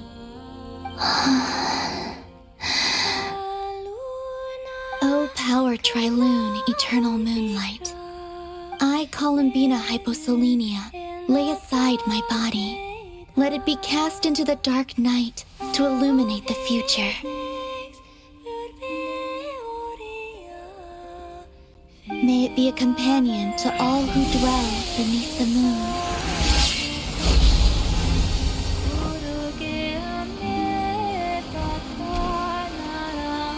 Until the time comes for me to return home.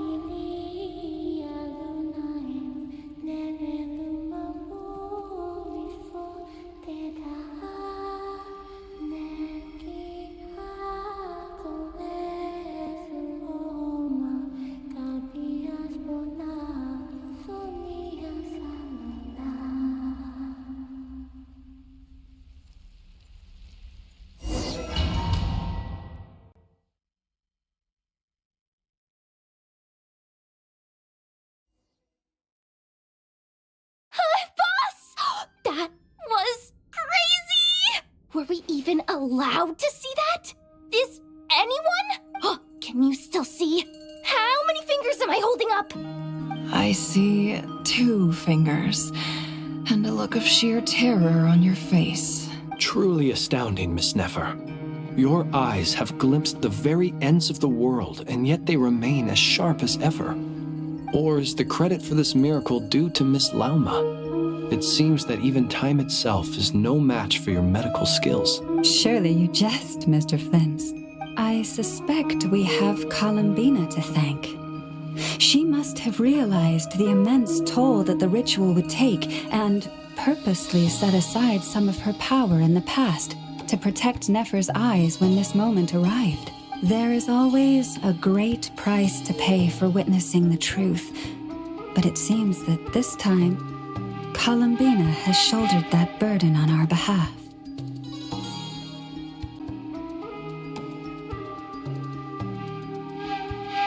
She chose the perfect method of getting a message to us. Though her eyes were always shut, she was clearly so perceptive. She knows us well.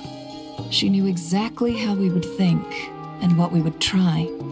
Despite being separated by time and space, we're seeing the same possibilities and seizing the same opportunities. We still don't even know if she's okay right now. But as long as there's a chance we can do something, we'll fight to make it happen. We'll get you back somehow, Columbina.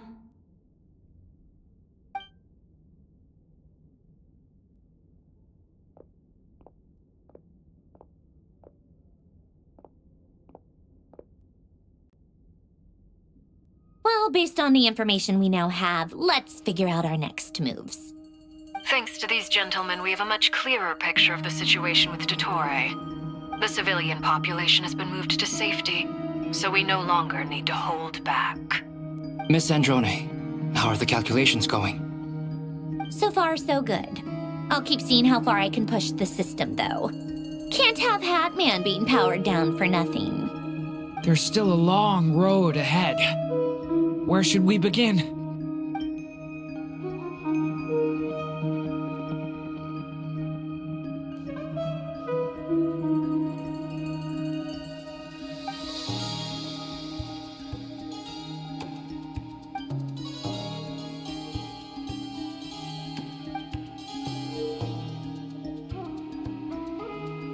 Our plan is clear.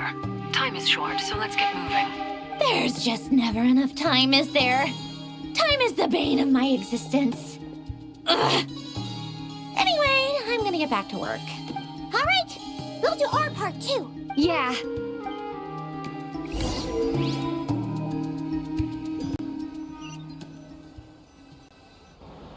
Albedo's theory says that elemental energy can dilute the light realm's power, but I'm no expert in building elemental defenses. Sounds like something out of the advanced elemental theory section of the library. Whew. You seem quite troubled. Well, yeah. I mean, who doesn't get a little flustered when they're completely out of their depth? You were the very picture of confidence back when you approached the Hexen Circle. Yeah, I could have been faking it through that whole meeting for all you know. Who's to say I'm not just a ball of nerves in a charming and gregarious package? Oh gosh, really? I'm so sorry, I had no idea. Well, you're all the braver for it. Still, I was much more in my comfort zone than I am here.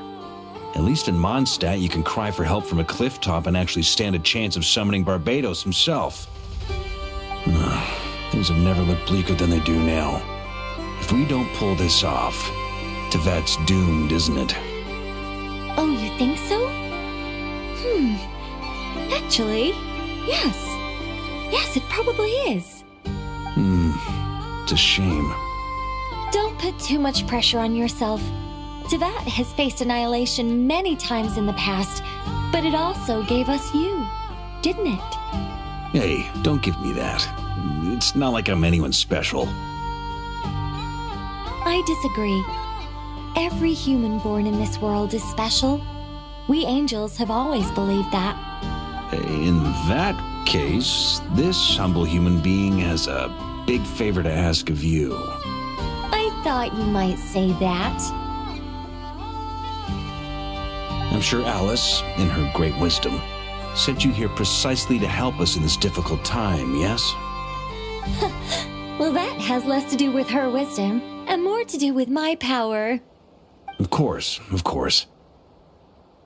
Well, the thing is, these elemental defenses we're about to build, I don't think it's a question of if they'll fail, but when.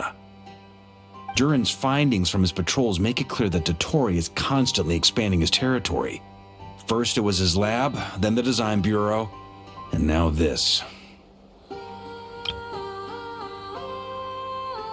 It's not realistic to completely stop him encroaching on the rest of Nod-Krai. Rather, our goal should be to stall him for as long as possible. If Miss Sandroni's calculations are correct, well, they're the closest thing to certainty we have in this situation, so let's assume they are. Anyway, her calculations suggest that our best hope for victory lies in Miss Columbina's return. It's up to us to slow dottore's advance and buy time for her to make a return. Are you asking me to help you with building the defenses? No. I'd like you to prepare for what comes next. When he eventually reaches us, we will have to fight him. You were an angel once and a mage now. I'm asking you to lend us your protection. Oh. Can I take it that you're triggering the terms you fought for during our three-way talks? Well, technically those terms were about protecting Mondstadt. But if you're happy to agree to the change in location, then yes, let's do that. You're cashing in on this much sooner than I'd imagined. Well, yeah. The way things are going, I might not get another chance. Very well. The mages have heard the knight's plea, and we will respond. To tell the truth, Alice and I had already discussed how we might help you all, so I didn't come empty-handed. I always like to be prepared. This is... wow. Yeah. This is great. Seriously, thank you. Oh, it's been many long years since I had a chance to dazzle humanity with a little divine intervention. To humbly serve as a reliable and responsible guide. Anyway, Knight of Boreas, please accept this gift in recognition of your great virtue. Go now. May the angel's blessing deliver you safely to your destination.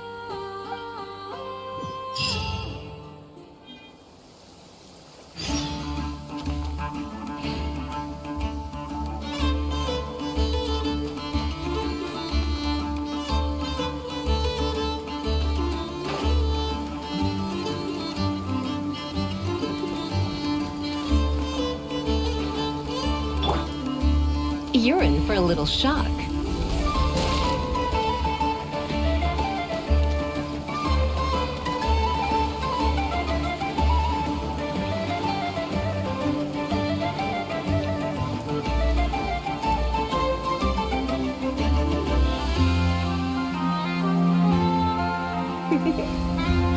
Blitz.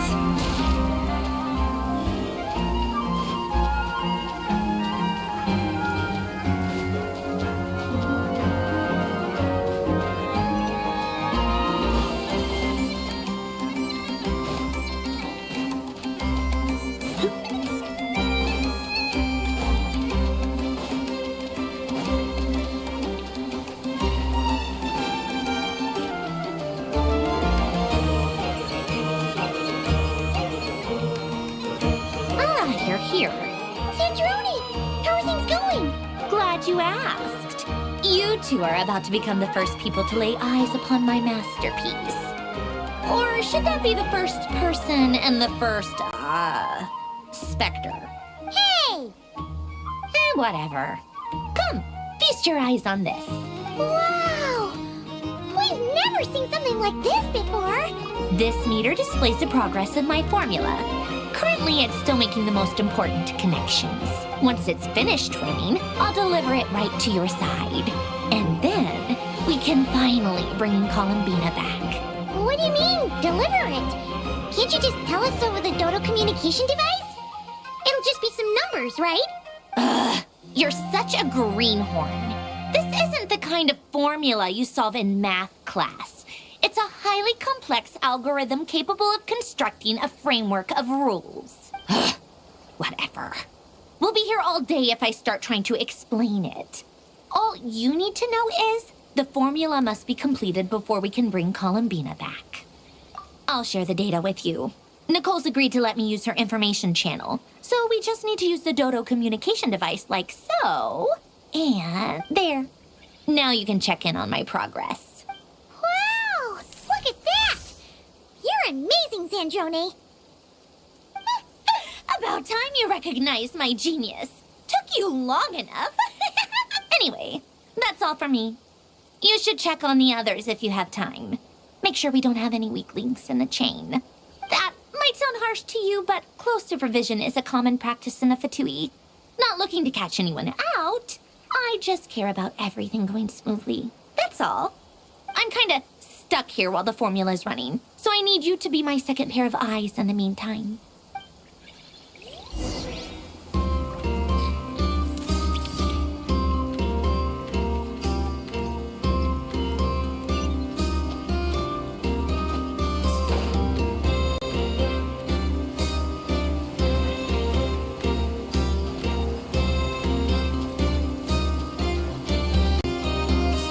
Thankfully, Miss Nicole has come to our aid. Nasha Town is now looking very well defended. Golden Flame. Yes, that's Nicole's power, all right.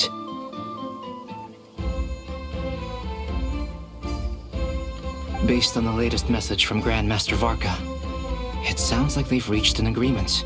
The situation should be more stable with her assistance. Everyone will have at least some degree of protection. Albedo! Durin! Hello there, you two.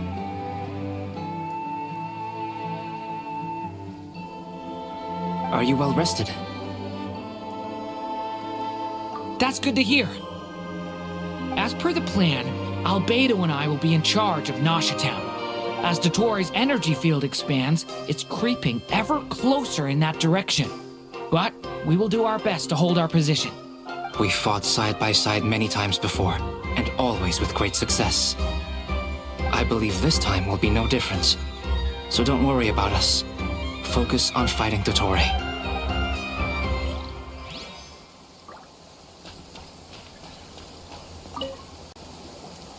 Traveler, Paimon, a pleasure to see you both. Twins! How's everything coming along? Fairly well, if I do say so myself. Personally, I am ready to confront Dottore head-on. Ooh, you sound much more serious than usual. To be honest, I am not usually fond of exercising my full strength. For one thing, it's hardly conducive to maintaining a low profile. Besides, I believe one should have the right to choose when to show their hand. I am conserving my strength until the moment of battle is upon us. Anything to boost our chances of victory. Seeing you get into the zone like this really puts Paimon at ease. Huh, Traveler? I consider it an honor to have your trust. Rest well. I look forward to seeing you both in your element during the battle.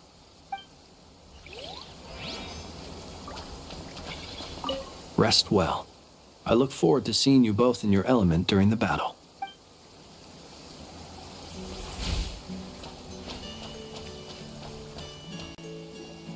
Yes, Miss Moonchanter?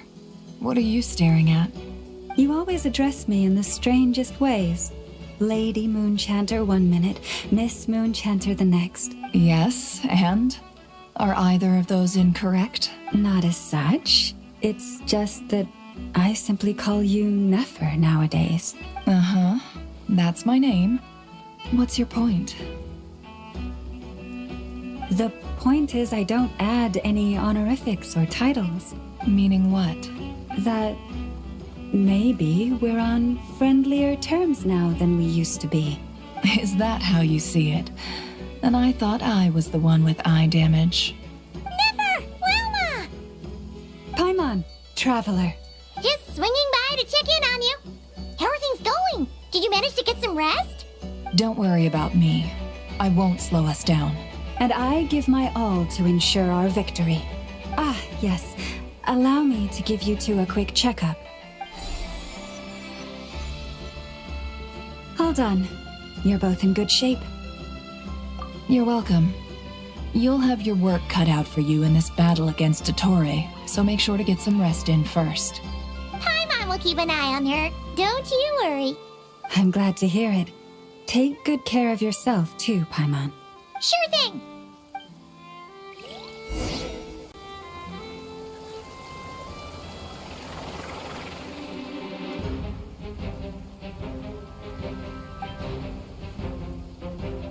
Here they come. That's quite a horde. As we expected. Get ready, everyone. Take your positions and prepare to engage. Let's begin. I'm at the ready.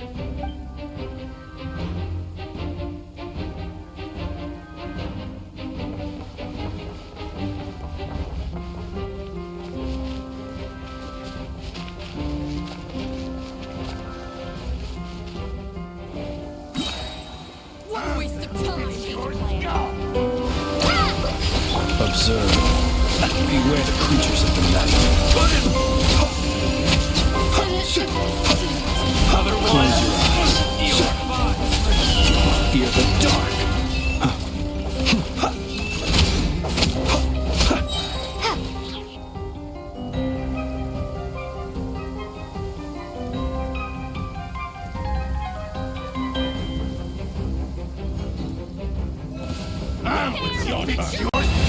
By the frostman of old.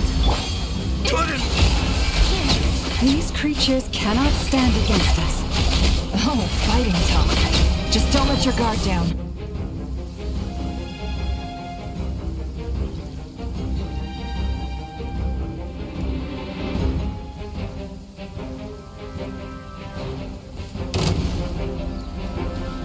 Coming to be!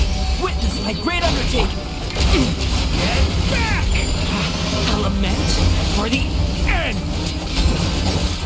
That was easier than I thought. Naturally. What do you mean? Is it because as created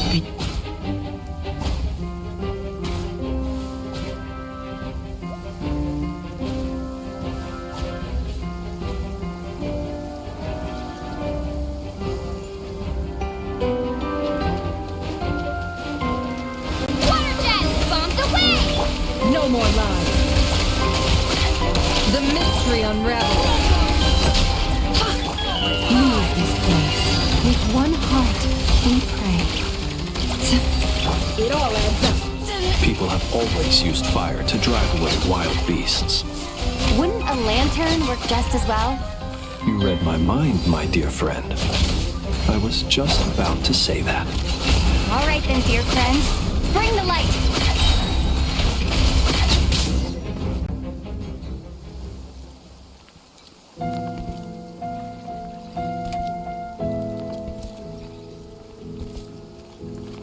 You're looking well. I trust you've had a good couple of days. Dottore. It's actually a good thing, in my view. If the subjects of my experiment were to die prematurely, it would throw quite a wrench in the works. And so, I must thank you all for your resilience. We are no longer on the same level, but you are nonetheless worthy of my respect. A creator god should be merciful and gracious after all.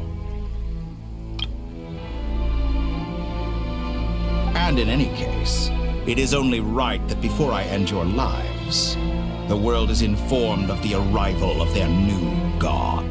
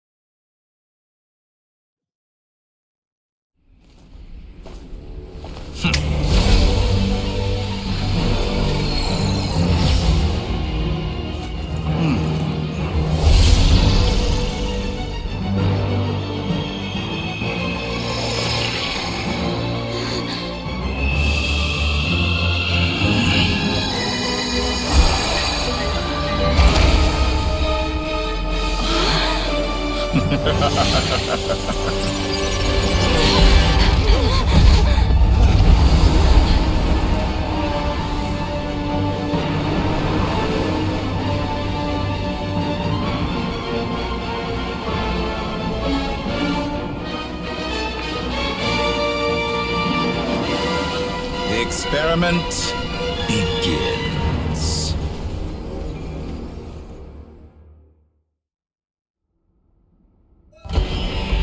With the marrow of the 3 moons in my hand, behold the false moons fall!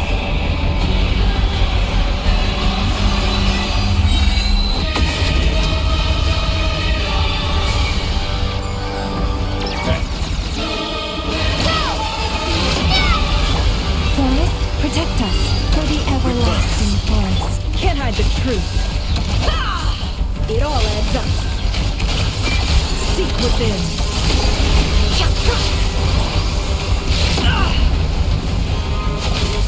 Did you honestly think that would hit me? Fear the dark. Close your eyes. Entropy. And keep it up. I'm still collecting data. Leave this place with one heart. Go! Close the way! Can't hide the truth. Excellent. You barely managed to touch my arm. First, like an ant in my palm. Oh, I've been moved inside another space, and it's sealed off. Looking at the structure of it, it seems like dottore intends to trap us here. There's no exit. Our endurance is about to be put to the test.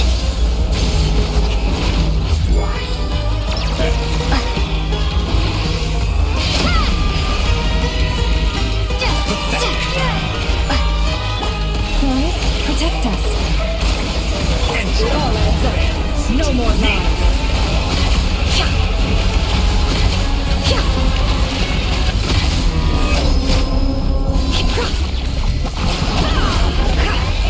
It all adds up.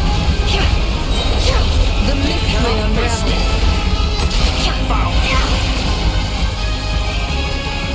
Can't hide the truth.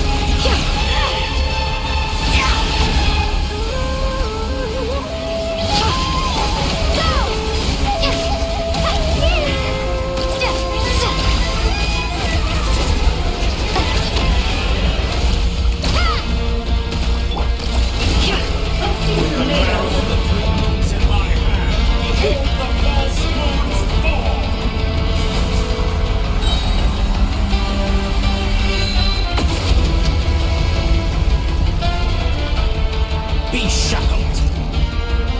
Found. Absurd. Tell me, where will you try scurrying off to next? Looks like dottore has opted for a divide and conquer strategy. But we will not allow him to triumph. Now, I shall pray for our victory.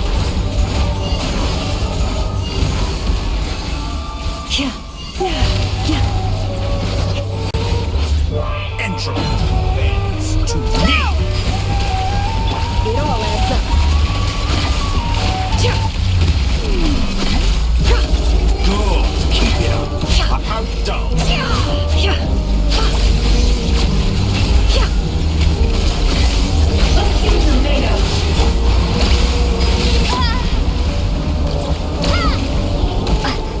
Can't hide the truth.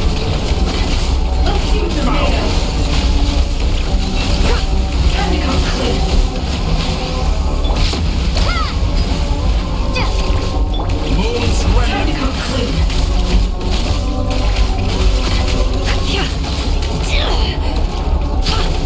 Did you honestly?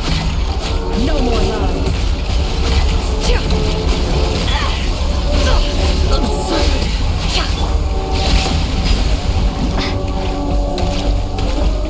Entropy bends.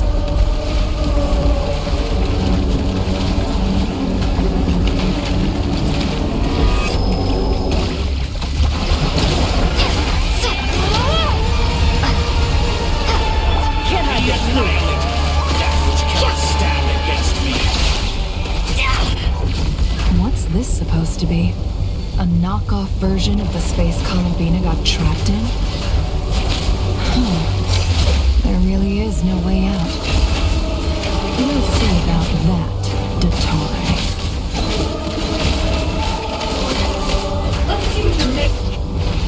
The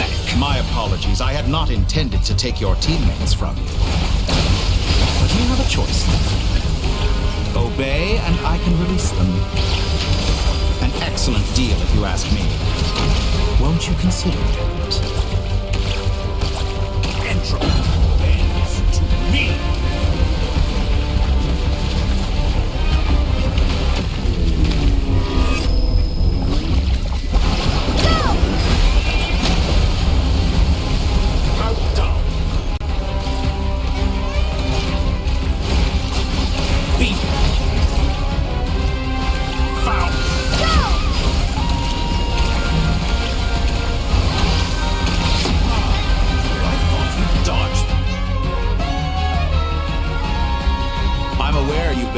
Some little tricks to surprise me with, but it appears that none of them have come to fruition.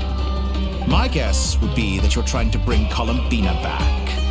But then, where is Sandrone? Or are you trying to buy time for her? I always found their friendship to be a curious phenomenon. Two highly incongruent personalities, and yet they share a deep connection. Speaking of Columbina, I once saw her as like a younger sister. We got along quite amicably while she was with the Fatui. But then one day she suddenly decided she would refuse to take part in any further experiments. To this day, I truly don't understand what I could have done to upset her so much. It's such a pity. I could have had a sister, a family. But alas, she grew to dislike me. You're not fit to be family to her. That I can't deny. So many people, all obsessed with playing out the same tired old dramas. This world is rotten to the core.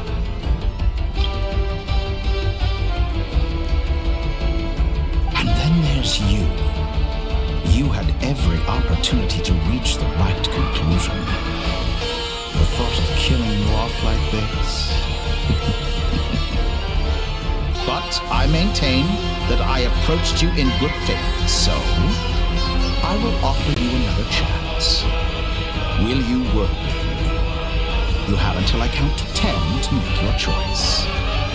1, 2, 3...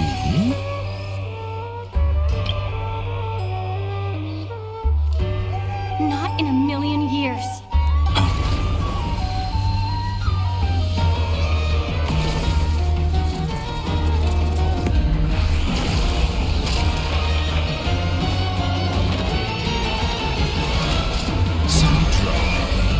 What a pleasant surprise.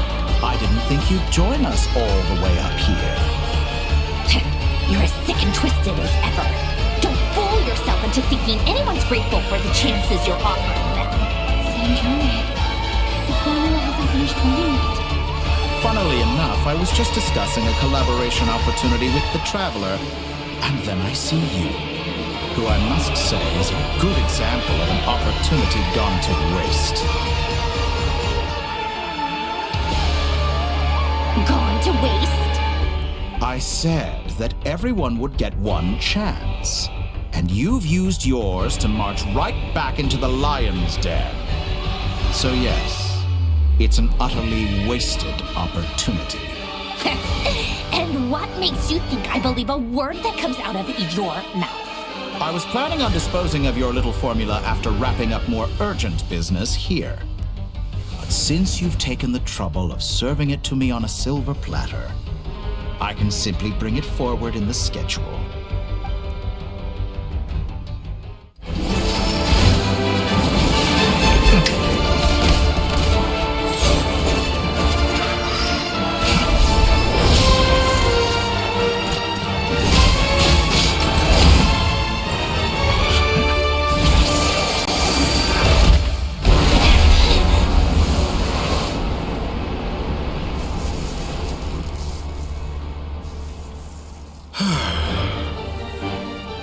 Is this your life's work? This piece of trash?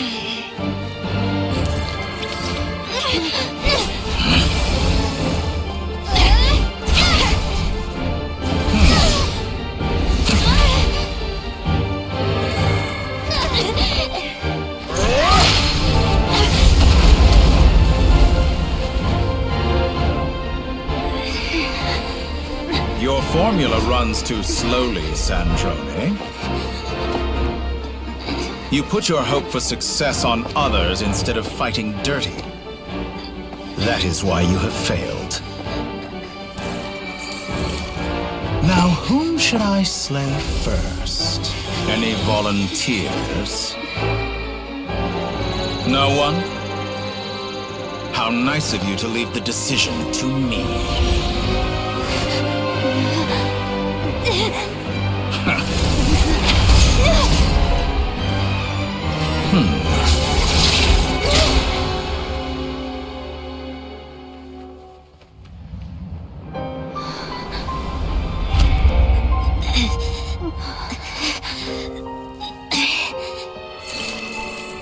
Oh, how unexpected. Sandrone, any last words for me, comrade?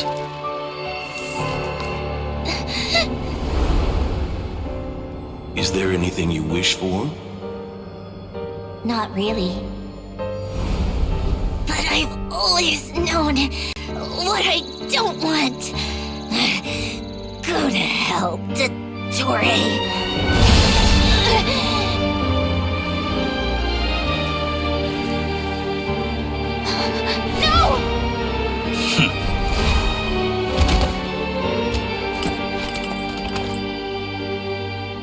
And now, you have failed.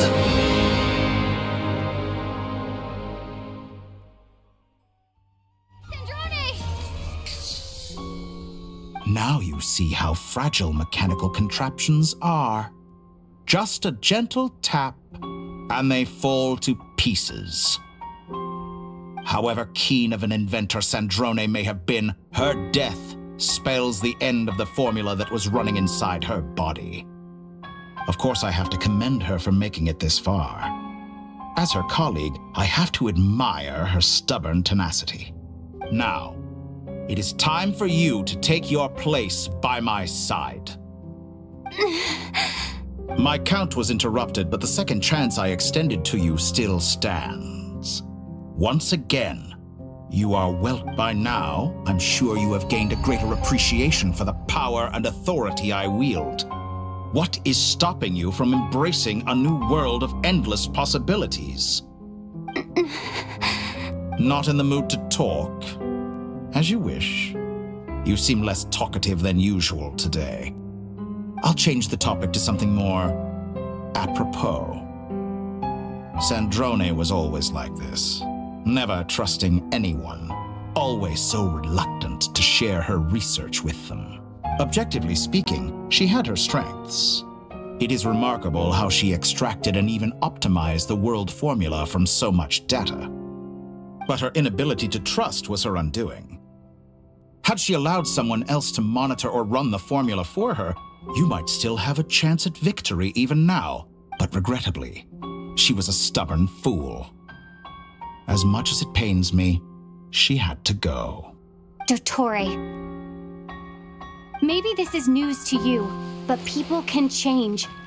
Columbina surprised you when she escaped, and I think Sandrone would surprise you too. Change? You can twist the truth however you want, but I see it clear as day. You're the one who can't trust other people. Is that how you see me? By this point, what can you hope to do about it?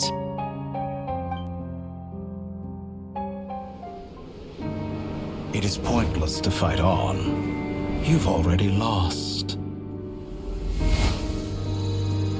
Wrong. You can't win this, dottore.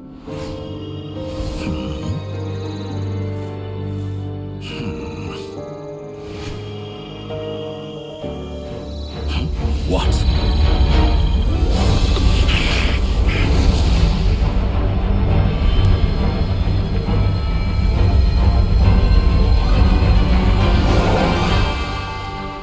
My formula can get us 90% of the way. It will connect you to Columbina. Then, I will bring the formula's output to the Traveler's side. For the last 10%, do whatever it takes. Just bring the moon down.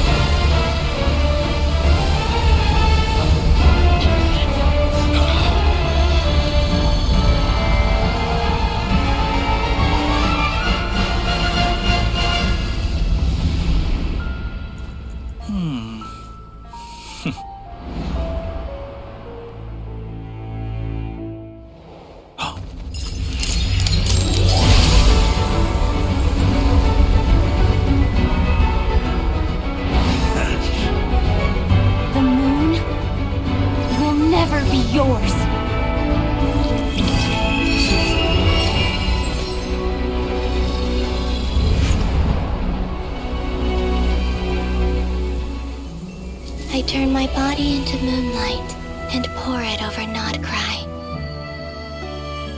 My soul I leave here to inform my future friends. Lastly, I will hide the Trilune Authority within the Frost Moon.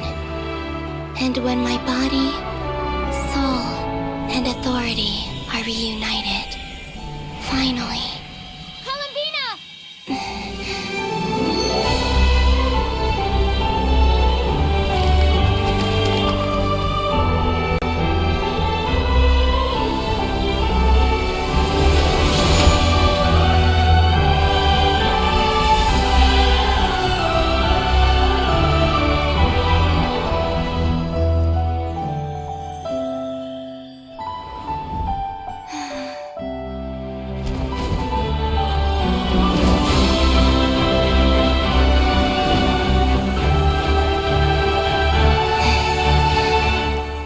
It's been too long. I'm back.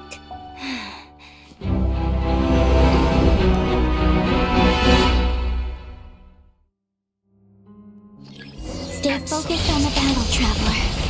What a touching reunion. Though I personally find myself repulsed by the sight of weaklings huddled together for war. Now, you're quite finished patting yourselves on the back. Show me how long you can struggle before you drown. Watch out, Columbina! He can manipulate space itself! I know. Wait for the right moment. We'll strike together. Found. Zone's remnants.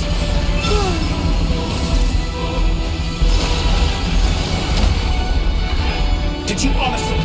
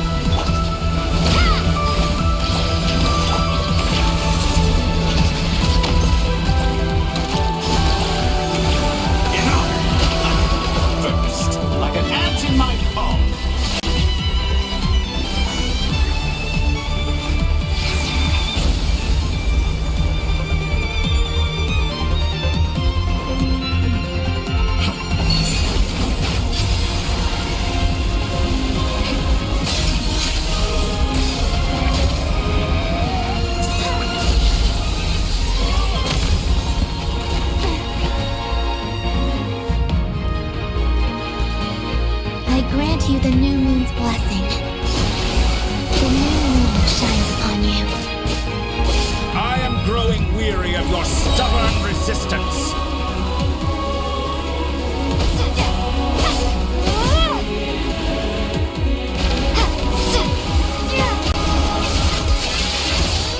It's over, dottore!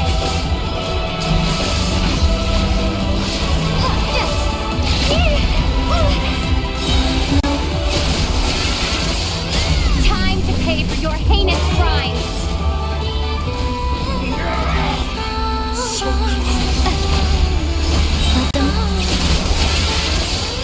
Our future is not yours to command!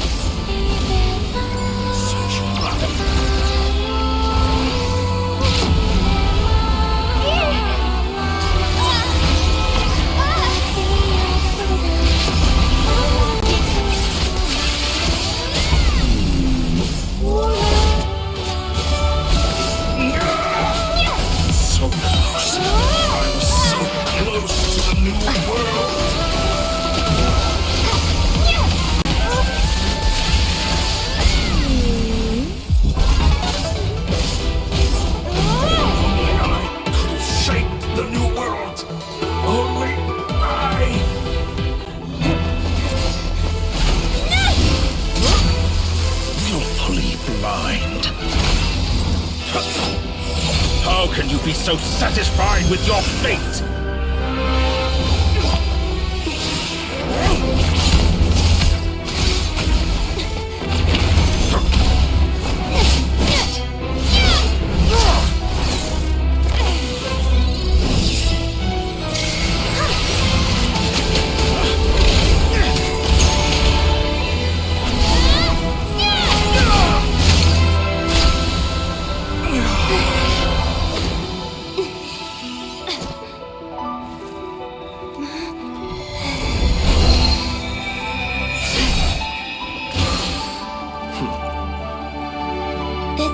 Was never about fate. It's about friends, family, and the home you stole from them. So dull. Only the weak rely on each other for comfort. You shall see. Once I transcend fate, you will be nothing but fodder for my grand experiment! That will never happen.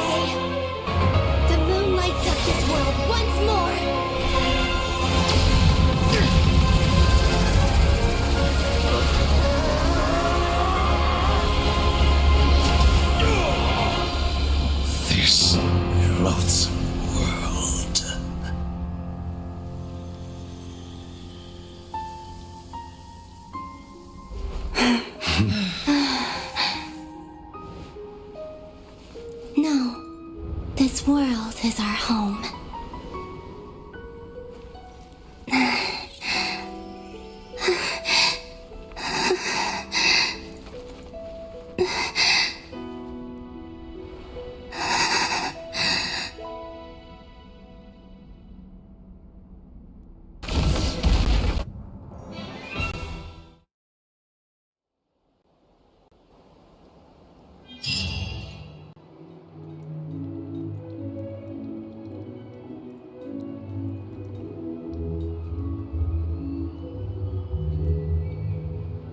No, you're doing it wrong.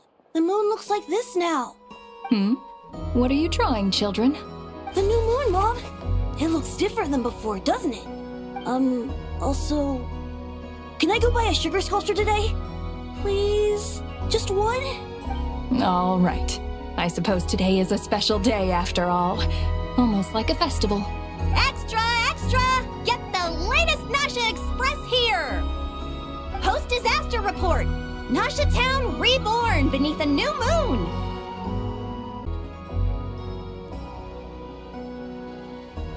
The voyage begins today! The future looks bright thanks to the lead. Want a copy? I knew things would be different, but I didn't think that would include the moon. They say a new moon goddess has been born. A new moon goddess? Who's saying that? The Frost Moon Scions? I guess so. I'm not too clued up on the details.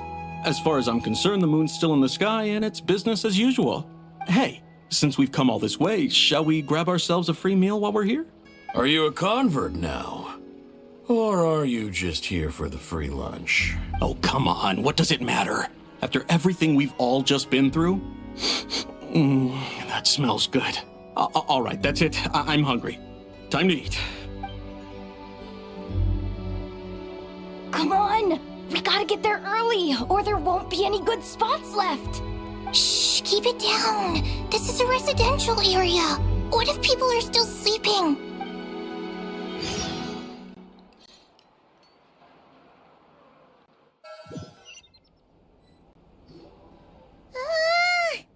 Why is it so noisy outside? It's okay.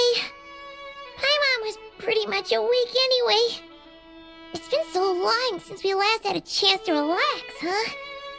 Feels like time is moving slower than usual. What about you? Did you rest well? Still winding down from everything that's happened? Or are you wondering how our friends are doing?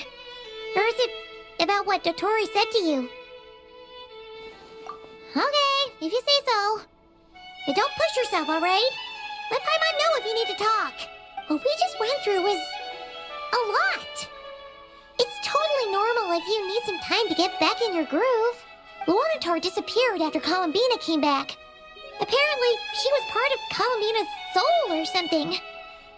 Still, Paimon kind of misses Luna somehow. But anyway, you did great. So did Paimon. We all worked our butts off to contain this disaster, and in the end, we made it. So, chin up, Traveler. You should be proud of yourself. Hey, don't poke fun. You should be glad that Paimon's growing as a person. Paimon didn't think you'd mention it. You have no idea how anxious Paimon was. She was worried sick about you. Well, if you really want to show Paimon you're sorry, you're gonna need to make it up to her. You better be ready to splash out on a lavish meal.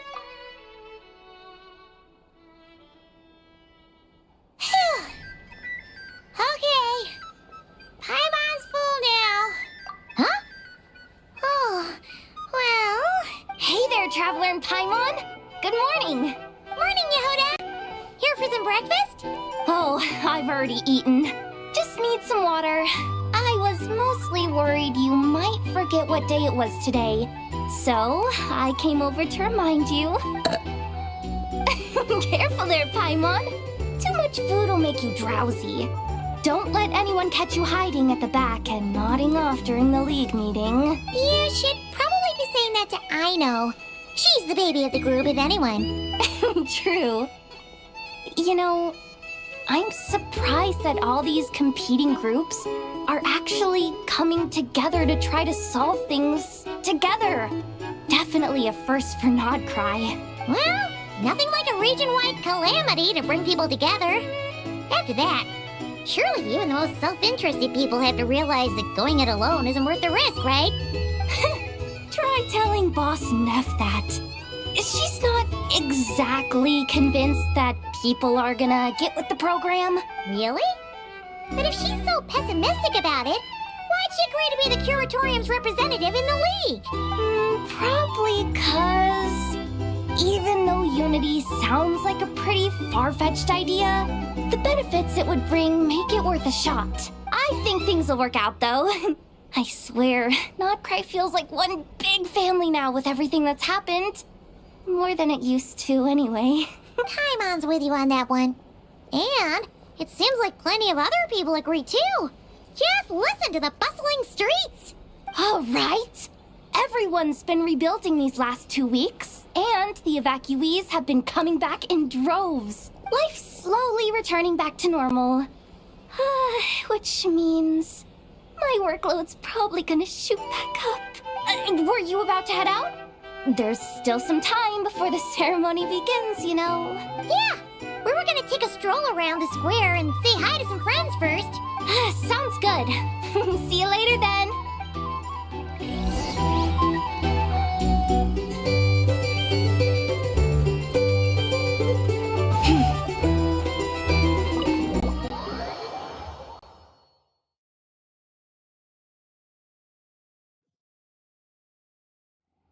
Please accept today's boon. Have a nice day. Are Paimon's eyes deceiving her? Or is that Inepa handing out food for the Frost Moon Scions? Hello there. Would you like a feast of the moon, along with some snacks of the day? So, what's new, Inepa? It was only a few days ago when we last saw you, but it looks like you've joined the Frost Moon Scions in that time. And Aino too? What are you talking about, Paimon? We're just here to help. Duh. In the wake of the disaster, it's all hands on deck. We responded to Lama's request for support. At times like these, the smallest good deed can inspire others and help them through the hard days ahead. And we're using eggs and heating tubes to make that a reality. In true Krumkake crash up style! Enough! Did you hear that? The Traveler said I did good. The Traveler! That's because it's true, I know. Proposal. If you can resist eating today's dessert, I will provide you with compliments, too. No way! Well, that proposal got shot down quickly. I need something to get me through the hard times too, you know. Mom! Yes, dear. Go right ahead. Excuse me. Could I take a photo with the robot lady? She helped us get safely out of Nod-Krai, and she helped us get back home too. She's the best. Of course she is. And since I'm the whiz kid who built her, that makes me even better than best, right? But you stole my snacks though. Oops. Shall we move to the open space near the center? The view there is better. Thank you! Aren't you the better pick for this job, Flint's? You underestimate yourself yet again, Master Ilua. Not at all. I rarely come by Nasha Town. I don't know any of the big shots here. All in good time. Socializing is a step-by-step journey. But you're much further ahead on that road, aren't you? You're not seeing the full picture. You know the truth now. My friends do not understand my habits. There is no question about it. The Lightkeepers need a representative in the League. Someone who is upright, cares about other people, and can realize their self-worth through group action. You say it like you wouldn't make the cut. I am most flattered that you think I would. Sigh a little less, Master Ilua, and have more faith in yourself. All the Lightkeepers agree that you're a very promising young man. That is precisely why Starshina Nikita felt safe delegating such important work to you. I'm sure we all also agree that we would sooner die of dehydration than manage to wrangle anything out of you in a discussion. My apologies. I am not in the habit of bringing water with me when I go out. Whatever. I'll take the job. By the way, who else is part of this? Oh, it's quite the who's who of Nod-Krai. There's the Moon Chanter of the Frost Moon Scions, the boss of the Curatorium of Secrets, a representative of the Voynich Guild, and even someone from the adorable Krumkake craft shop. I'm sure you will find speaking with them to be a genuine pleasure. If you say so. I've never done this work before, so I'm honestly a little scared of making mistakes. But I'll do it. Not only is it our duty as Lightkeepers, but because I want to make Nod-Krai a more welcoming place. An admirable attitude to take. The beacons are lit, Ilua. We're but one step away from breaking through the blizzard. We have the chance to band together and build our shared homeland into an Elysium. This is unprecedented for Nod-Krai. An opportunity not to be missed. Yeah, you're right. Quite a few familiar faces have arrived. Let's go, shall we?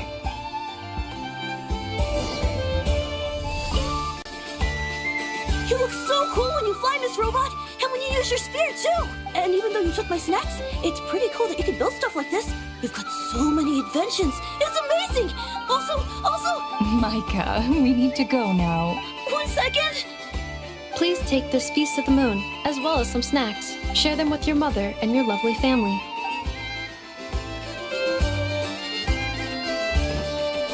Taurus, protect us.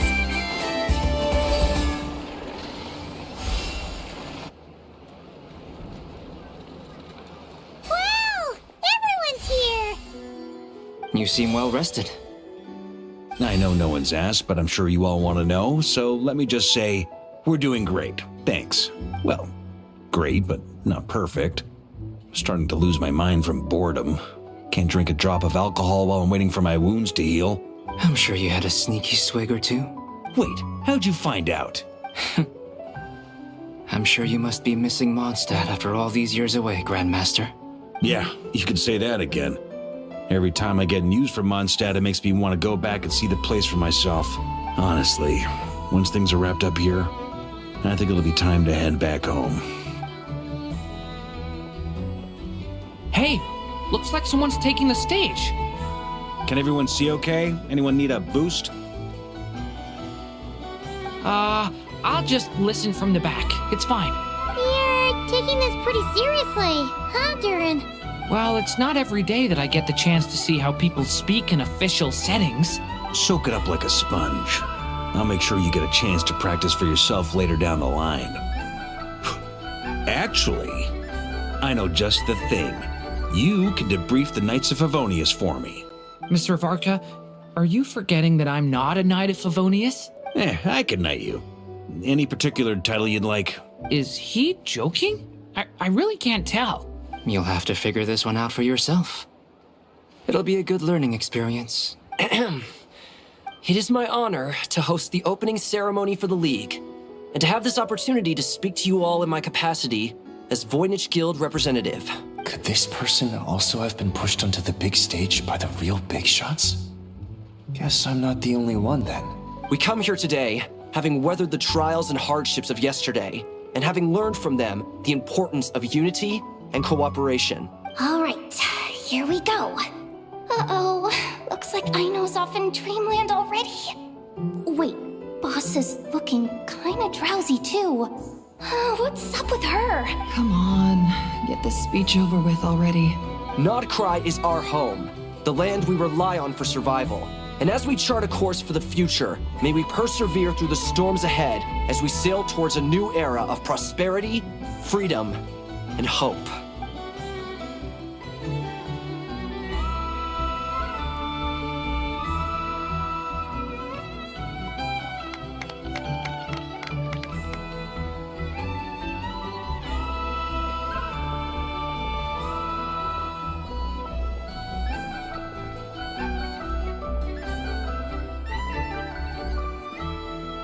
Looks like we'll have more opportunities to travel in the future. I'm sure you'll cope, Lady Moonchanter, given how fleet of foot you are. Unfortunately, I suspect I'll be too busy at the curatorium to act as your host. We have a busy schedule, not to mention an international network of contacts to manage. It'll be all right. I'll just check your schedule with Yehoda well in advance. And if she's not available, I can simply ask Ashru. So giving my employees extra workload isn't enough for you? You're really going to drag my cat into this too? I thought you'd approve. Aren't you forever increasing your employees' workloads? That's a bold statement. Are all the Frost Moon Scions feeling more audacious now that your moon goddess has returned? Columbina's return has brought joy to all who care about her.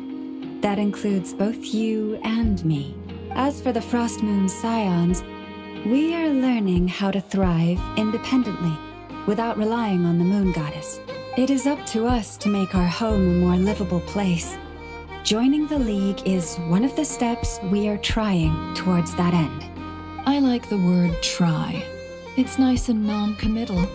You can opt out at any time and still say you tried. You don't see a bright future for the Frost Moon Scions? Or did you mean the League? I'm just not as optimistic as you. The Frost Moon Scions should count themselves lucky that they have a leader as stubborn and enterprising as you. But Nod-Krai's a big place, with all kinds of people.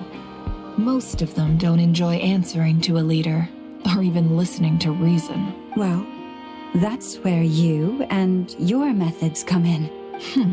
Unless the Curatorium of Secrets is only here for appearances. For now, yes. And that won't change until this venture becomes worth my while. What would make it worth your while? Getting out more than I put in.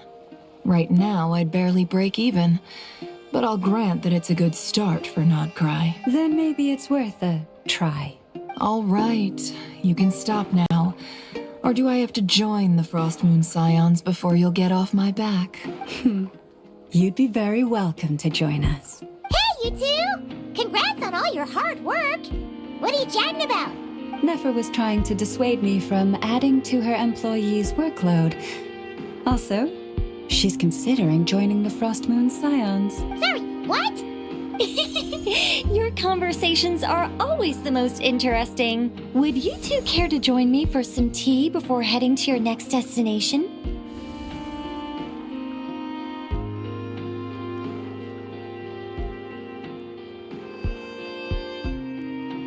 Nicole? Wait, where are you? Aren't you gonna show up today? Sadly not. I'm otherwise occupied right now. I'm sorry, Paimon. I can hear how disappointed you are. If it's any consolation, let me say that how things appear on the surface is a far cry from what they are at their core. Perhaps you'll feel better if you focus on the fact you have a special line of communication with the great mage herself. Okay? Has something happened? No, or not yet, anyway. Well, that's not ominous at all. Not for the time being. Just think of this as a general check-in to make sure this communication system is still running smoothly. Besides, it's good to chat once in a while if we want to maintain our friendship. You could have just said so. Paimon got all worked up for nothing. Still, the best friendships are built through face-to-face interaction, you know. It's never gonna stop being weird having tea with you when you're not there and just talking to thin air. All right, fair point. I'll bear that in mind for next time. Yeah. Any update on that crisis at the world's borders? Alice just informed me that they had their work cut out for them. And now everyone's thoroughly exhausted. But they did finally get things back under control. Still, we can't let our guard down yet. The disruption caused by this disaster has made Teyvat easier to detect from the outside universe. She plans to wait for things to stabilize, then reschedule her Mondstadt vacation plans. As for me, I agree with Hat Guy's perspective. This is a time when many new variables are emerging, and the situation is changing constantly. Plus, most of this change is for the worse. We have to remain vigilant and ensure that the embers of chaos are not rekindled. I did notice that the energy in Nod-Krai changed somewhat after the War of Funerary Flame, but since it was still aligned with the Light Realm, I never gave it a second thought. It looks like I'll have to examine the connections between phenomena I observe more closely in the future. Just doing my duty. It's more or less second nature by now. Of course. To give you the full picture, I'd have to start with the substance from which angels were formed. Never mind. Paimon's right. Showing off my knowledge would be much more satisfying in person. By the way, you did receive the gifts from the Hexen Circle, yes? I'm not trying to claim credit or anything, but my pride demands that I at least mention it. They're quite similar to the protective talisman that Alice gave Dory, but with some very special enhancements. Oh! So that's what kept our friends safe when dottore trapped them. Indeed. We went to great lengths to make sure they were invisible to his eyes. I'm so happy they came in handy. Still, not fishing for gratitude, by the way. I just want you to be aware that sometimes your friends may be protecting you in ways you cannot perceive. Anyway, I'll contact you if anything else crops up. If not, you know what they say, no news is good news. Oh, my angelic instincts are tingling. They say you should head to the docks next. Your friends are about to board their ship home.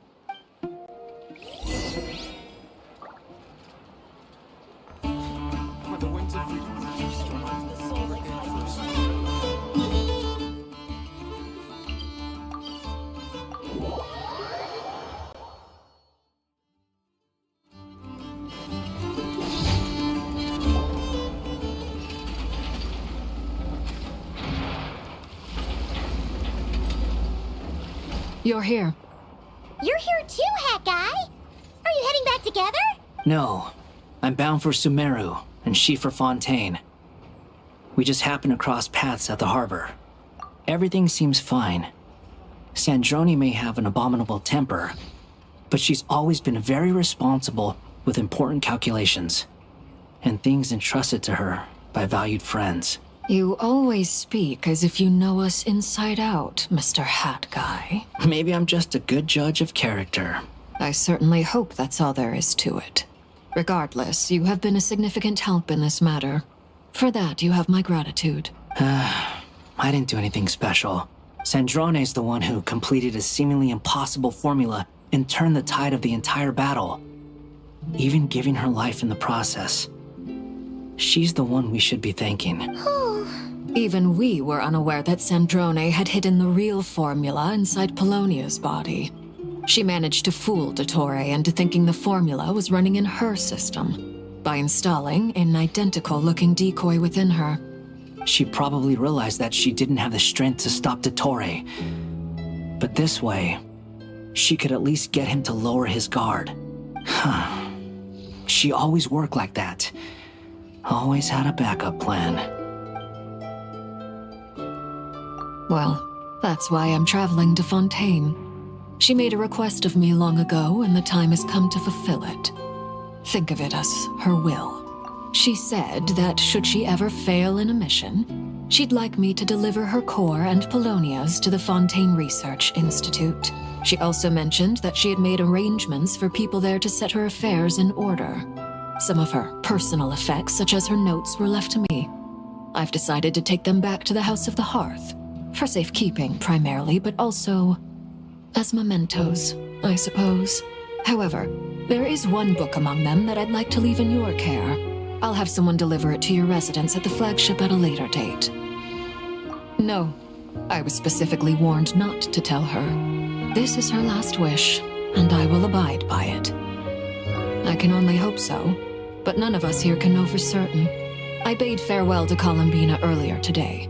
As promised, she turned the iridescent moon's marrow over to me. She spent a long time with Sandrone's body, saying her goodbyes.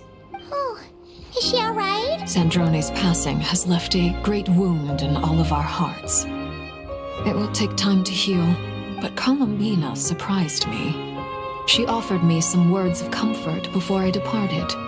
Despite being grief-stricken herself, she showed an awareness of the feelings of others around her. She never used to act like this.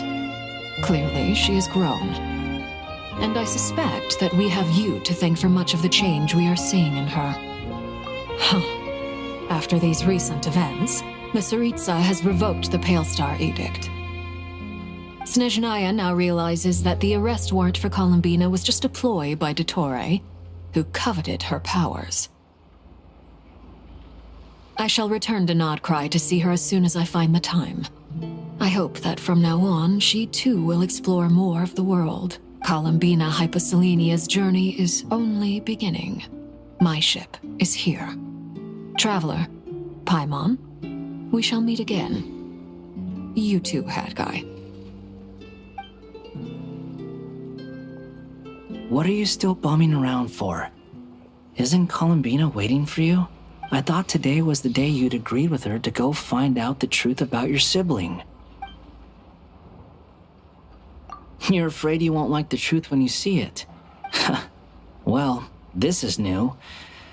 I was starting to think that nothing could scare you. Don't say that!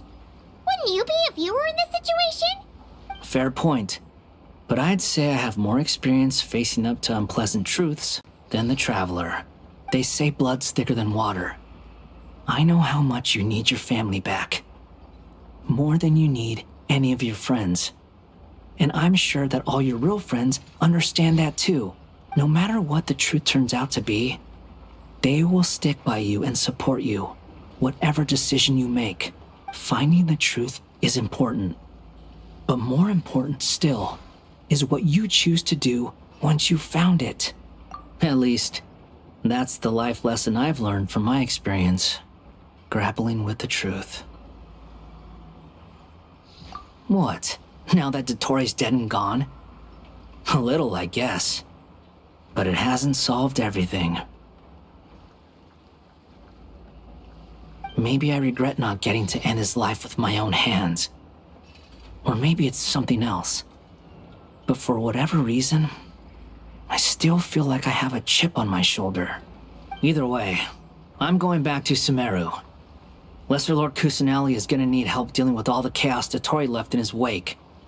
Not just from this incident, but everything he did in the past, too. You should continue with your journey, as you've always done. Who knows? Maybe we'll meet again someplace else. So, what should we if you want to explore a bit more to steady those nerves, Paimon's game.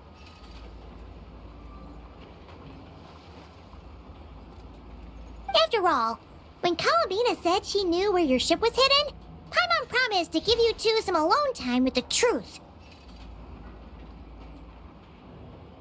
It hasn't been all that long since we were last apart, sure, but with Columbina there, Paimon's sure things will be just dandy. Ain't no biggie. Paimon might be all about that food and fun, but she knows how to do right by people.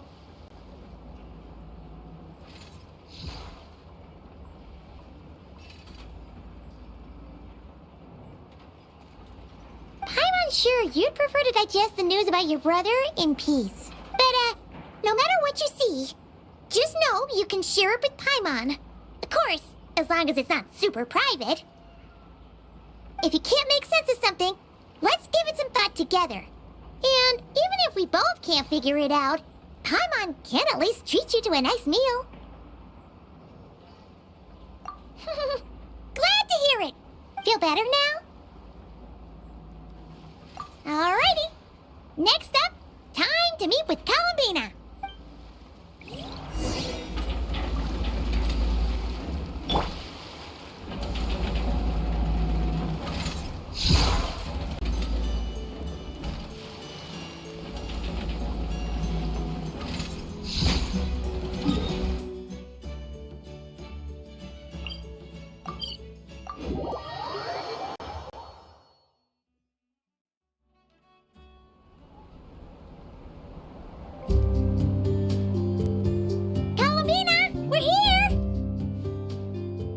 I believe we're meeting out here.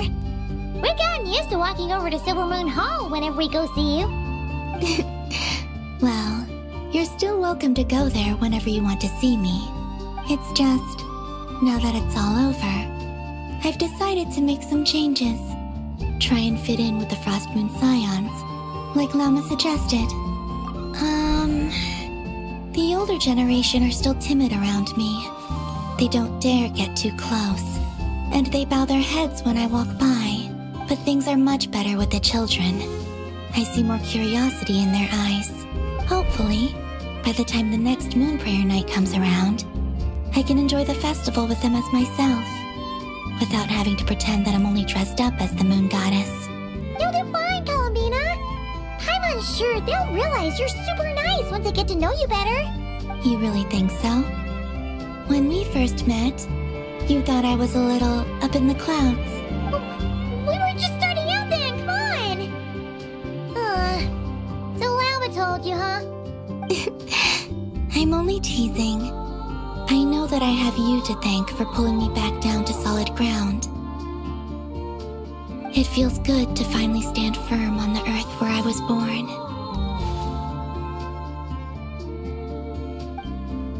Oh, that's great!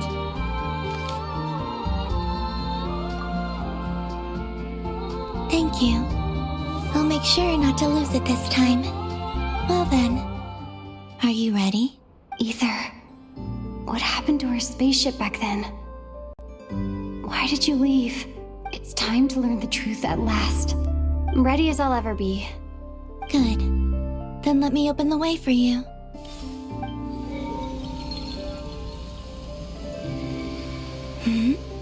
Where does this lead? To our shared destination. Huh?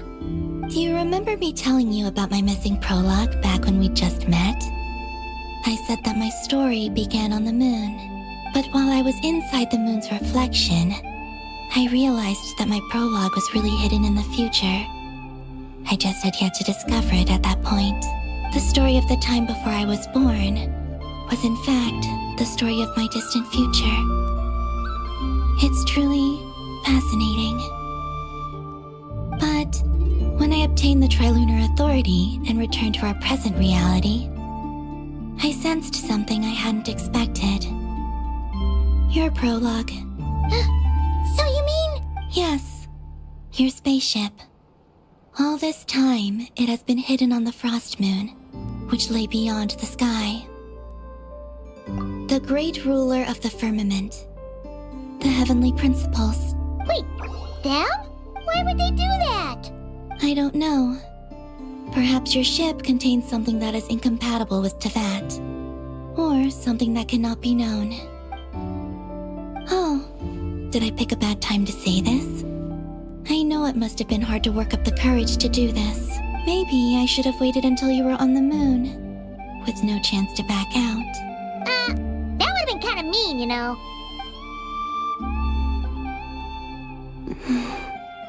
Take me there. Oh? Whatever is hiding in that ship, it belongs to me and Ether. Those memories belong to us. No one else has the right to decide whether I should or shouldn't know about it. Not even the heavenly principles. Very well. Then let's go. You two take care, alright? And don't forget to come back soon! Rest assured, Paimon. We will. Traveler, after you.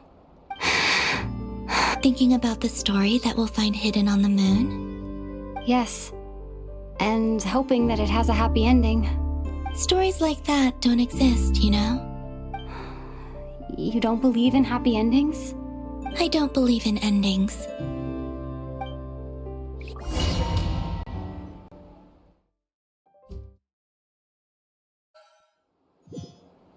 Where am I?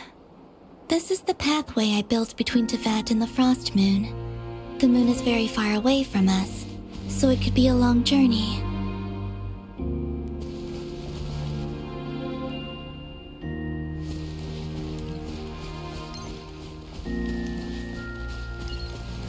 After I obtained the Trilunar Authority, I unwittingly saw past events from many of my friends' lives.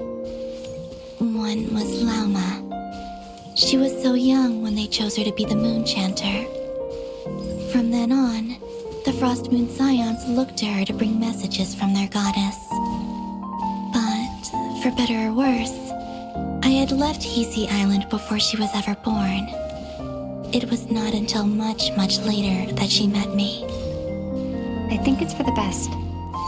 Because of the way things turned out, you had the opportunity to become friends. You're right. In that sense, I think we were both very lucky.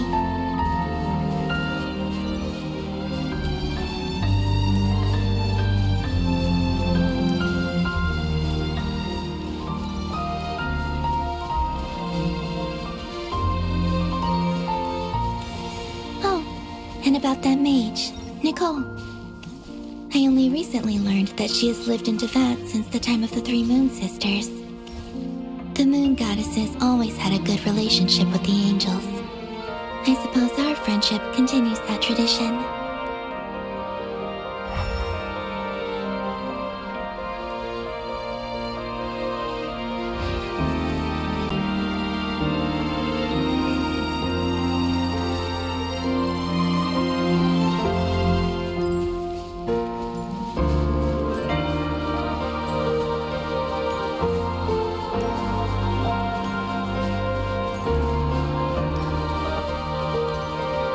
And then, there's Zandrone. I never knew that much about her, beyond the fact that she was created by someone called the Lord Artificer.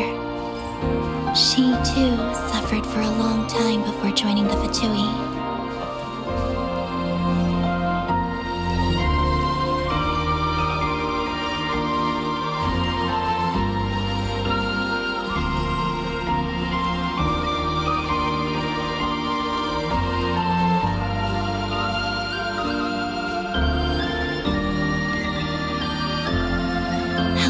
I could talk to her again, even if only to hear her say nasty things to me.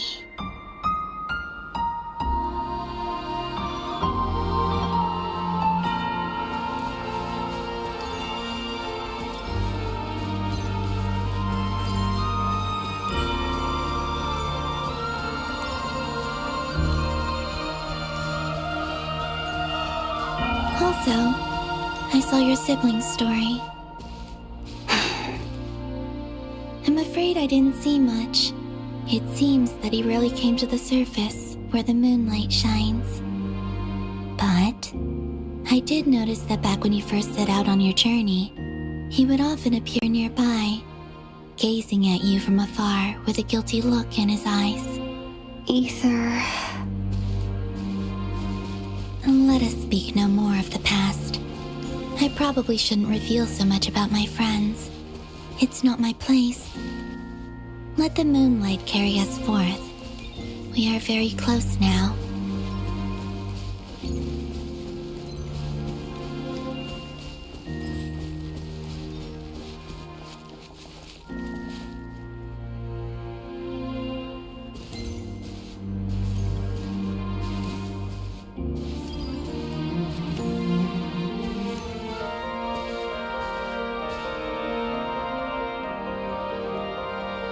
After this, I'd like to bring some kuhenki to the moon as well. If they're willing, of course. What about your other friends? Will you bring them to visit too? Certainly. But I'll need to tidy the place up first. This home hasn't received any guests in a long, long time.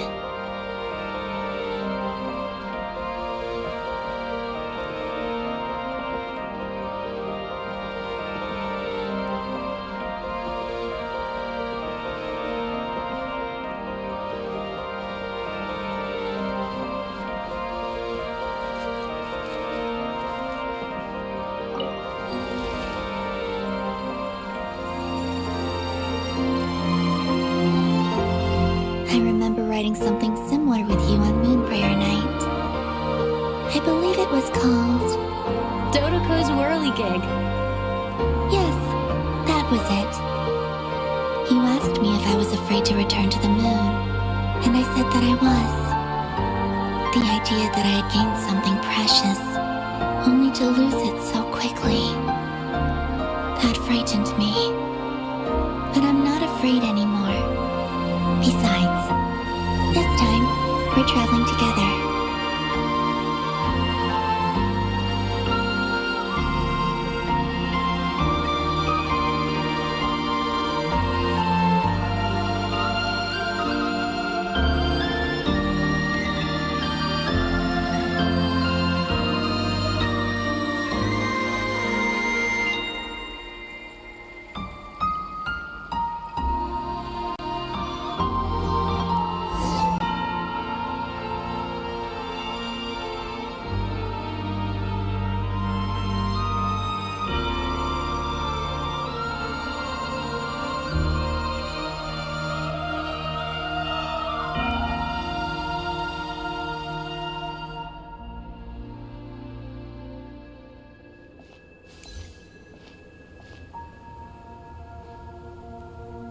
We're here. Over there.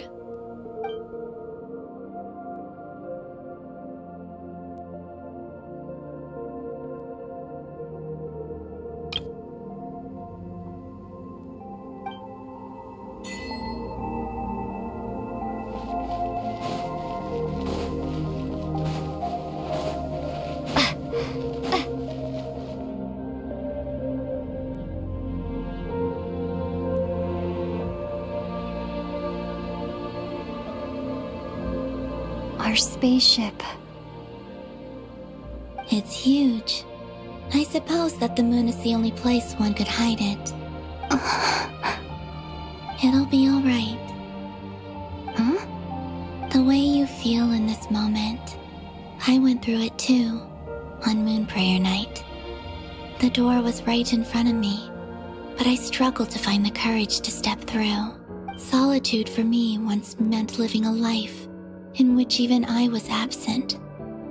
Before I met you, that was the only life I knew. But that night, solitude meant throwing away the life I had gained after meeting all of you. Columbina. Go. Retrieve the part of your life that was once lost. Trust me, you will lose nothing by doing so. Look, Tavad is right there. All of our friends are down there, waiting for us. You're right. Thanks, Columbina.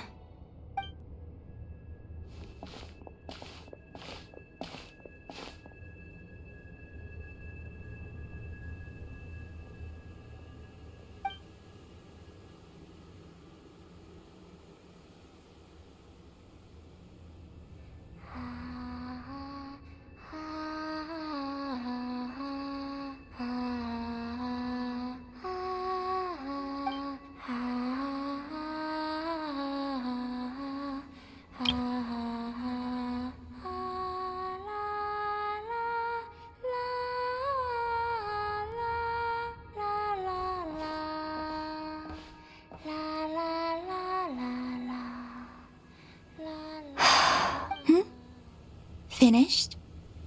Yeah. Why did you take your eye mask off?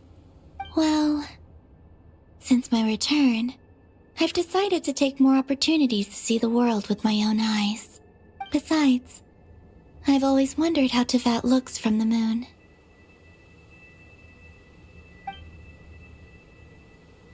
And what do you think? It's beautiful.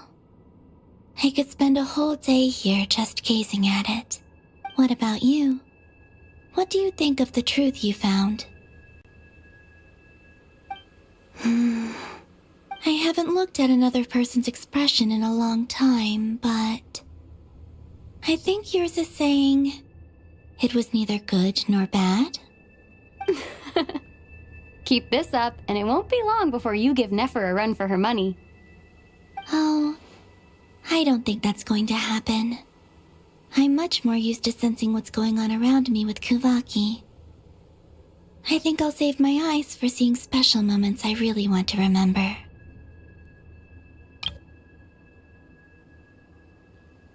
I read the spaceship's flight logs. I always assumed that this was my first time in Teyvat.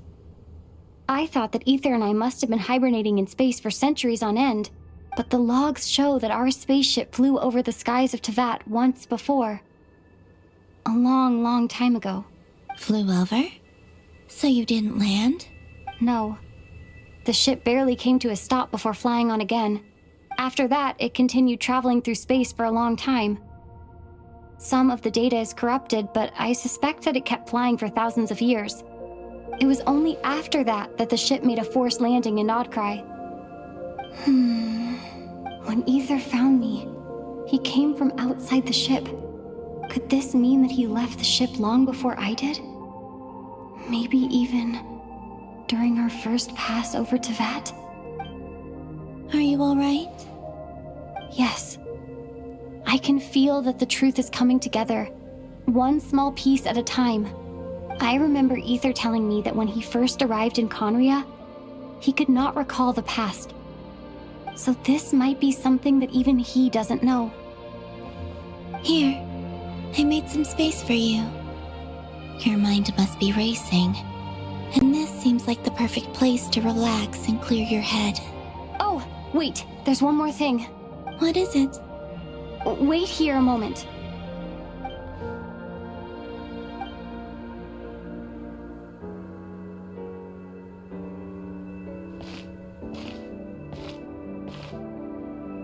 Hey, Columbina.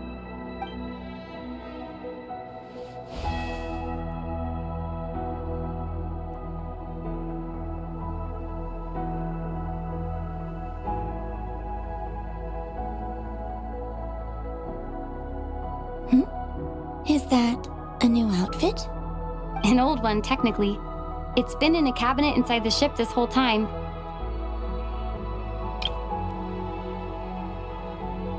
It's a matching pair with Ether's. He always liked this set more. I don't think there's a huge difference. Really?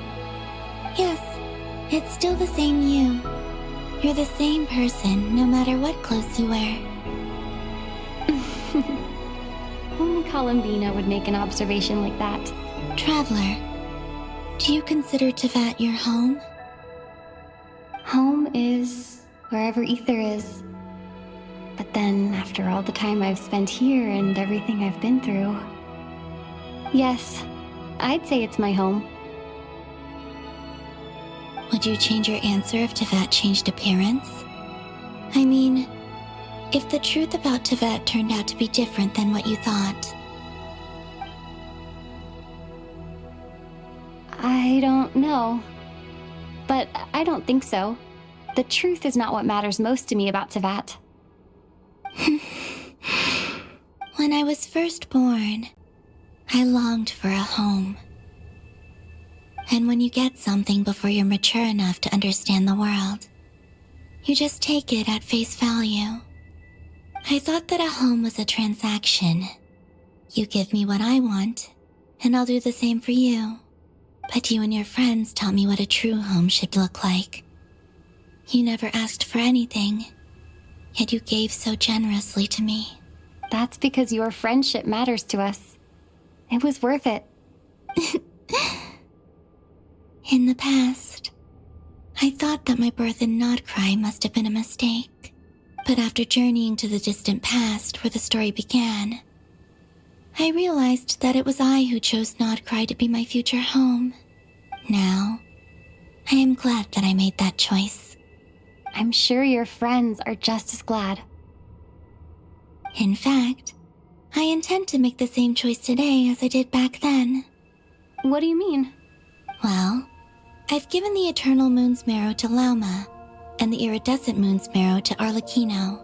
And now, I shall return my Kuvaki to Nod-Krai again, that it may continue to protect my chosen home. Wait, but what about your body? Oh, are you worried that I'll disappear again? I won't. Not this time. The Frost Moon has now entered the fall sky, and I am the Tri-Lune Goddess. I am only returning to Nod-Krai the part of me that it needs. I am giving what I can, because my home is worth it. Oh, and I have something for you, too. For me? Yes. Come closer.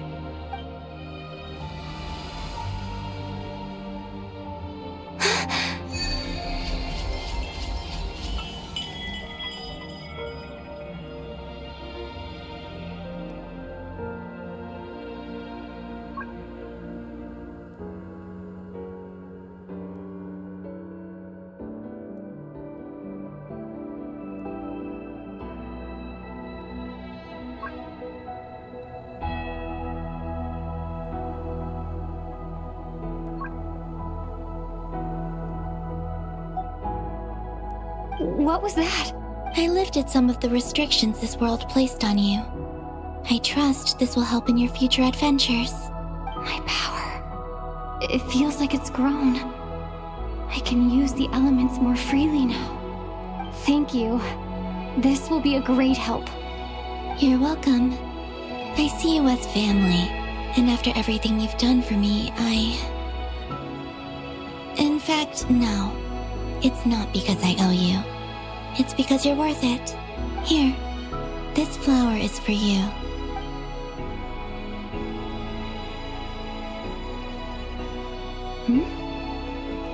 Isn't this a moon prayer blossom? Yes. Don't worry. You will never see these flowers lose their color again.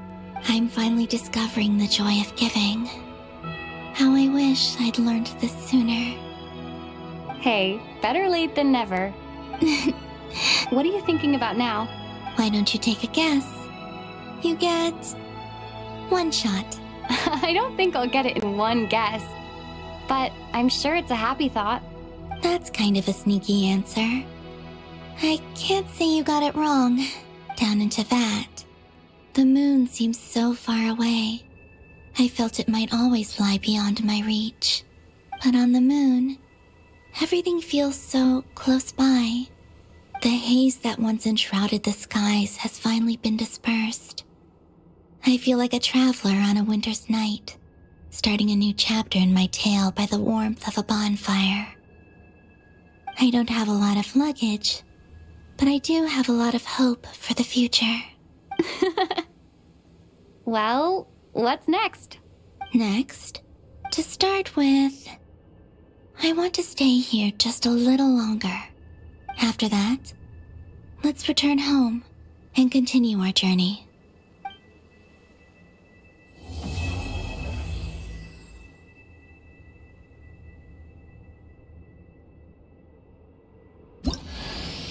These clothes bring back so many memories.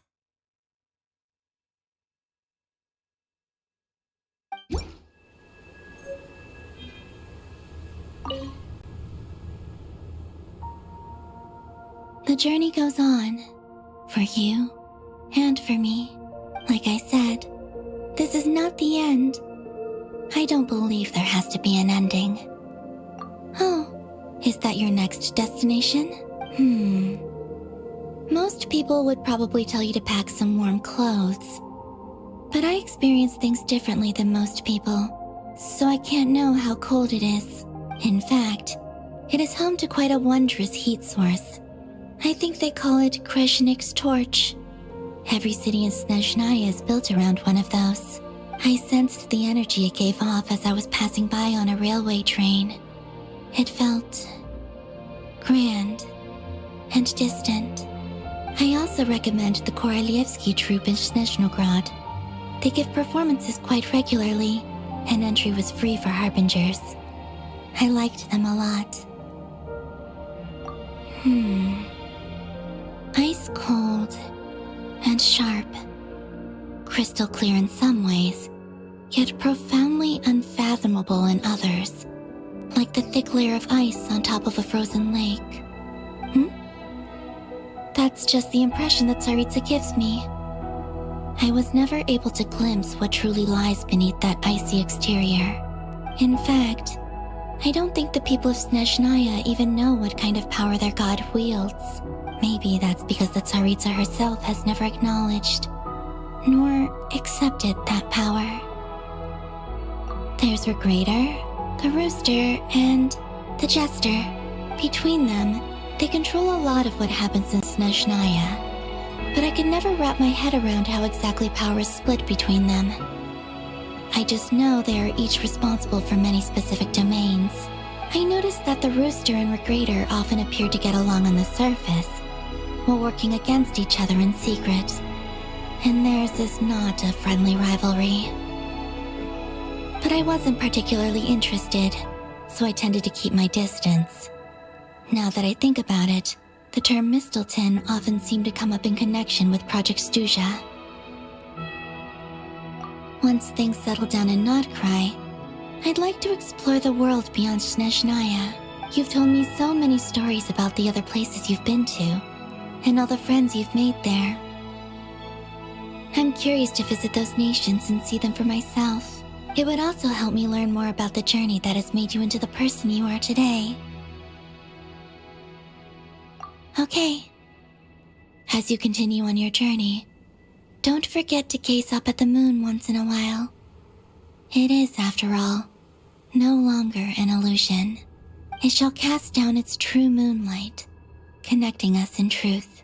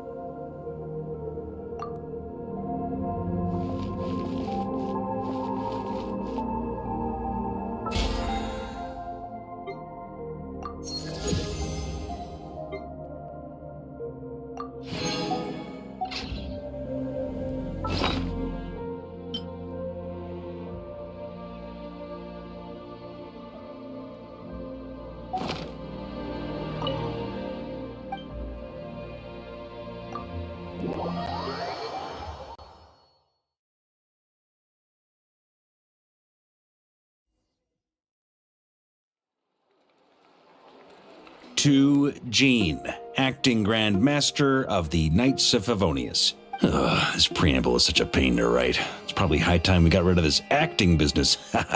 I trust that Dern has updated you all on recent events. Hope we didn't worry you too much. The good news is, we managed to come together and put a stop to the Doctor's evil schemes. With that, I think it's safe to say that Nod-Krai is finally out of the woods.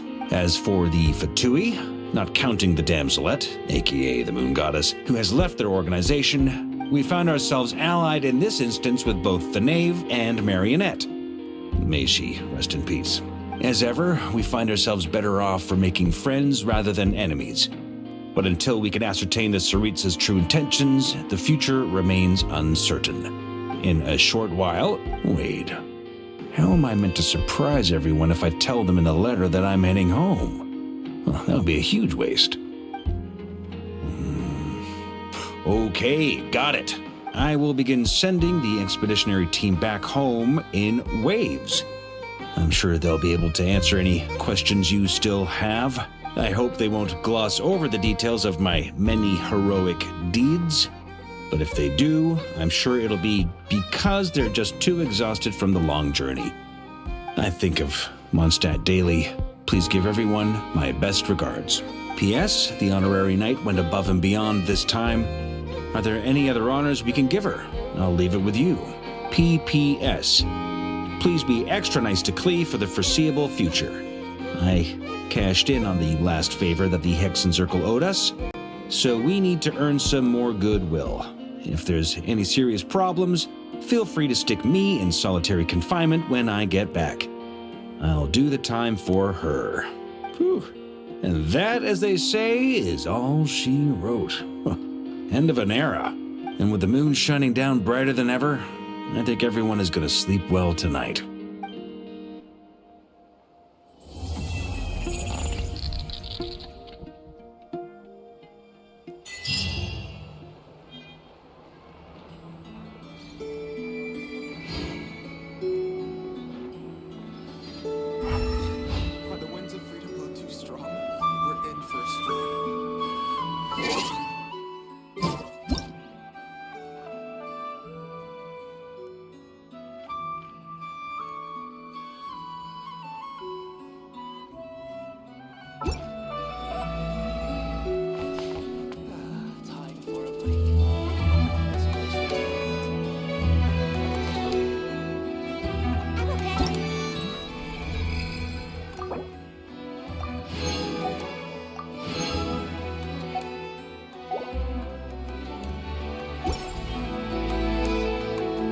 If ever you... that the animals in Nod-Krai behave in ways you do not understand.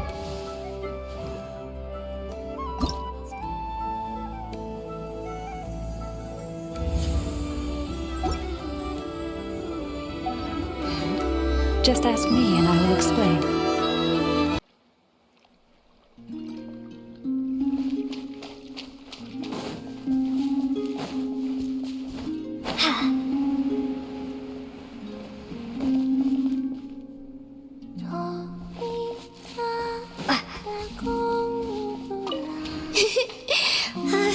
That tickles.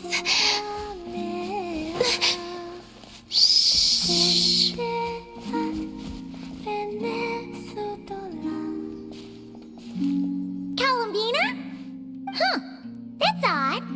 Paimon's positive she heard Columbina's voice. Yeah. Ah! Greetings. Another jump scare? Not cool! If you were here, you should have just said so!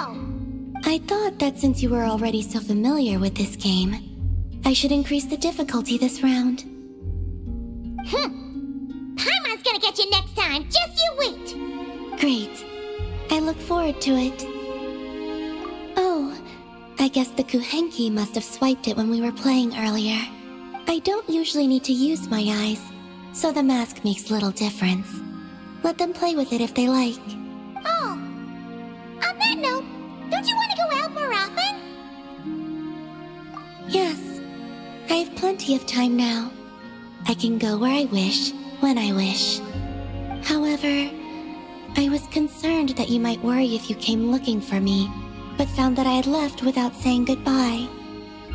Yeah, after all, we only need to know that you're okay. I see. I will consider it then. You'll only consider it? Everything that has happened here, I find them to be happy memories. That said, I do have another reason for waiting for you here. And what's that? To give you a pleasant surprise.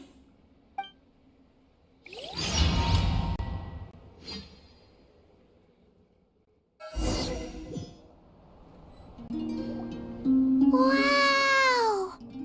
This must be the place you were talking about, right? Paimon wasn't there last time, so she didn't get to see it. Can Paimon fly around and check it out? Of course. If it pleases you, I could bring you back again someday. So, this is the pleasant surprise then? Oh? So this is enough to pass as a pleasant surprise in your eyes? No, the real surprise is yet to come. Come, let us paint. Wait, here? But Paimon doesn't see canvas, brushes, or paints anywhere. Oh, that's simple.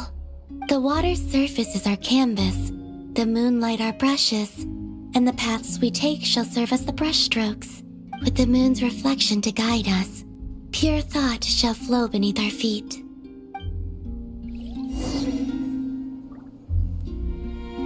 Yes, good. That's the way. Come, let us walk together a while.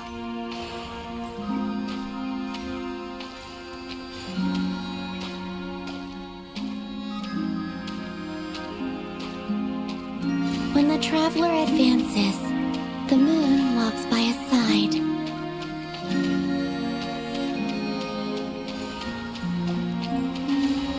Where the traveler stopped, there, it is finished.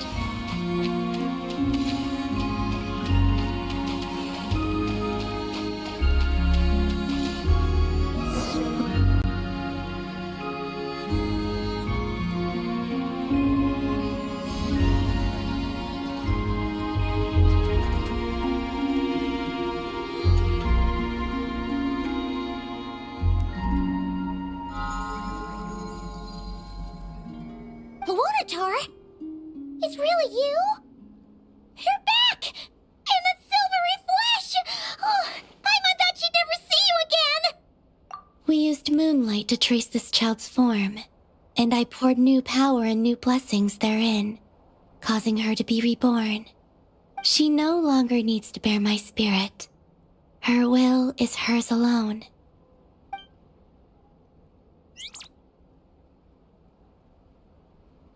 She's flying over!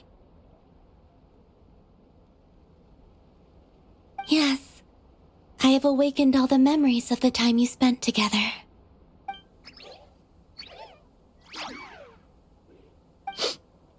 Paimon's so glad to have you back, Luna. She promises to be nicer to you from now on.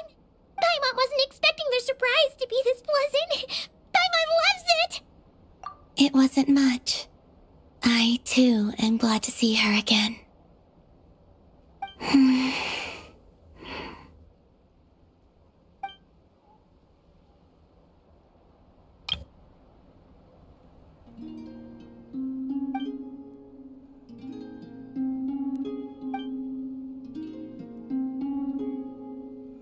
Go.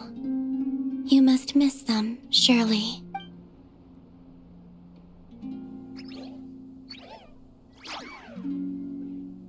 You're welcome to come back anytime.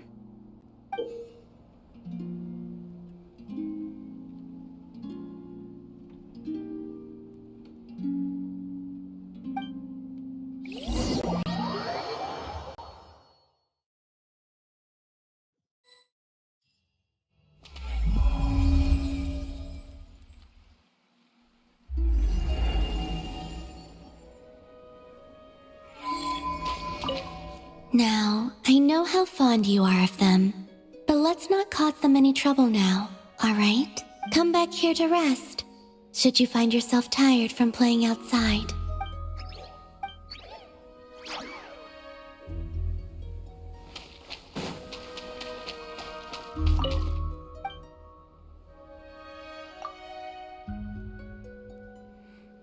Should I ask the Kuhenki to hold onto the eye mask for me?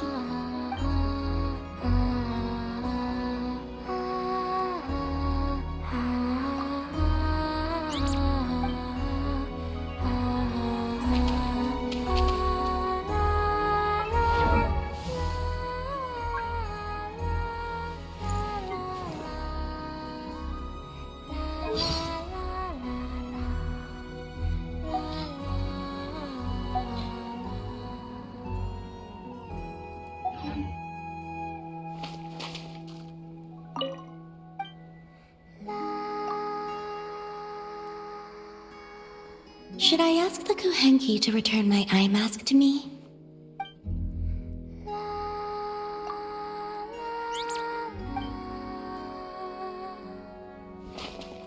La